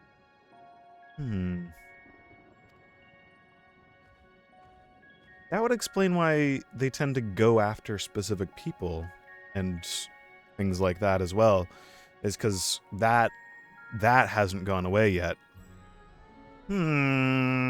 Interesting. This solution sits ill with me, but if life has taught me anything, it's that there is little to be gained from arguing with Sharlayans. We must take it upon ourselves to find a better way. Yeah.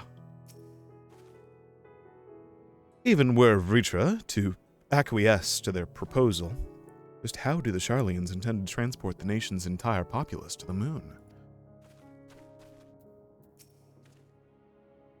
I have been entrusted with a message meant for you and your companions. When you are done speaking amongst yourselves, I would share it with you. We have no better, safer course of action to offer than fleeing to the moon. I know this, and yet Vritra and his people love their home. There must be something we can do. That soldier of the Radiant there, if I'm not mistaken, he accompanied Awan to Vamaspati. Could it be that he knew Vritra's identity all along? Yeah. We talked about that before. A couple people know. Under normal circumstances, the Forum's proposal would be regarded as sheer madness. But when the sky burns, even madness can sound appealing. Doubtless Vritra is loath to abandon his home, and yet, absent other opinions, he cannot dismiss the option out of hand.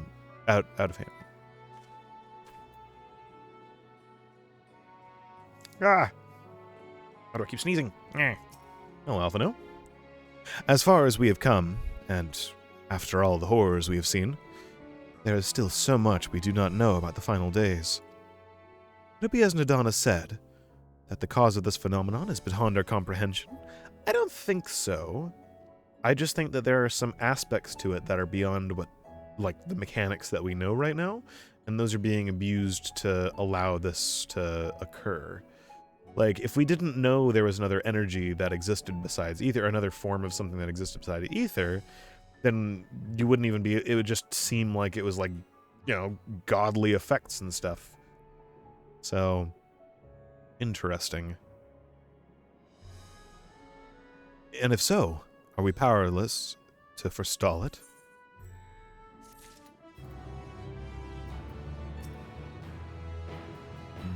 No matter what my father and the forums say, giving up and abandoning this place cannot be our only recourse. Oh, give me one quick second. I'll be right back.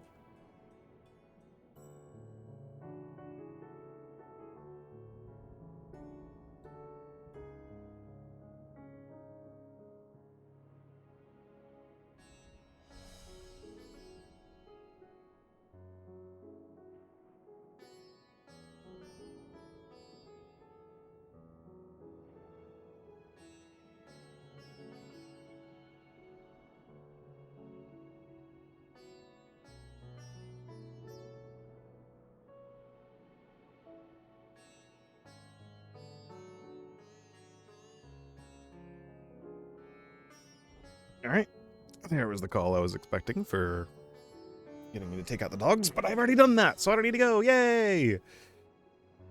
Okay. Oh, gotta adjust things again real quick. Plug in phone so that we have tracking still, and turn on my air conditioner because it's getting a little warm, a little toasty in here. just a bit, just a tad. Alright, hello, Radiant Host Soldier. The Radiant Host Soldier has a message for the Scions of the Seventh Dawn. Greetings, honored Scions of the Seventh Dawn. I have a message from His Excellency, the Satrap. Brave Scions, you have my gratitude for aiding my people in this most trying of times. Alas, matters here at Megaduta prevent me from meeting you all in person. As a token of mine appreciation, I have arranged for a feast to be held in your honor. May it nourish you in preparation for the trials ahead. Such are the words of Master Vitra. The feast he speaks of awaits you at Mride's Mehan. Pray make your way there whenever your business here is done. We thank you for your kindness indeed. I was hoping we might find a place to discuss our next course of action, and it seems an ideal venue. Yeah. Ah, and to you, Aryan Panthera. There's something we had hoped to introduce to you in particular. Someone. While I am loath to detain you further, might you spare a moment of your time? Sure. A personal invitation? Knowing full well your services are in the highest demand right now. This must be important. Worry not. We'll save some food for you. So take all the time you need. Nice, yeah. Oh, I get to miss out on another feast? The first feast was like, hey, you get invited to a feast, and then we're going to assassinate somebody and blame it on you.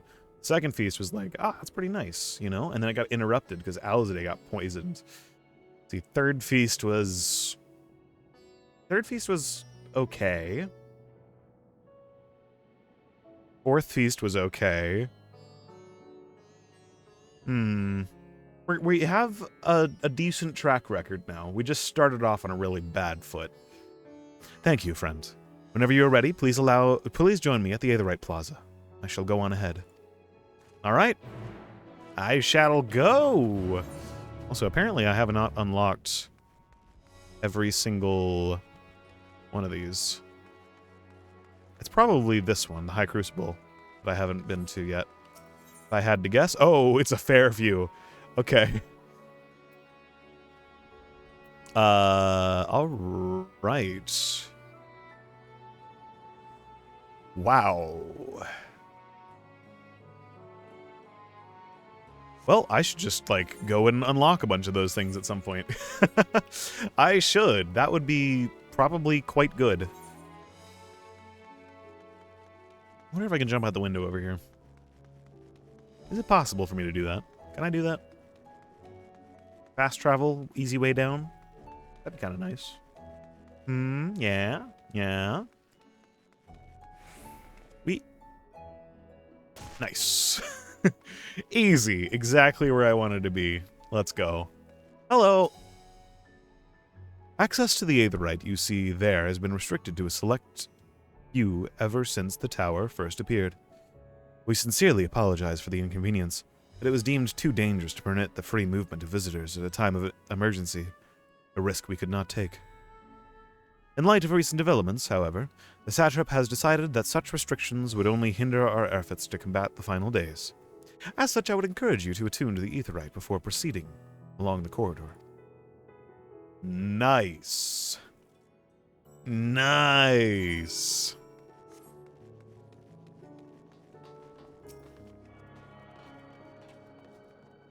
Let's go! We can actually teleport here now. Awesome. Let's go.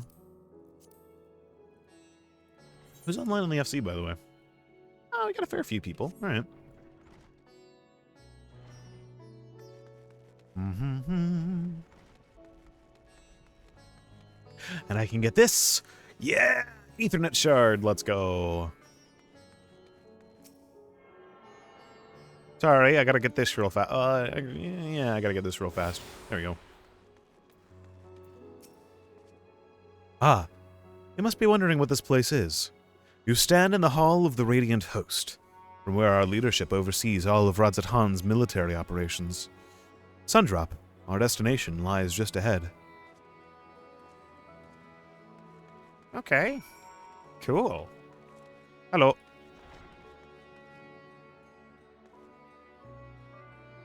There's just someone dancing in here. Arian, we've been waiting for you. Oh? Oh, there's delegates. Oh, wait, I know you. But forgive me, idle chatter can wait. Well, look who we have here. Word of your deeds at Radzat Han has reached the Sultanate. So you know?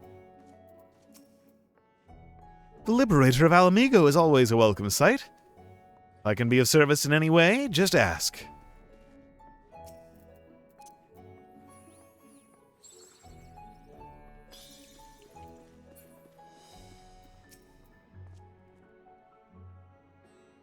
To think I would meet Doma's savior here, in this distant land.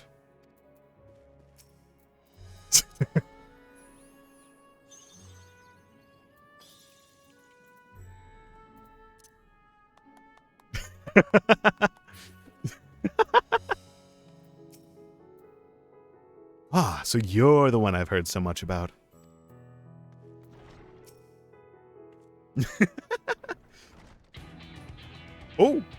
Oh! This is the stuff is happening music. Welcome to Sundrop. Without further ado, allow me to introduce you to...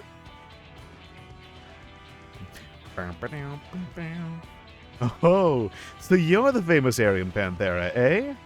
I knew it the moment you stepped through the door. You've the look of one who's walked through hell. Sharabat, please. You're speaking to the satrap's honored guest and a savior of our people. Can you not show a modicum of respect? What disrespect is there in paying a fellow warrior a compliment? We're all friends here. Oh, we'll be soon enough.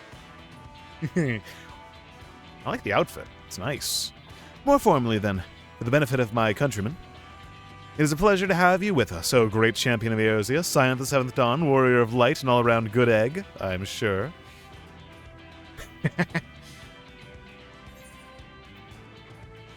The talks of eggs reminds me I'm late for dinner.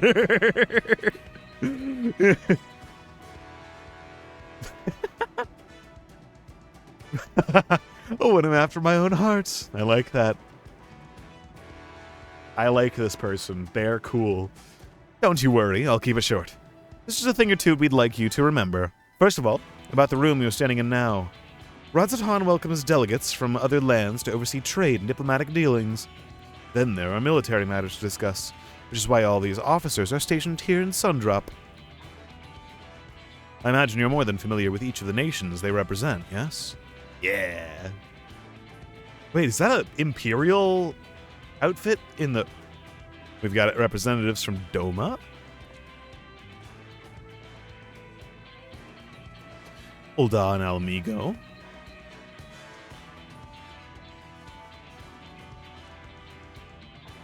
Limsalaminsa.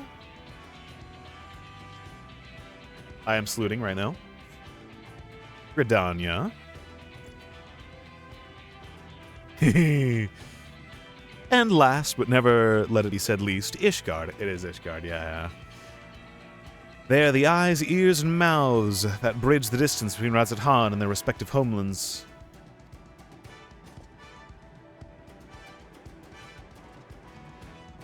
We've used this brief respite to share the details of our plight with our overseas counterparts. And wouldn't you know it, all of their leaders requested a few words from you specifically. You're a woman in high demand, eh? And so, would you mind regaling us with your account? Indulge us before you indulge yourself. Yeah. Yeah. So the world's ending. We're trying to stop that, so,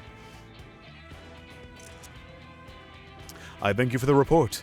The conditions under which men are turned to beasts, the etheric anomalies you have observed, they have given us much to consider. It is concerning that the first transformation apparently occurred before the skies turned red. It is contrary to what one would expect. Thankfully, the information you conveyed to Lucia upon your return from the moon has already proved invaluable. As soon as reports of the calamity here in Thavner, reached the Grand Company of Eorzea and our far eastern allies, our leaders knew at once that the final days were indeed upon us. They began taking steps to assess the extent of the phenomenon's spread. Our agents were able to confirm that, for the time being, the skies burn only over the bounty, including this island and Corvos. Alas, that is of little comfort. Aye, all throughout Allied lands, there have been reports of people transforming into hideous beasts. Shit. From what little we've learned, these incidents are similar in nature to that involving the merchant Kalzal. As was the case here, the victims underwent a change prior to the heavens being set ablaze.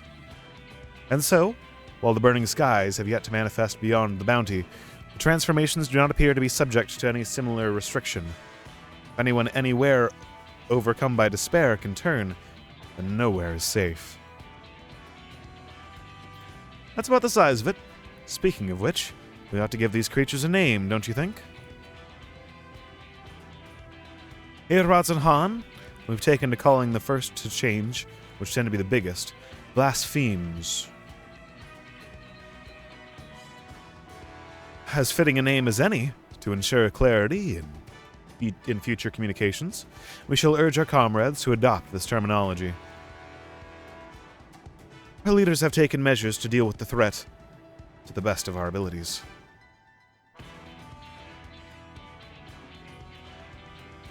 Aye, each nation has assembled their own groups of elite soldiers to put down these so-called blasphemes,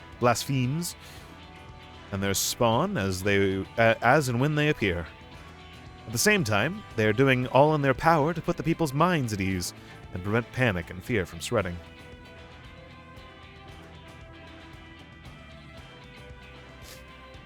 That said, brave souls with the strength and fortitude to fell these terrible fiends are not easily found. Just so, and it is for that very reason that we turn to you. Pray lend us your strength, and help us slay the blasphemes that plague our homelands.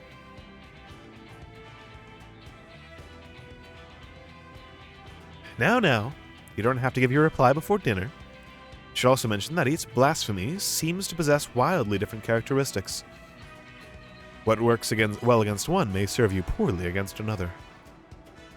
So before you go rushing off to save everyone's day, have a word with the delegates. They'll tell you what to expect.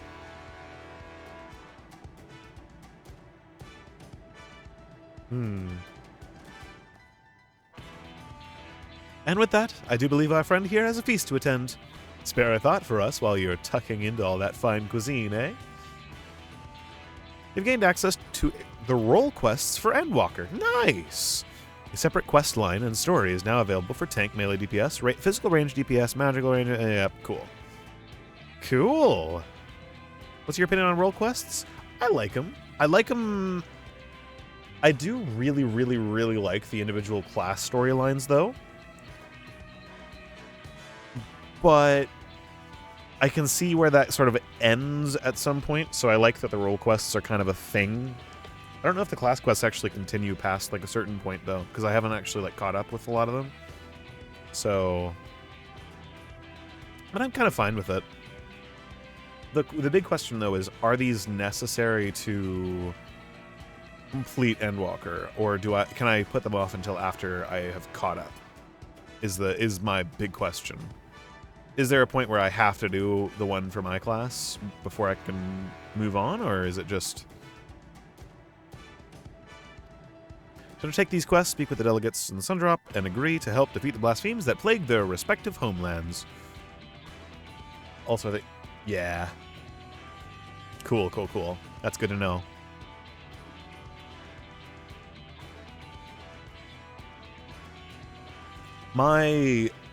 If I had a problem with it, it would probably just be of... like it's a required thing that sort of breaks up some point in the MSQ. Because I like going like straight through the MSQ and then catching up on side content afterwards, so yeah. So I guess the Lemencian, which is, you know, it's pretty nice because, you know... Where is the... Ah, here we go. I am from the Maelstrom, so it seems like they're the DPS one. That's cool. Nice. Yeah, it's not too bad.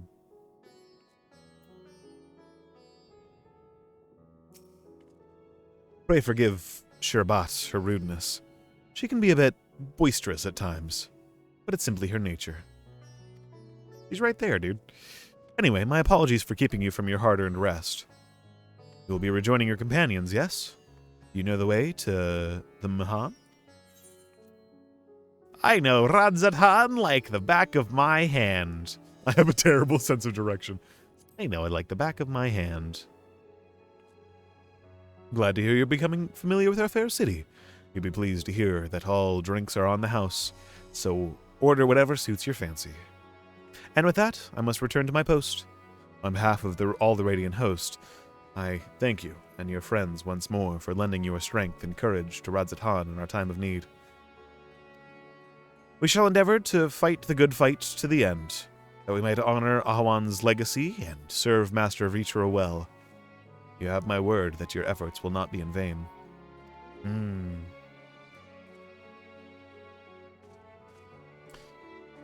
Well, cool.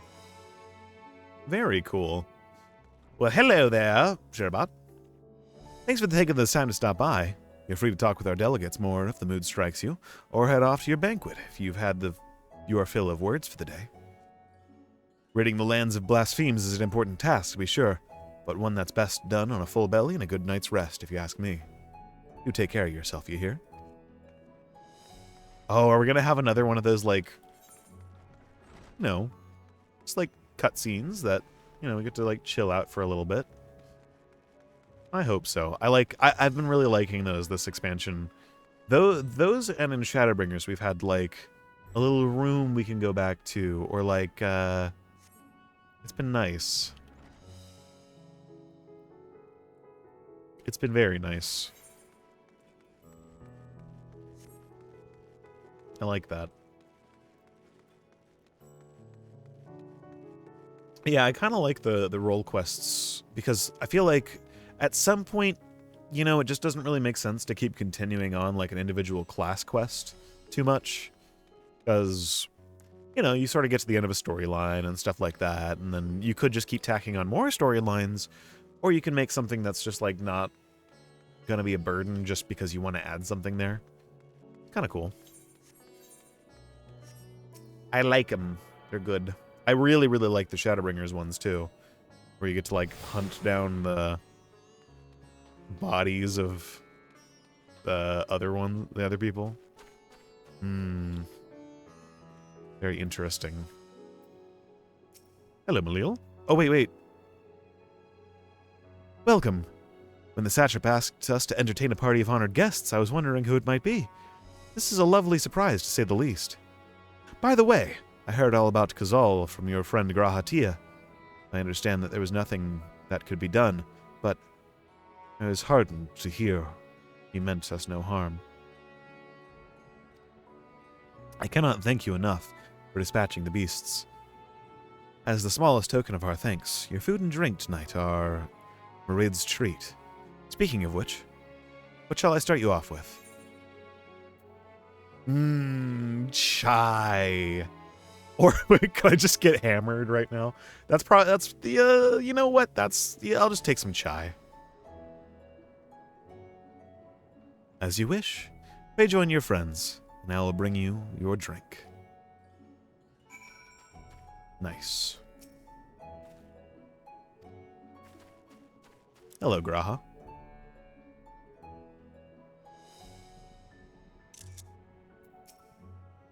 How was your meeting with Radiant?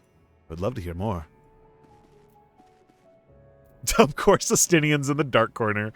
He's such like a goth kid in high school, man. He just sits in the dark corner and everything. Plays poker secretly in the corner. You know, as you do. The threat here has been quelled, but our job's only just begun. I'm overdue for a good meal. Well, come sit down then. Forgive me for not wanting to make a toast. My throat was utterly parched. I know I must eat to regain my strength, but between you and me, I don't have much of an appetite. Yeah.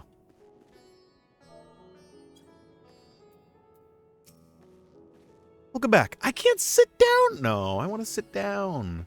Welcome back. Whatever did the Radiant want with you, pray tell?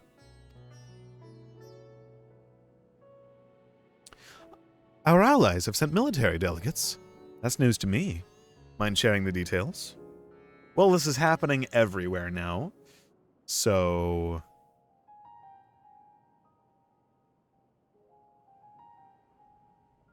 So blasphemy now plague all the realm. Yeah. It will only get worse if what Father said is true. As it did in Amarot. Yeah. If that's our model, then shouldn't we expect the effects to grow more severe as it feeds off its own spread? I'm curious what the end product of all of this is. Like, does just everything just get destroyed and everyone turns into, like, crazy creatures and everything like that? Or die to them? Like... As if people transforming into those monstrosities wasn't bad enough. If the flora and fauna, if the land itself turned against us. That was a stage, wasn't it? Oh. No one would survive.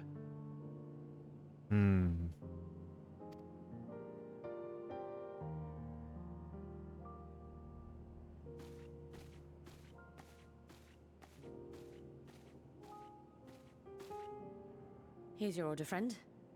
Thank you. I recognize your voice actor.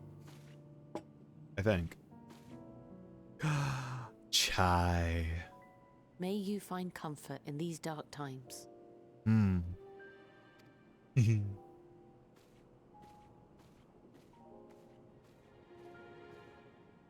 Where do we go from here?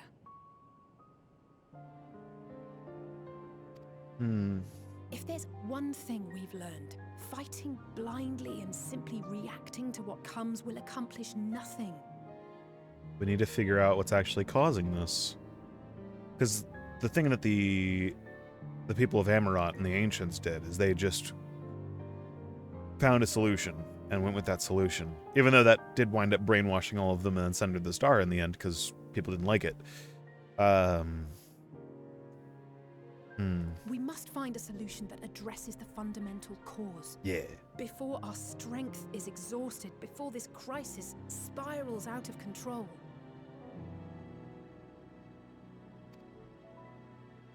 Is there something, anything we've overlooked? Well, Y'shtola can see the ether moving around. So... If there is an answer, Hydaelyn herself will have it. 'Twas she who bound Zodiac and forestalled the final days.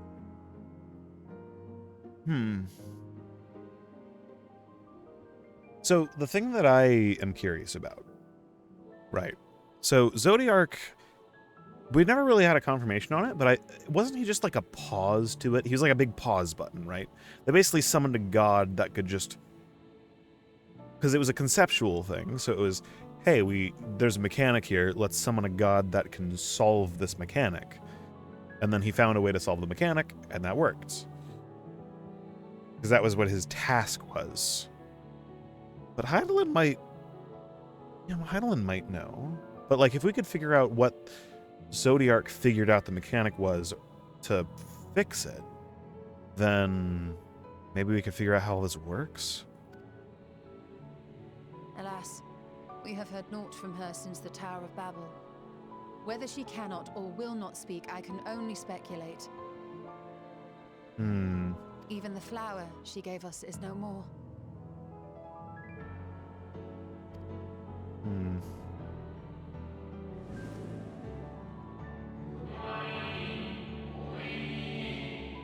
In our time, we called it Elpis. You would do well to remember the name. Elpis.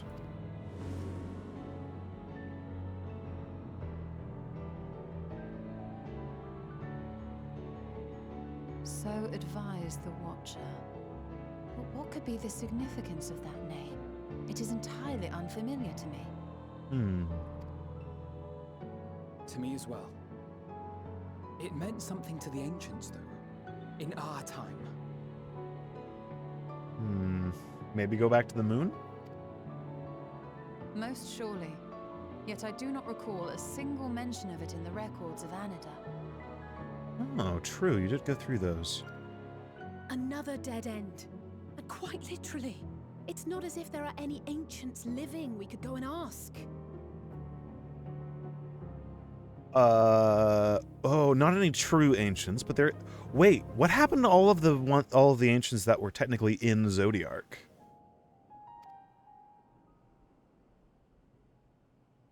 Not alive as such, but not quite dead. No. We are... Wait. Okay, if he's going into the path of let's free someone from the Crystal Tower... Wait, no. Okay, no. That would be in a different world, so we couldn't... Elidibus. Oh, it was Elidibus. God. Well, wait, Zodiac isn't here anymore. So maybe... Fuck, are we gonna really bring him back? I sealed him in the White Horus site of the Crystal Tower back on the first. Oh, shit. Okay. Contained within that reservoir of ether that maintains it, ether that is returned little by little to the sea. Naught may remain of his soul. But... However, if part of it lingers, we might be able to speak with him there. Okay. I know we can no longer make that journey, but you, my friend, still can. Because I have a crystal of light.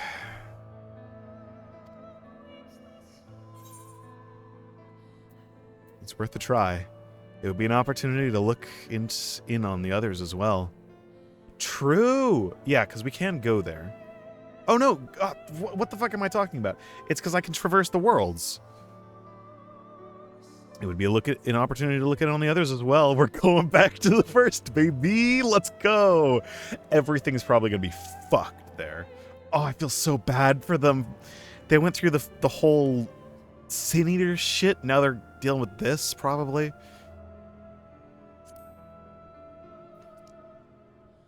I can see everybody. Thank you, my friend. That would mean much to me. Yeah. Oh, this song is so good, though. If nothing else, should we learn the first is safe, we'll have that much more reason to keep fighting the good fight. Yes. Oh, it's a good line, too. Still fighting the good fight. That said, the odds are not in our favor, to say the least. Which is why we're fortunate to have Urianger up there on the moon, working hard to make all the necessary preparations for our departure, should it come to it. I can't with that. Every time we're just like, oh yeah, up there on the moon, I'm just like, I'm sorry, every time we go back to like the beginning, or like I watch a streamer and they're doing like petty politics in like Ul'dah and shit, and then we go back to like where we are now, where we're traveling to the fucking moon, we have spaceships, and like the world's ending. It's like, fuck man, all that stuff to get Omega and everything like that was just like petty games for all of this. It was like, it was nothing in comparison.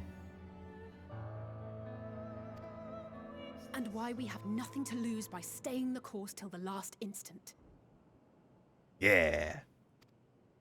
Indeed. To the last, let us all do what we can.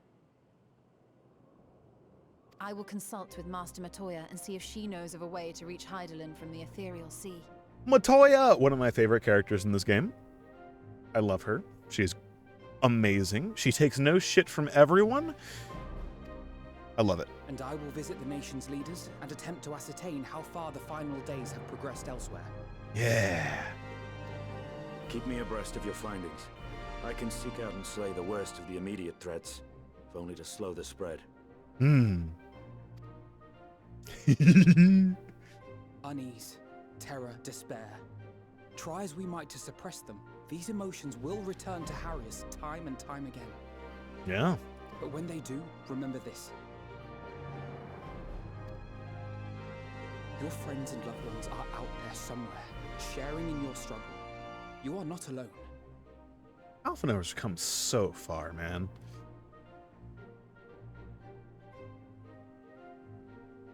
Yeah. So ends the brief respite before the next revelation.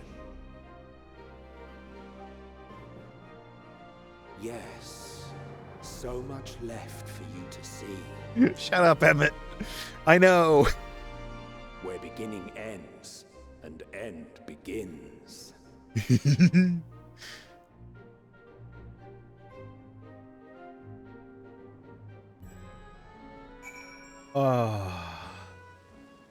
Have I ever said, and I know I've said this like 20 times, but have I ever said how much I love the fact that Emmett is the, like, dialogue guy for this expansion? It's so cool, man. I love it.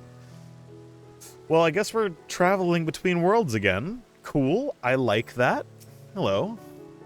Nothing like a feast to lift the spirits. I trust you enjoyed yourself as well.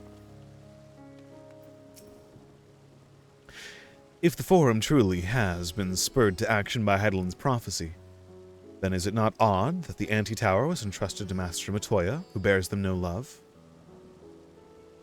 The Forum that truly has been spurred into action by Hydaelyn's prophecy, then it's not odd that the Anti-Tower... That's really interesting, yeah. Because the Anti-Tower is like the way of communicating with her, and they've made no attempt to really like go back there. But I guess if they have a ready access or a ready way of communicating with the people on the moon, then. But as far as I can tell, they don't really. Interesting. No doubt she has a reason for this, and I would know what it is. I want to know what that is. Can I go with you to Master Matoya? Also, because she's the best. She's like slapped Alphinaur around a couple times when he was in his Redditor phase, so. Beasts and blasphemes may be running amok in nearby lands outside the influence of Razatan and the Alliance. If so, I may need to go hunting. The final days. How far has the phenomenon spread? And how does it manifest itself in each land? I must reach out to my friends in each nation. Find out all I can. Also, we need to go see Rin. Because it's been a long time.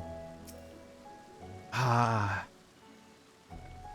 Well, I suppose I do feel better on a full stomach, after all. Burning skies, blasphemes. If I've got anything to say about it.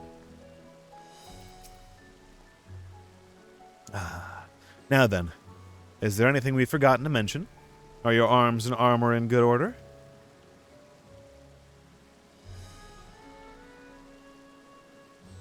In that case, it's time we each attended to our tasks. And when you arrive on the first, my regards to Rin. Tell her I miss her. I am mildly terrified to see what's going on the first. I'm not gonna lie. I'm mildly terrified to see what's going on there, but we'll hold strong. Ooh, ironwood weapon coffer. Graha to you or something he wishes to give you. Take this, Arian. My spirit vessel. Oh?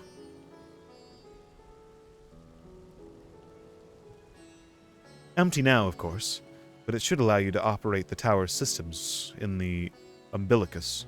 You just have this on you at all times? I guess, you know, it would be better to have it on you than to leave it behind, so... If even the smallest fragment of Elidibus' essence remains, it should be possible to locate it.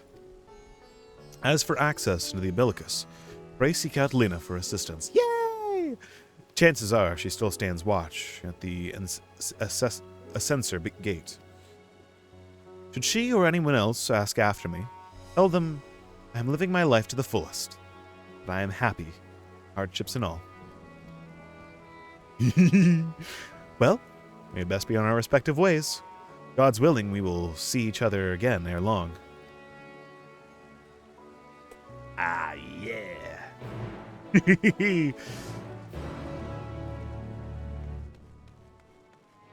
All right. To Norvrant. It's been way too long. I haven't really even had to come back here, or even have come back here for a long time, because none of my like crafting and gathering jobs are really a lot of stuff that I was... Oh, guess who I found? Hello, Nightmare. How's it going? I know he's not in stream right now, but I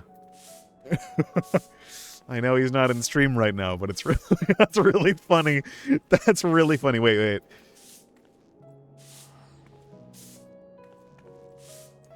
I'm gonna post this in the Discord real quick. One sec.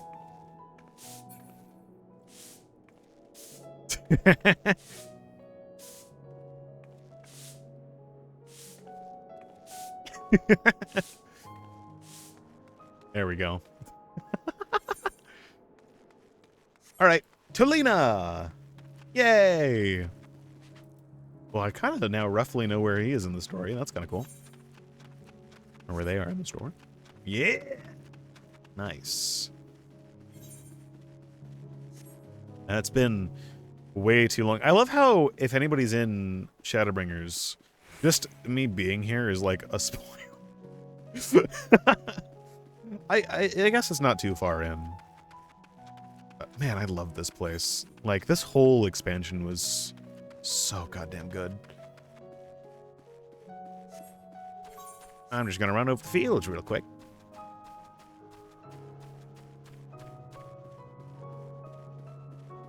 Just gonna go over here real fast. We'll go talk with Lina, who...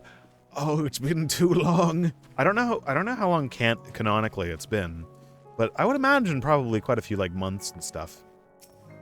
Hello. Wait, what do you have to say? If the Exarch ever worries for Captain Lina, tell him to rest easy. We're all looking after her. Like she looks after us. I like how they're not surprised. It feels like only yesterday that she came to me, an untested recruit. Now she is in all ways a dependable comrade. At risk of sounding like an old man, it is a joy to watch young ones come into their own.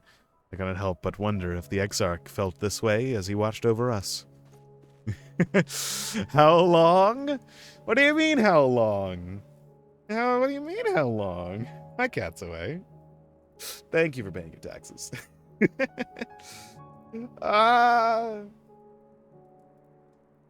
What do you mean? I know it's been a while. It's been a long time.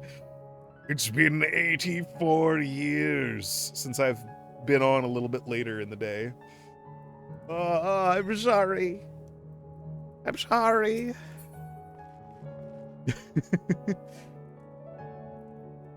Oh, man.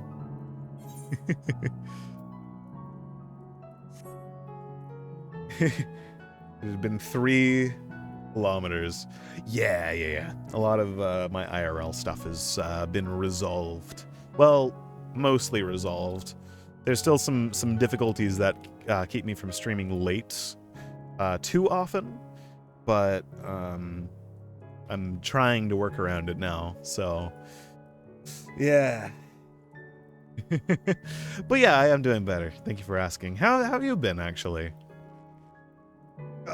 Before we dive into an entire section of story, how you guys holding up in general, actually?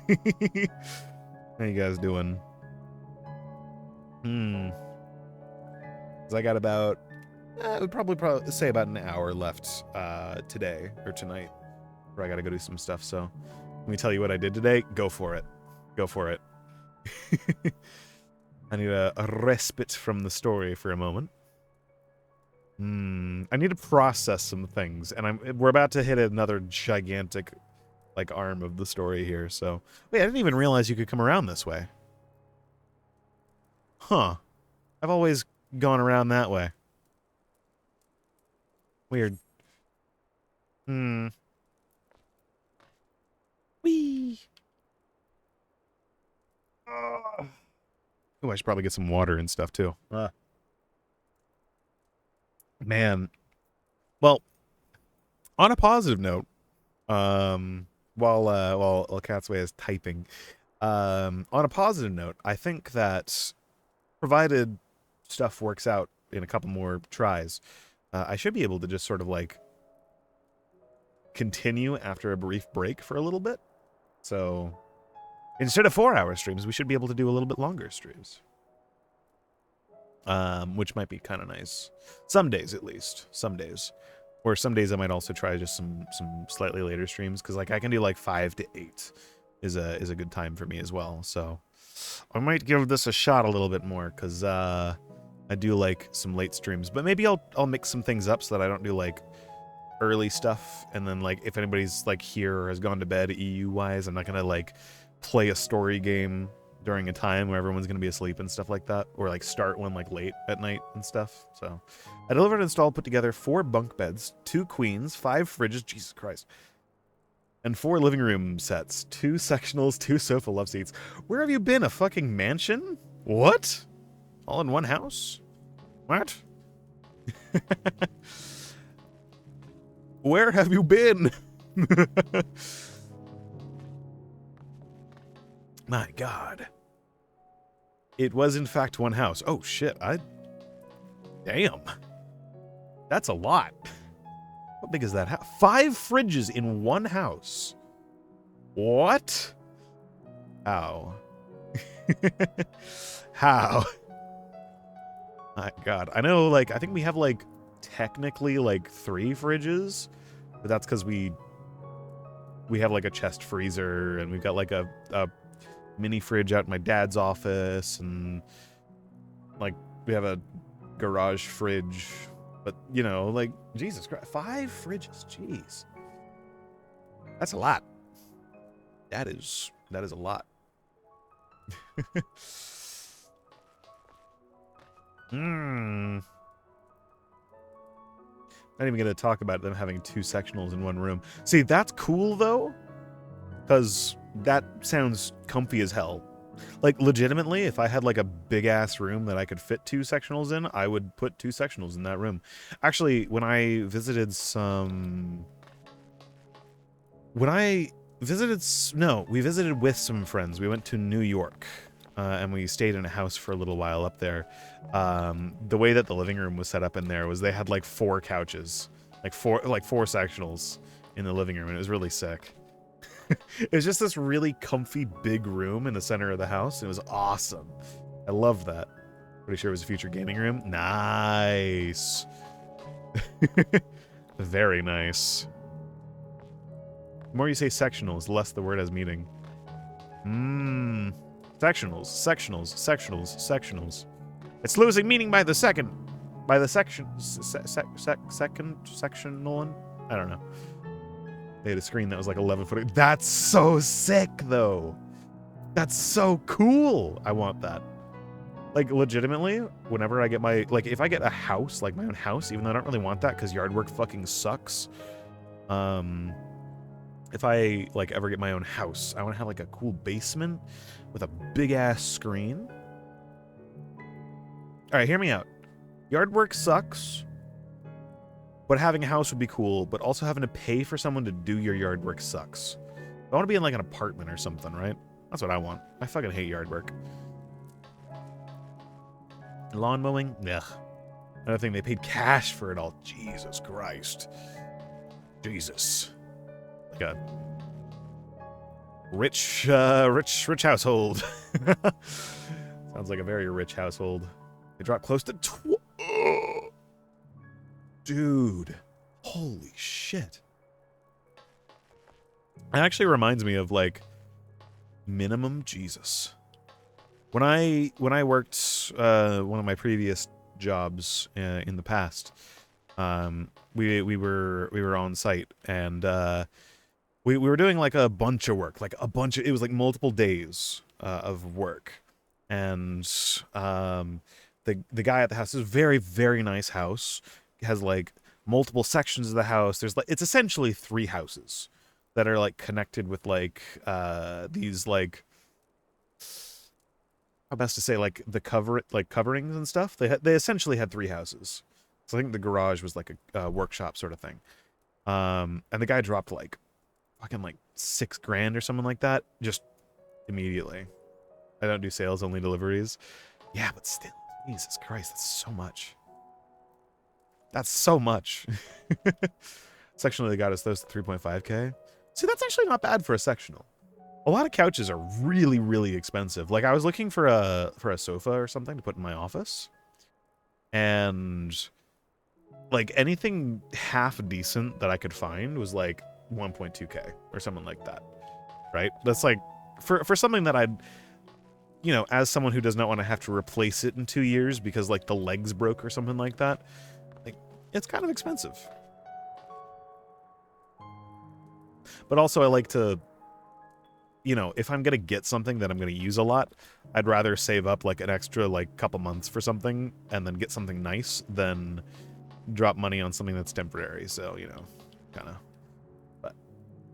but Jesus Christ, that's a lot. I never really understood just like, well, I get it because you can like order a bunch of stuff and it all matches and everything like that, but like, I guess if you have like a new house or something like that, like what my grandparents do because they've moved a couple times since I was born, and they like get like whole new furniture sometimes. It's like, oh yeah, let's just like get new stuff for like the entire living room. It's like, what the fuck? Huh? Probably 15K alone. Damn. Also, good mattresses can be pretty expensive. We have these like foam mattresses that we got for like a spare bed because we needed an extra bed a little while back. And they were like pretty expensive for like some they're super comfortable, but they were like pretty expensive. Cool gel memory foam. Dude, I need that. My mattress that I'm sleeping on right now is like 25 years old. Like, I have a queen mattress, which is freaking awesome, but it's so old. But so super high end. Jesus. That sounds so comfy. I love that. I want that. I want that. Give it to me now.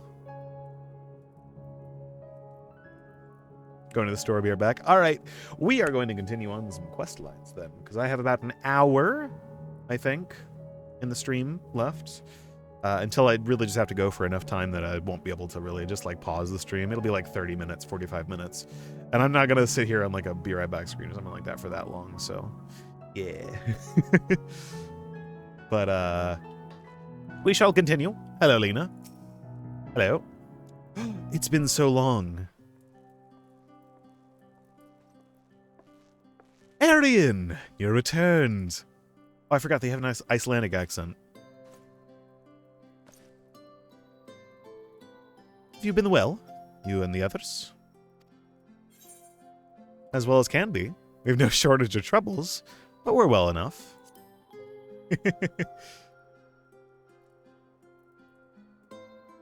And things are much the same for you as they were here.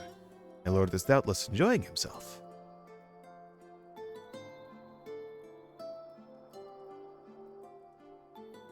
He said this to you? These exact words? Oh. To know that he is happy. I'm just going to stop the accent. Know that he is happy. It fills my heart with joy. Thank you, Arian, for taking care of him. Did we ever come back and tell them that he arrived safe inside? Have they been worrying this entire time? Because he can't ever come back here. Did we ever come back here and just say, hey, you know, everything went well, everything's good? We must have. When next you see him, please tell him not to overexert himself, futile a request though it is. And tell him that all is well here. The peace you gifted us continues, and we work hard to build new lives for ourselves. Of course, of this we occasionally bicker. In the course of this, we occasionally bicker. But we've never been more optimistic for the morrow. If I had to mention one dilemma, it would be the question of our governance. Even as we speak, debate rages on over how we should run the city in the Exarch's absence. Most are of a mind that the settlement council should continue to oversee the general running of the Crystarium, while representatives are elected to determine policy and handle diplomacy.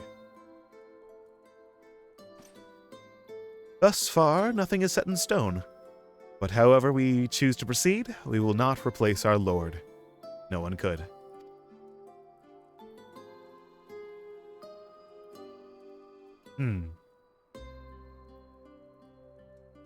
Have we recently observed any unusual phenomena?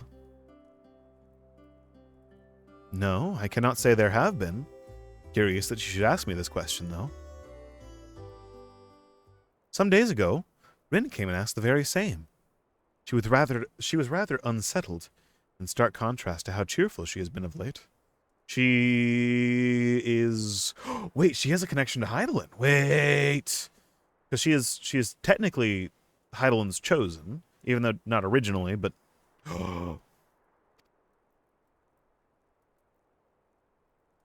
Rin has been dedicating herself to the restoration of the empty, you see.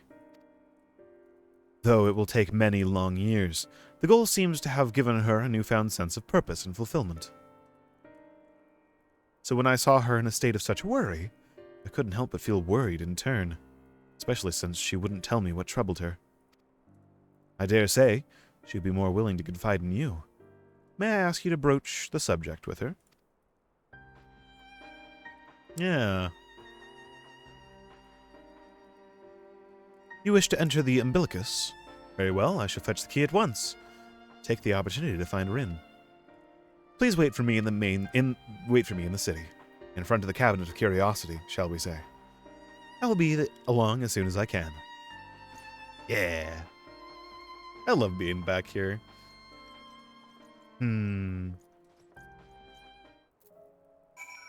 Is very nice. Honestly, I love the scenery of, like, everything here. So, even though it is kind of weird, because everything is still, like, technically bleached. Kind of. But, oh, it's so cool, man. Some of my favorite zones in the whole place. But that's mostly because there's a lot of reasons. There's a bunch of stuff that was scrapped to let us have all this, so. Reminder to those who don't play FF. This game originally was out for the PS3. Like the early expansions and stuff, the reason why like a lot of the stuff is still like pretty primitive in general is because a lot of the early stuff originally ran on the PS3. It was only until Stormblood that we got the PS4, and then we dropped 32-bit.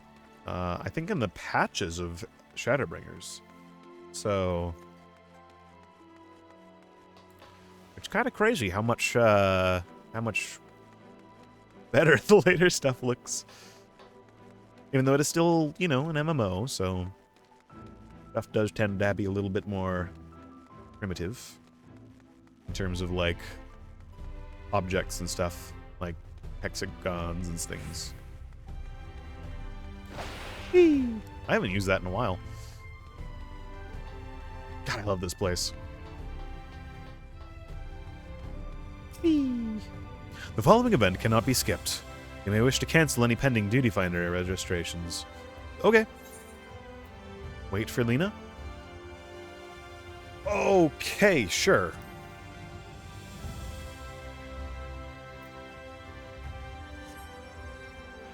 Alright.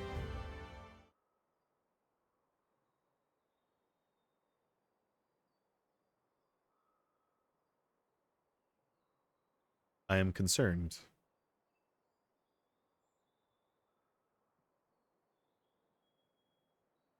Do my old eyes deceive? Is that truly Aryan? Ah, hello! Ha! It is! Full glad am I to see you hale and whole, my friend. What a wonderful surprise it is to have you back with us, and at this most opportune time. In case you haven't heard, we are planning to produce a tome chronicling events from the Flood to the Knight's Return. For this project, we intend to draw upon records kept by the world's peoples. Historical and contemporary first-hand accounts will be centerpiece to of the tome, but yours will be the one to crown them all. I've been asked to contribute a chapter on the soul, a subject that is key to understanding much of your endeavors. In the course of developing the spirit vessel, I gained valuable insights into travel beyond the rift. Knowledge that will allow me to attest to your existence and deeds. Yeah! We're just like casually gonna notify everyone that other worlds exist and everything? Okay. There's no end to the questions I would ask you, but if you could indulge me, just one for now. In your quest to restore the night, you face many a formidable foe. Among them, who offered you the greatest struggle?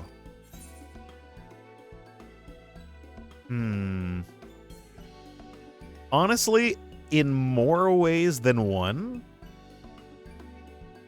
Hades. Because I actually felt really bad for everything. So, yeah, because I understood him. Ah, yes, Hades. He who sought to resurrect his ancient brethren. Why does this feel like a weird, like, Matrix event that's going on right here? This is weird. He who sought to resurrect his ancient brethren. He was the final obstacle in your quest to restore the night. Your battle in the depths of the Tempest, the stuff of epics. Yet, compelling as it is, I worry that mere words wouldn't do justice to that fateful confrontation. Not that we would think to omit it entirely, of course. No, at the very least, we will impress upon readers that it was the climax of your hero's journey. I know you'd love to talk her ear off, Morton. But we really should be on your way. His documents from Yulmore won't collect themselves. Of course. And afterwards, would you care to join me for tea? I was hoping you might clarify a few points in your treatise. Why are you giving death flags right now? I don't like this. Till next time, then. Do tell the others to look after themselves. Our overzealous friend, in particular, remind him not to overexert himself. Again and again, till his ears fall off, if that's what it takes for him to take it to heart. Bye! Oh, it was nice to see you both.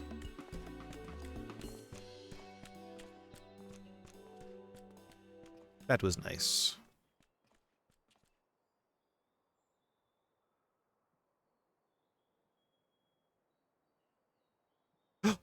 Is that the Warrior of Darkness? Hello, children. It's her. It's really her. What are you doing here? If you're going to battle, I can give you some medicine. I made it myself. Oh, it's the kid from the end of Shatterbridge. Nice. Best not, Ricky. You'd only give her a stomachache. We come to see Morin to get his advice. Why are they... Okay. I feel like they're reacquainting me with the world here, and then they're going to absolutely obliterate everything. Or maybe they're just upping the stakes. One of the guard finally agreed to teach us how to fight. But first, we need to choose a fighting style. Well, I know I want to be a mage. Arkle isn't sure. Magic isn't really my thing, so I was kind of thinking of taking up an axe. Or the sword, or maybe the bow. They all seem alright, but it's so hard to decide, so I thought I'd ask Morin. He knows a lot about a lot of things. He isn't here? Aw. Oh! Why don't you have the Warrior of Darkness choose for you? Oh, no. What do you think suits Arkle best? Axe, sword, or bow? Why am I, like, on edge for everything? My first, like, thought was, like, oh, no, if I pick wrong here, he's gonna die horribly in a little while. For smiting your opponent, an axe. For protecting your friends, the sword. For fighting and hunting both, the bow. For protecting your friends, the sword. The sword? If you took up the sword, you could be just like... Brandon, the Warrior of Light. I love that tale. Let's borrow the book today. Wait, what? It's really popular, though. I hope it's still there. Thanks for helping me decide, Warrior of Darkness. I'll start with that style. Maybe try something else later on. And when I get really strong, I hope I have a bout with you. And then the time between planes shifts, and it's 800 years later.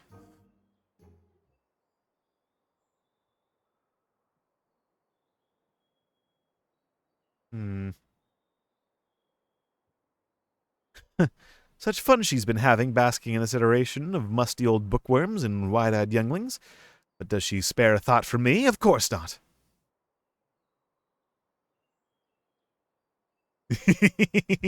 I know. I waited and waited and waited, but she won't so much as acknowledge the presence of her beautiful branch, even though they're right here. Such a heartless thing our sapling is. Cold and cruel and heartless. Hey, Phil. Oh, faithful Phil, loveliest of branches, how I have missed you. Don't you have more important things to do, your majesty? I have no end of important tasks to ascend to, but unlike some, I know what my priorities should be. And since when did my sapling become a twisted old tree that says such unkind things? But disappointed as I am, I'll overlook it just this once. I know you have a lot on your mind right now. So, my adorable sapling, the world is on the verge of destruction, is it? How do I know this? Joined as we are, spying on you is as simple as sliding down the back of a rainbow. Would that I could aid in your quest. But the fate of we Fey folk is bound to that of the star. Whither it goes, so too do we follow. Such is our way.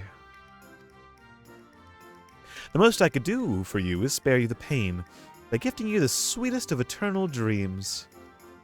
But if escape's not to your liking, then you must struggle with your fellow mortals. Ah, but here are the ones you were waiting for. I wonder what manner of conclusion awaits at tale's end.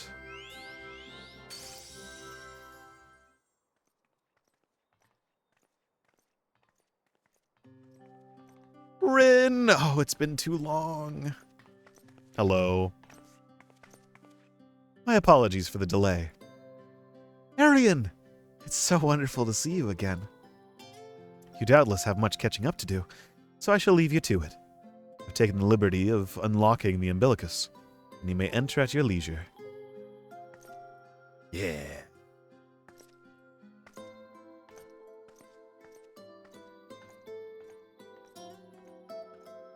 Oh, okay. All right. Now we get down to business. I'm relieved to hear that everyone is well.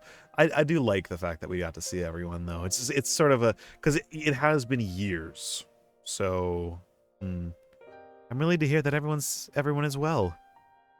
I've had this feeling, like a pit in my stomach, and I was afraid that something might have happened. Maybe I'm overthinking things, but it's just that I'm the Oracle of Light, but I've never spoken with Heidelin. Never once heard her call. Even so, I've always had this feeling deep inside me, a connection to something immense. These past few days, though, that connection has wavered, as if that immense something was distant, then close, then distant again. Then, the other night, I was jolted awake by the feeling it had been completely severed. Oh, that's not good. Wanting some fresh air, I went to open the window, and to my horror, the sky was ablaze, like during the star shower. That didn't actually happen, did it? But then I blinked, and everything was normal. The next day, no one said a thing. No one else had seen what I had seen. As far as I could tell, nothing was out of the ordinary. I began to wonder if it was a figment of a half-remembered dream. We should tell her. Arian? What are you not telling me? I have to know. Please. Doesn't matter how terrible it is. Well, the world's ending. So, yeah. Yeah. I don't know if we should be talking about this in the open, though. It wasn't my imagination, then. The doom we witnessed in Amarat has come again. I can't believe it. Like I told you before, all is well here in the First. So don't worry about us. Please, look only to the threat before you. We're fine right now, and even if we weren't, we've learned how to survive. Well, they have been through something extremely similar. Should the final days reach us here as well, you may be assured we won't go quietly.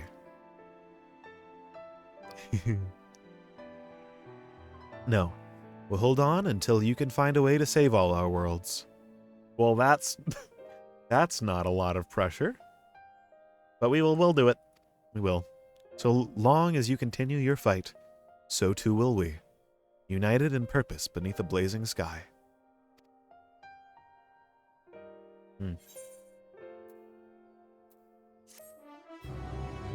Yeah.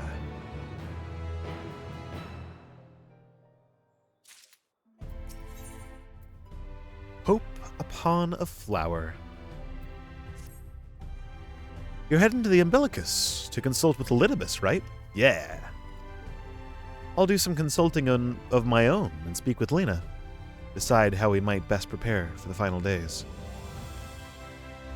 So it's farewell for now, but we'll see each other again, I'm certain of it.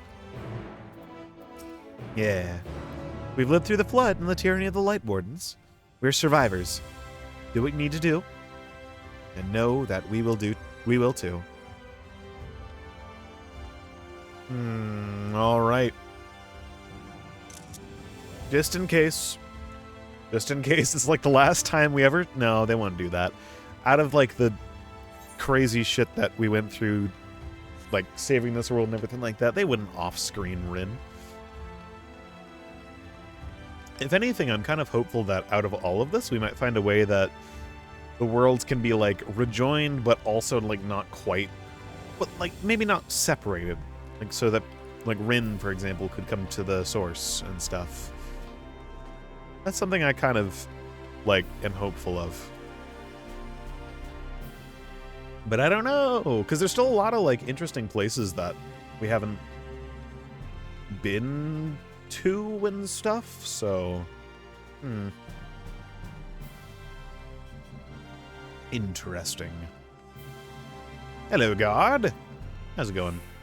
I like how there's just a person back here. That's nice. Ah, Mistress Arian, welcome back. The captain has told me all. Give the word and I will show you to the ocular. Yeah, it's been so long.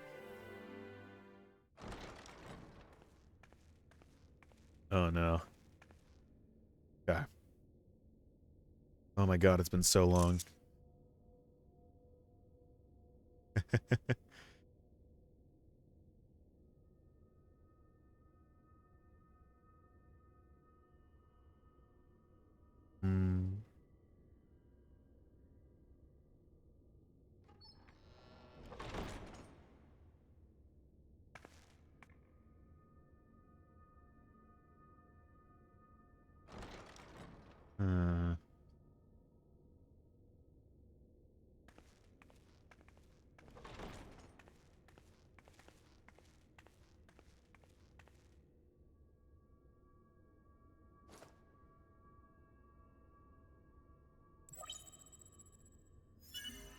Biometric authentication complete. Please state your business. I wish to speak with the Elidibus, please.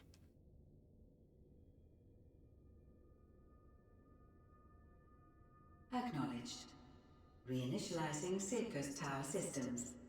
Searching for Elidibus entity.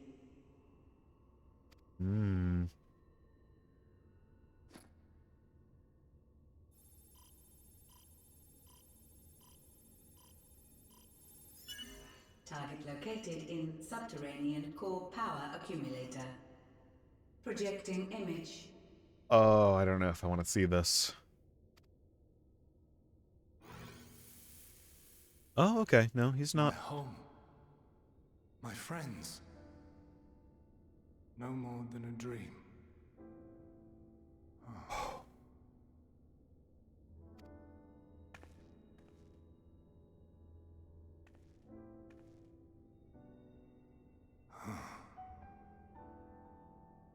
You.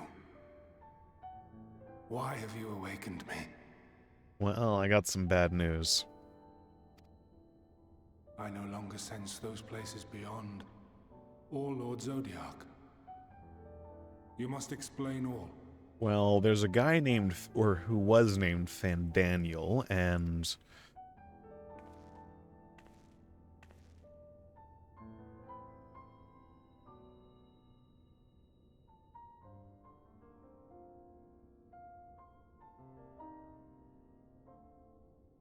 So, he is fallen, and my brethren's souls returned to the star. Yep.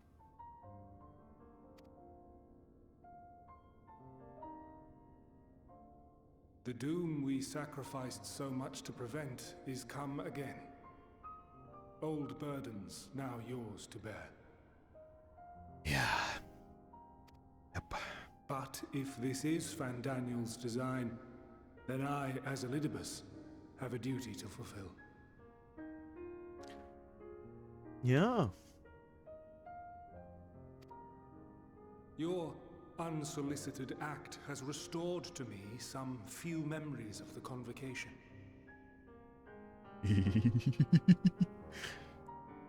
Such knowledge as I have, I will share. Okay. Sorry. Why apologize for receiving a favor of the defeated? If it sits ill, consider it payment for freeing Lord Zodiac from servitude.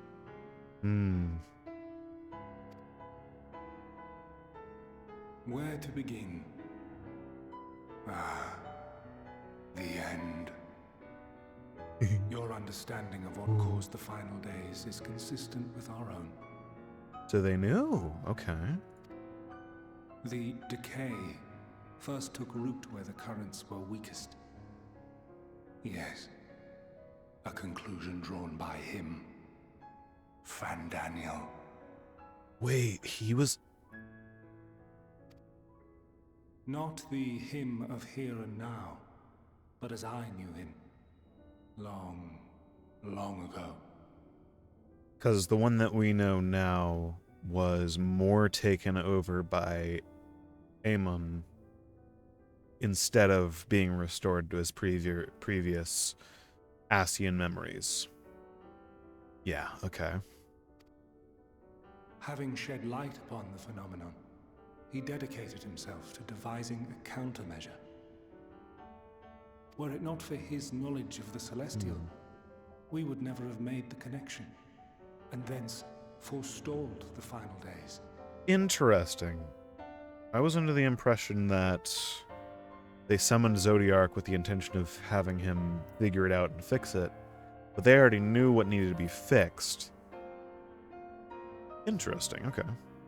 And though he inherited that noble soul, how different this last incarnation. So consumed by self-loathing and hate.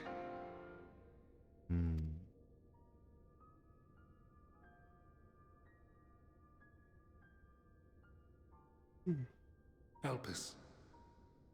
Yes, the name is familiar to me. Ooh.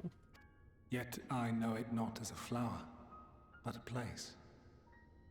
A testing facility for determining which of our creations were fit to be released into the world. Oh.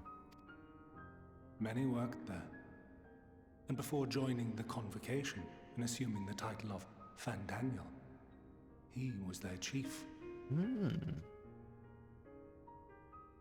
I didn't... Okay. He was Hermes. Hermes.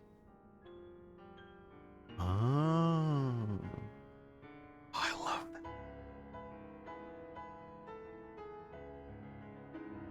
that. That is all I know. Interesting. The crystals tell little of the lives the 14 led prior to their induction. Elpis itself would tell even less. Nary a ruin has survived. I wonder if Heidelin would counter that with maybe she hid it somewhere or something like that. Huh? Wait. I saw you there. In Elpis. Oh. Oh, he's figuring it out. No. I did not. But I did. I did. A lingering trace of impossibility. Because we figured this out a while back. And a truth that fills my heart.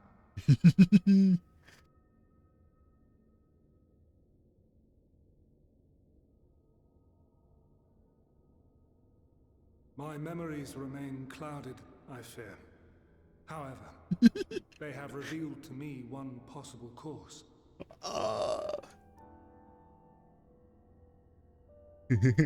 Sorry.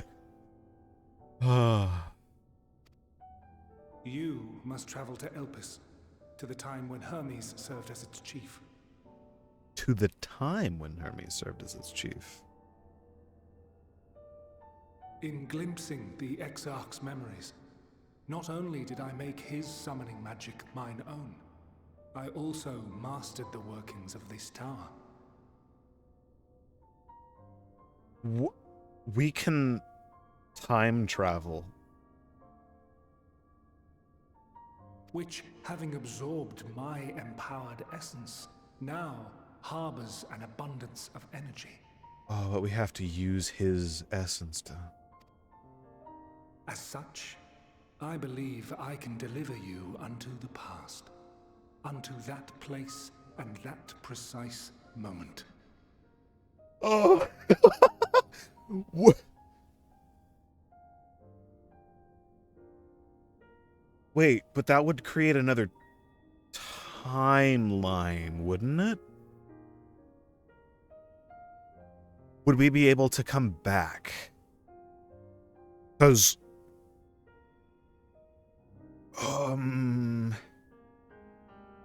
I guess that would answer a question we've had for a while of what happened to Graha's original timeline if we were able to come back here. But oh.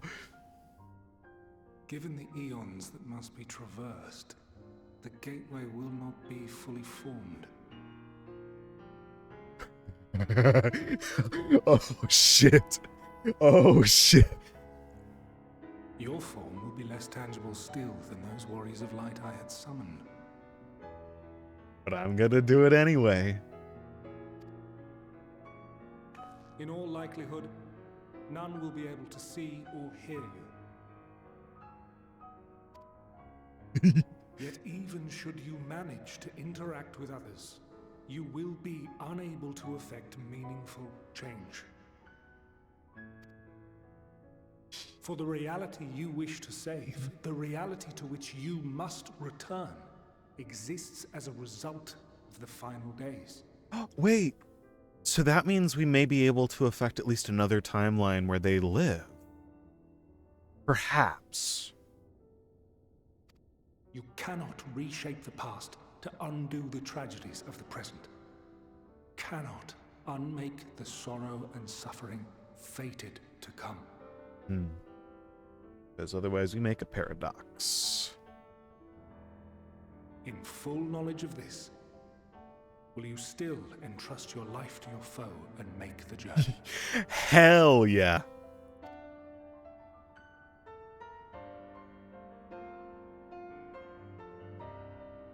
Yeah. Very well. I shall cast you unto the river of time. Let this be my final act. Okay. You must input the commands. I no longer have the authority. First, you must reconfigure the systems, that the tower's ether may be channeled for the magic.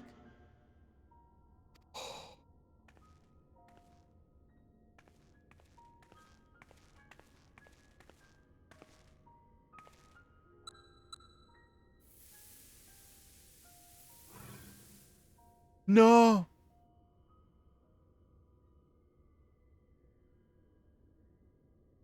The preparations are complete. The gateway will soon open. Return at once to the ocular.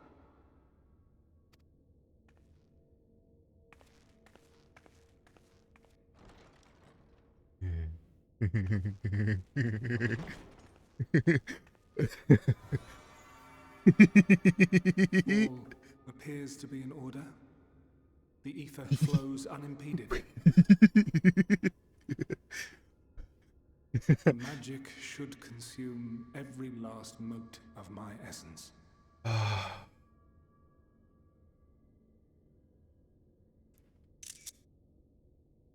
sorry a little bit, Elidibus. Man. Why are you surprised? Did I not say that this will be my final act? Lord Zodiac is no more.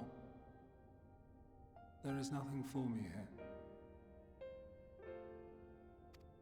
But still. The ones I love and long to see again are waiting in that promised land, beyond memory and dream.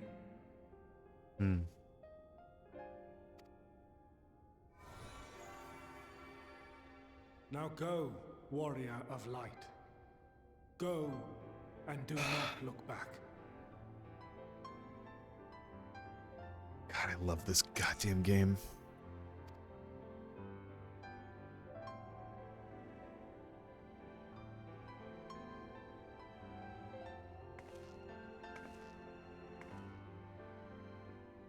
Well, Heidelin, I take my leave of you. Yours is the mantle of the last of us. May you have the joy of it. The burden and the solitude. It falls to you now. You and your champion to save our star.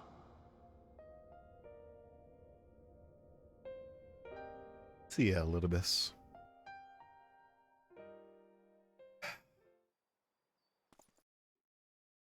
Oh, shit.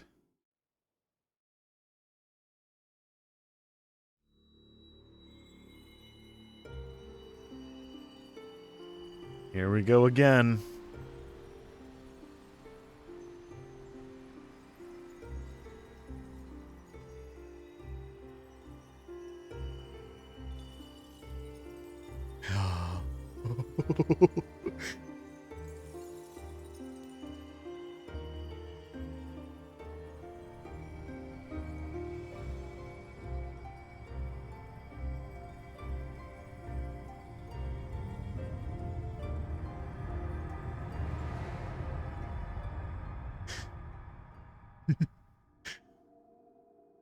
Oh.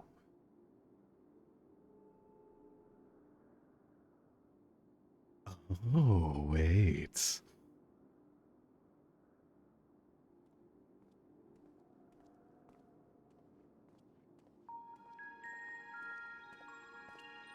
Oh. Oh.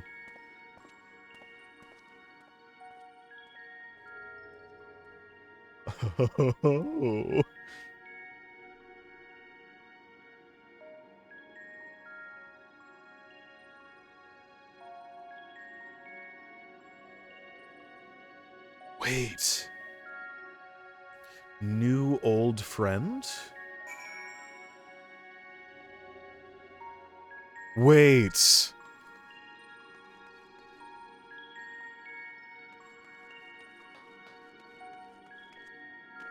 Aetheryte-like device? Am I able to attune to this? The device is reminiscent of an Aetheryte. Perhaps it is possible to attune to it. Wait. Despite attempting to channel and focus your energies, you fail to attune with the device. You can only assume it operates differently. I assume I'm not going to be able to talk with you. The man stands dutifully by the Aetheryte-like device. A guide for this facility in all likelihood. You attempt to get the man's attention, but if he sees or hears you, he gives absolutely no indication. As Elidibus warned, it appears your form is intangible.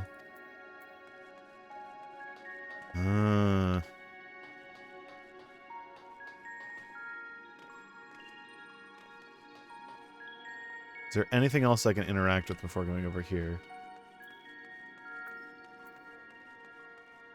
Oh, you don't have your mask on. Interesting. This is the right place, yes? Propelion? Propelion? Judging by the woman's words, this facility is called Propelion. Propelion. Poke. You attempt to gently prod the woman to attract her attention, but feel nothing, and it seems neither does she. So I am in the past right now, but in a very weird way. Hello. Let me just sweep up a little bit here.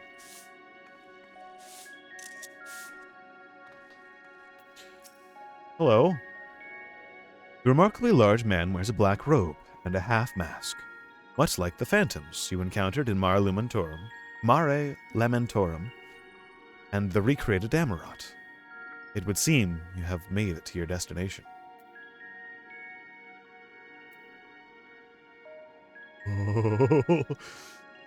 You gesticulate wildly and shout all manner of greetings and obscenities, but the man does not so much as glance in your general direction. I'm like Hardbert was. I'm just sort of like a shade that's here but not here, only visible to... Wait, okay. I have an idea of what's going to happen, though I'm not going to say. Because if it is like Ardbert, then you suspect this door leads outside. But how to open it?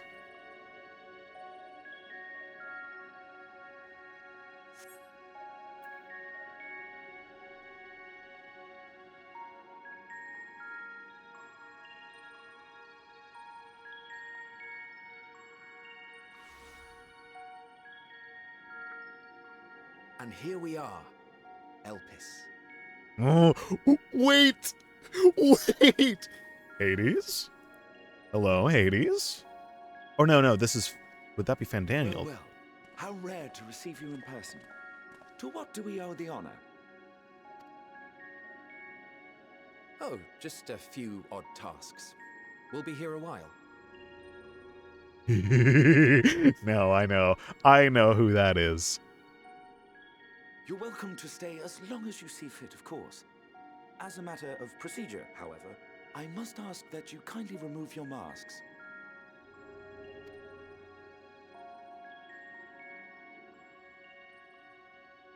Come now.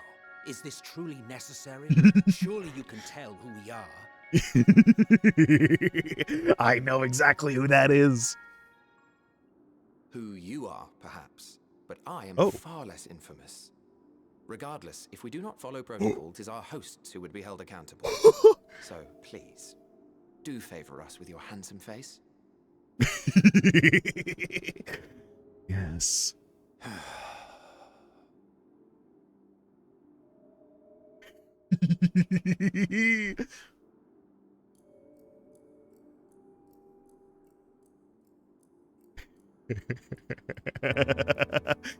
Yes. Hello.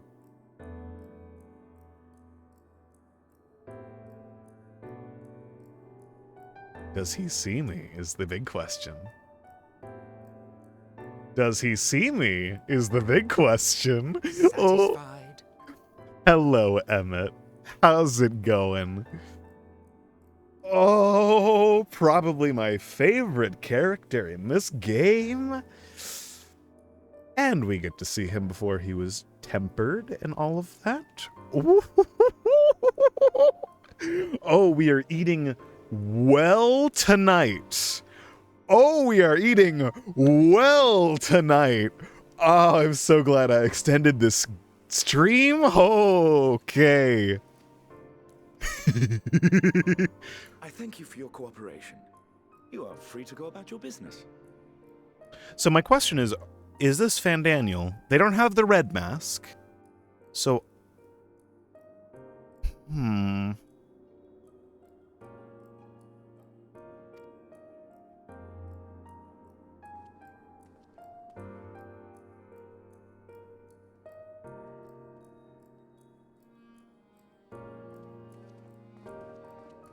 Is he going to look over in my direction again?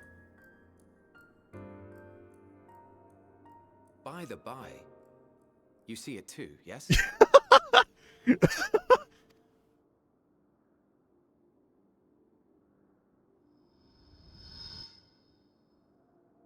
I haven't the foggiest what you're talking about.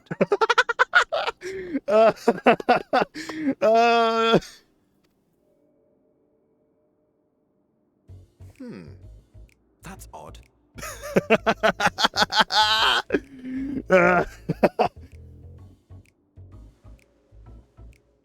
It's right here. A bit thin in the ether, but there's no mistaking it. The color of its soul is almost identical to Azem's. Oh, yes. Yes. Do you suppose she created it? Rather unusual for a familiar to have a soul, though.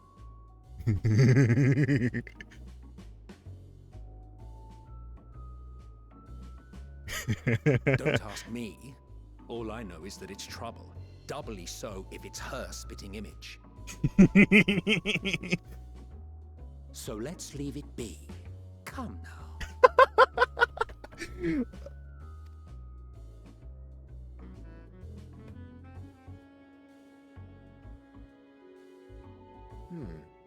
It's trying to say something. But it's literally too intangible to form words.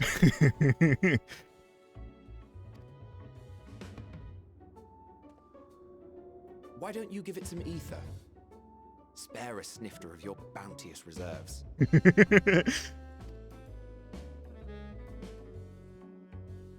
Who do you take me for? Hey, we're best friends in the future. Hey. Why, a dear friend, of course. One who wouldn't let acts of kindness, such as my accompanying him on errands to far-flung outposts, go unrewarded?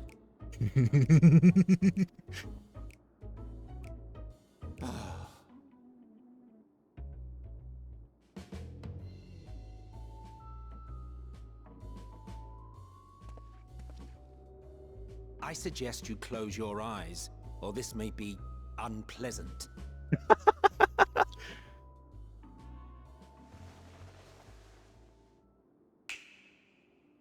He did the snap! Let's go! Oh, please tell me I'm full height now. Please tell me. I am not just a little munchkin. You may open your eyes. Hmm.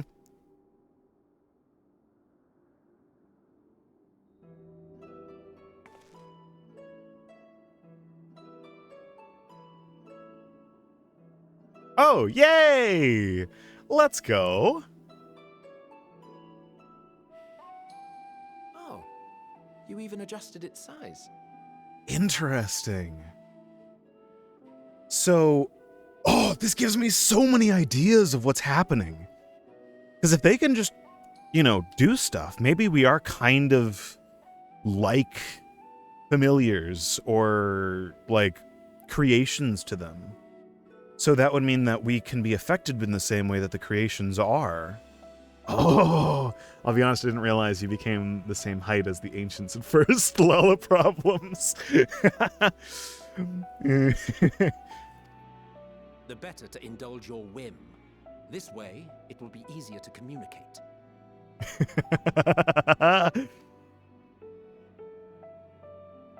How very thoughtful of you. And may I applaud your artful reinforcement. So,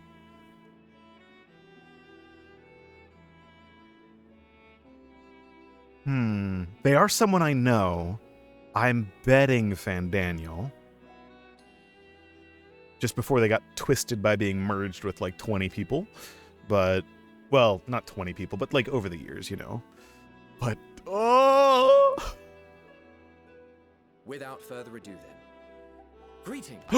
I No! am Elidibus, Chief of the Bureau of the Architect. Fuck! It's Hythlodeus. Hythlodeus. Oh, shit. Okay. All right. Okay. Sulking beside me is the most honorable Emmett Selk of the Convocation of 14. And how might we address you, my new friend? A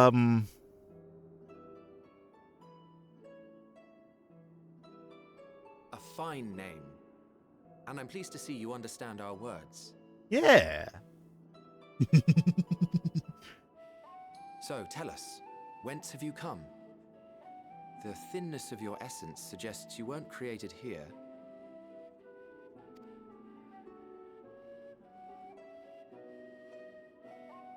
You do not know? Or cannot say? Allow me to ask a different question then.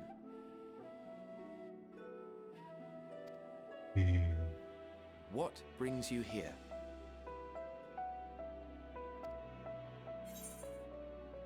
I seek a man named Hermes.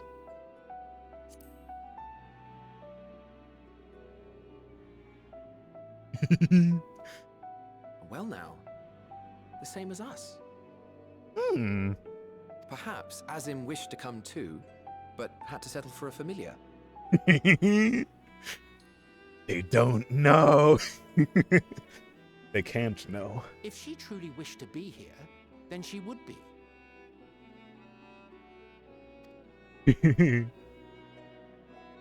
Right you are. My apologies if we've given offense. The two of us can discern the color of souls, you see, and yours happens to resemble that of a friend. 'Cause we are. 'Cause we are. And with your purpose matching our own besides, we jumped to a hasty conclusion. I wonder if we still have the Crystal of Azem here. 'Cause if we do, that would be very interesting, and I wonder if it's going to come up. We are here to speak with Hermes, the chief overseer of this facility, which we also intend to tour in order to gain greater insight into the man's work.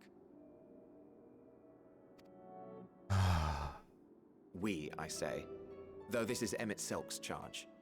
I am here only to serve as his guide. And I should be happy to serve as yours as well, by way of an apology for the misunderstanding. Wait, are you suggesting that we bring it along on official business? It? This well. thing we know next to nothing about? It? Excuse me, I'm standing right here. If you harbor suspicions, better to keep it close than leave it to its own devices. Wouldn't you agree? Okay. We're going to be in proper Emerald, aren't we? Having a mysterious life form in tow is the norm rather than the exception here.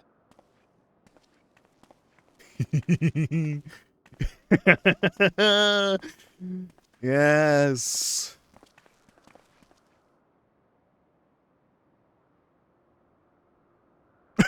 Welcome, my friends, to the testing ground of creation at Heaven's Edge, Elpis. What the fuck? The world unsundered. Elpis.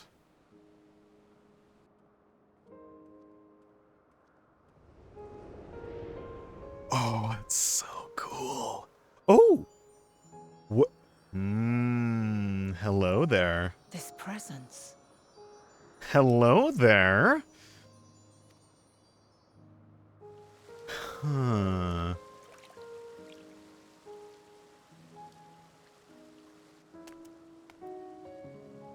Hermes! Visitors! We have visitors! Axolotls. That's cute.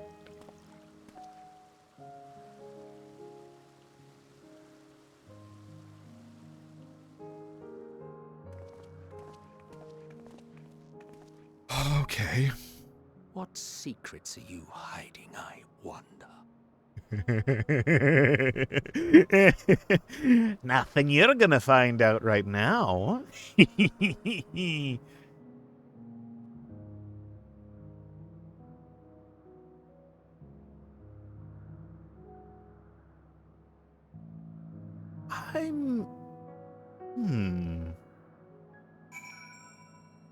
Oh.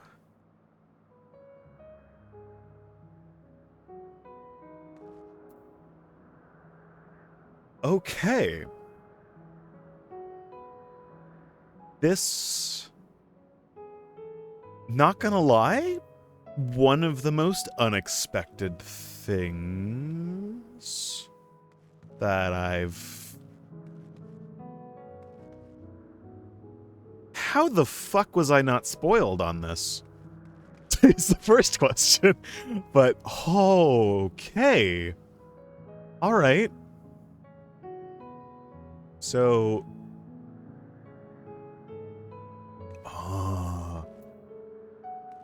Okay.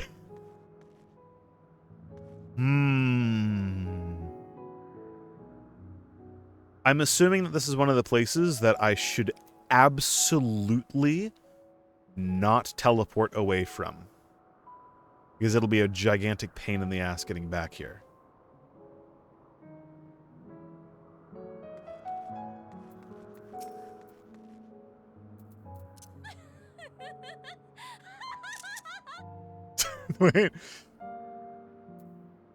Wait. Good luck ending your walk. I'm going to do something productive, I hope. Good luck doing things productive. I have, not too much longer, so... There we go. Alright.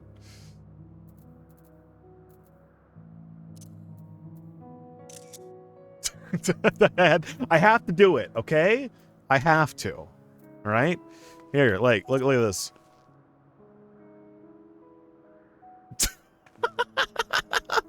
I have to. It's a necessity.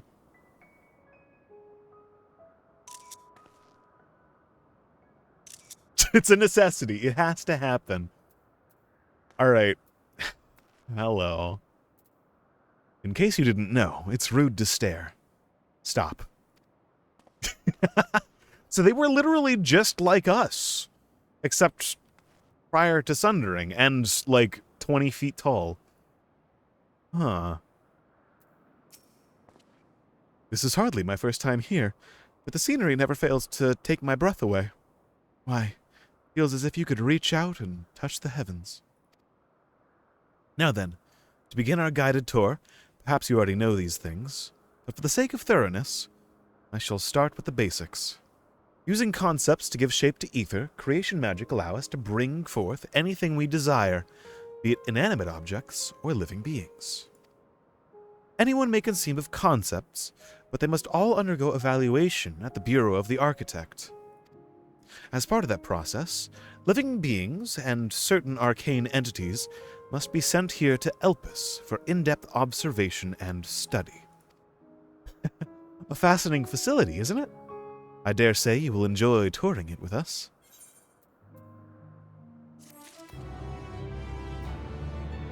I desperately do not want to have to end here. Like, desperately do not want to have to end here. But I have some things I need to take care of tonight. So, what I will do is I will do an extension, and I will try to stream tomorrow as well. I will add an extra day, and I will try to make that the norm. I love how Emmett's just like looking at me. I love that. He's just like, what's going on over there? But yeah, I think this is where I'm going to have to end it. I will try to stream tomorrow. If I cannot, then we shall continue this next Friday. No matter how much it is going to pain me, because I am going to want to play through the rest of this game in one go now. Because holy shit! This is so cool! What the fuck? Huh? It's just... We're just in the past now, and they've... Like, I'm not just like some like shade or anything here anymore. I'm like actually here. Like, I exist here now, prior to the sundering. It's kind of, that's so sick. Oh, okay. I also do see Aetheryte, so I think it's possible to teleport here. But, oh my god, I am going to lose my shit. I am losing my shit. I am losing my goddamn mind right now. That is what is happening right now. I am absolutely losing my goddamn mind. All of everything is going to be revealed. Everything. What the fuck? Okay. Okay. So yeah. Thank you all ever so much for watching today. This has happened now. This is a thing that's happening now. So I'm gonna go for a bit, process things, and yeah, we may have a stream tomorrow at 1 p.m. Eastern. So like +6 for like Sweden, +5 for like UK time. And I will attempt to not finish this expansion tonight off stream. I'm gonna have to hold myself back so hard. Holy shit. But yeah. Oh my god, thank you guys so much for watching, and I'll check you guys later, all right? Why? Why? Why?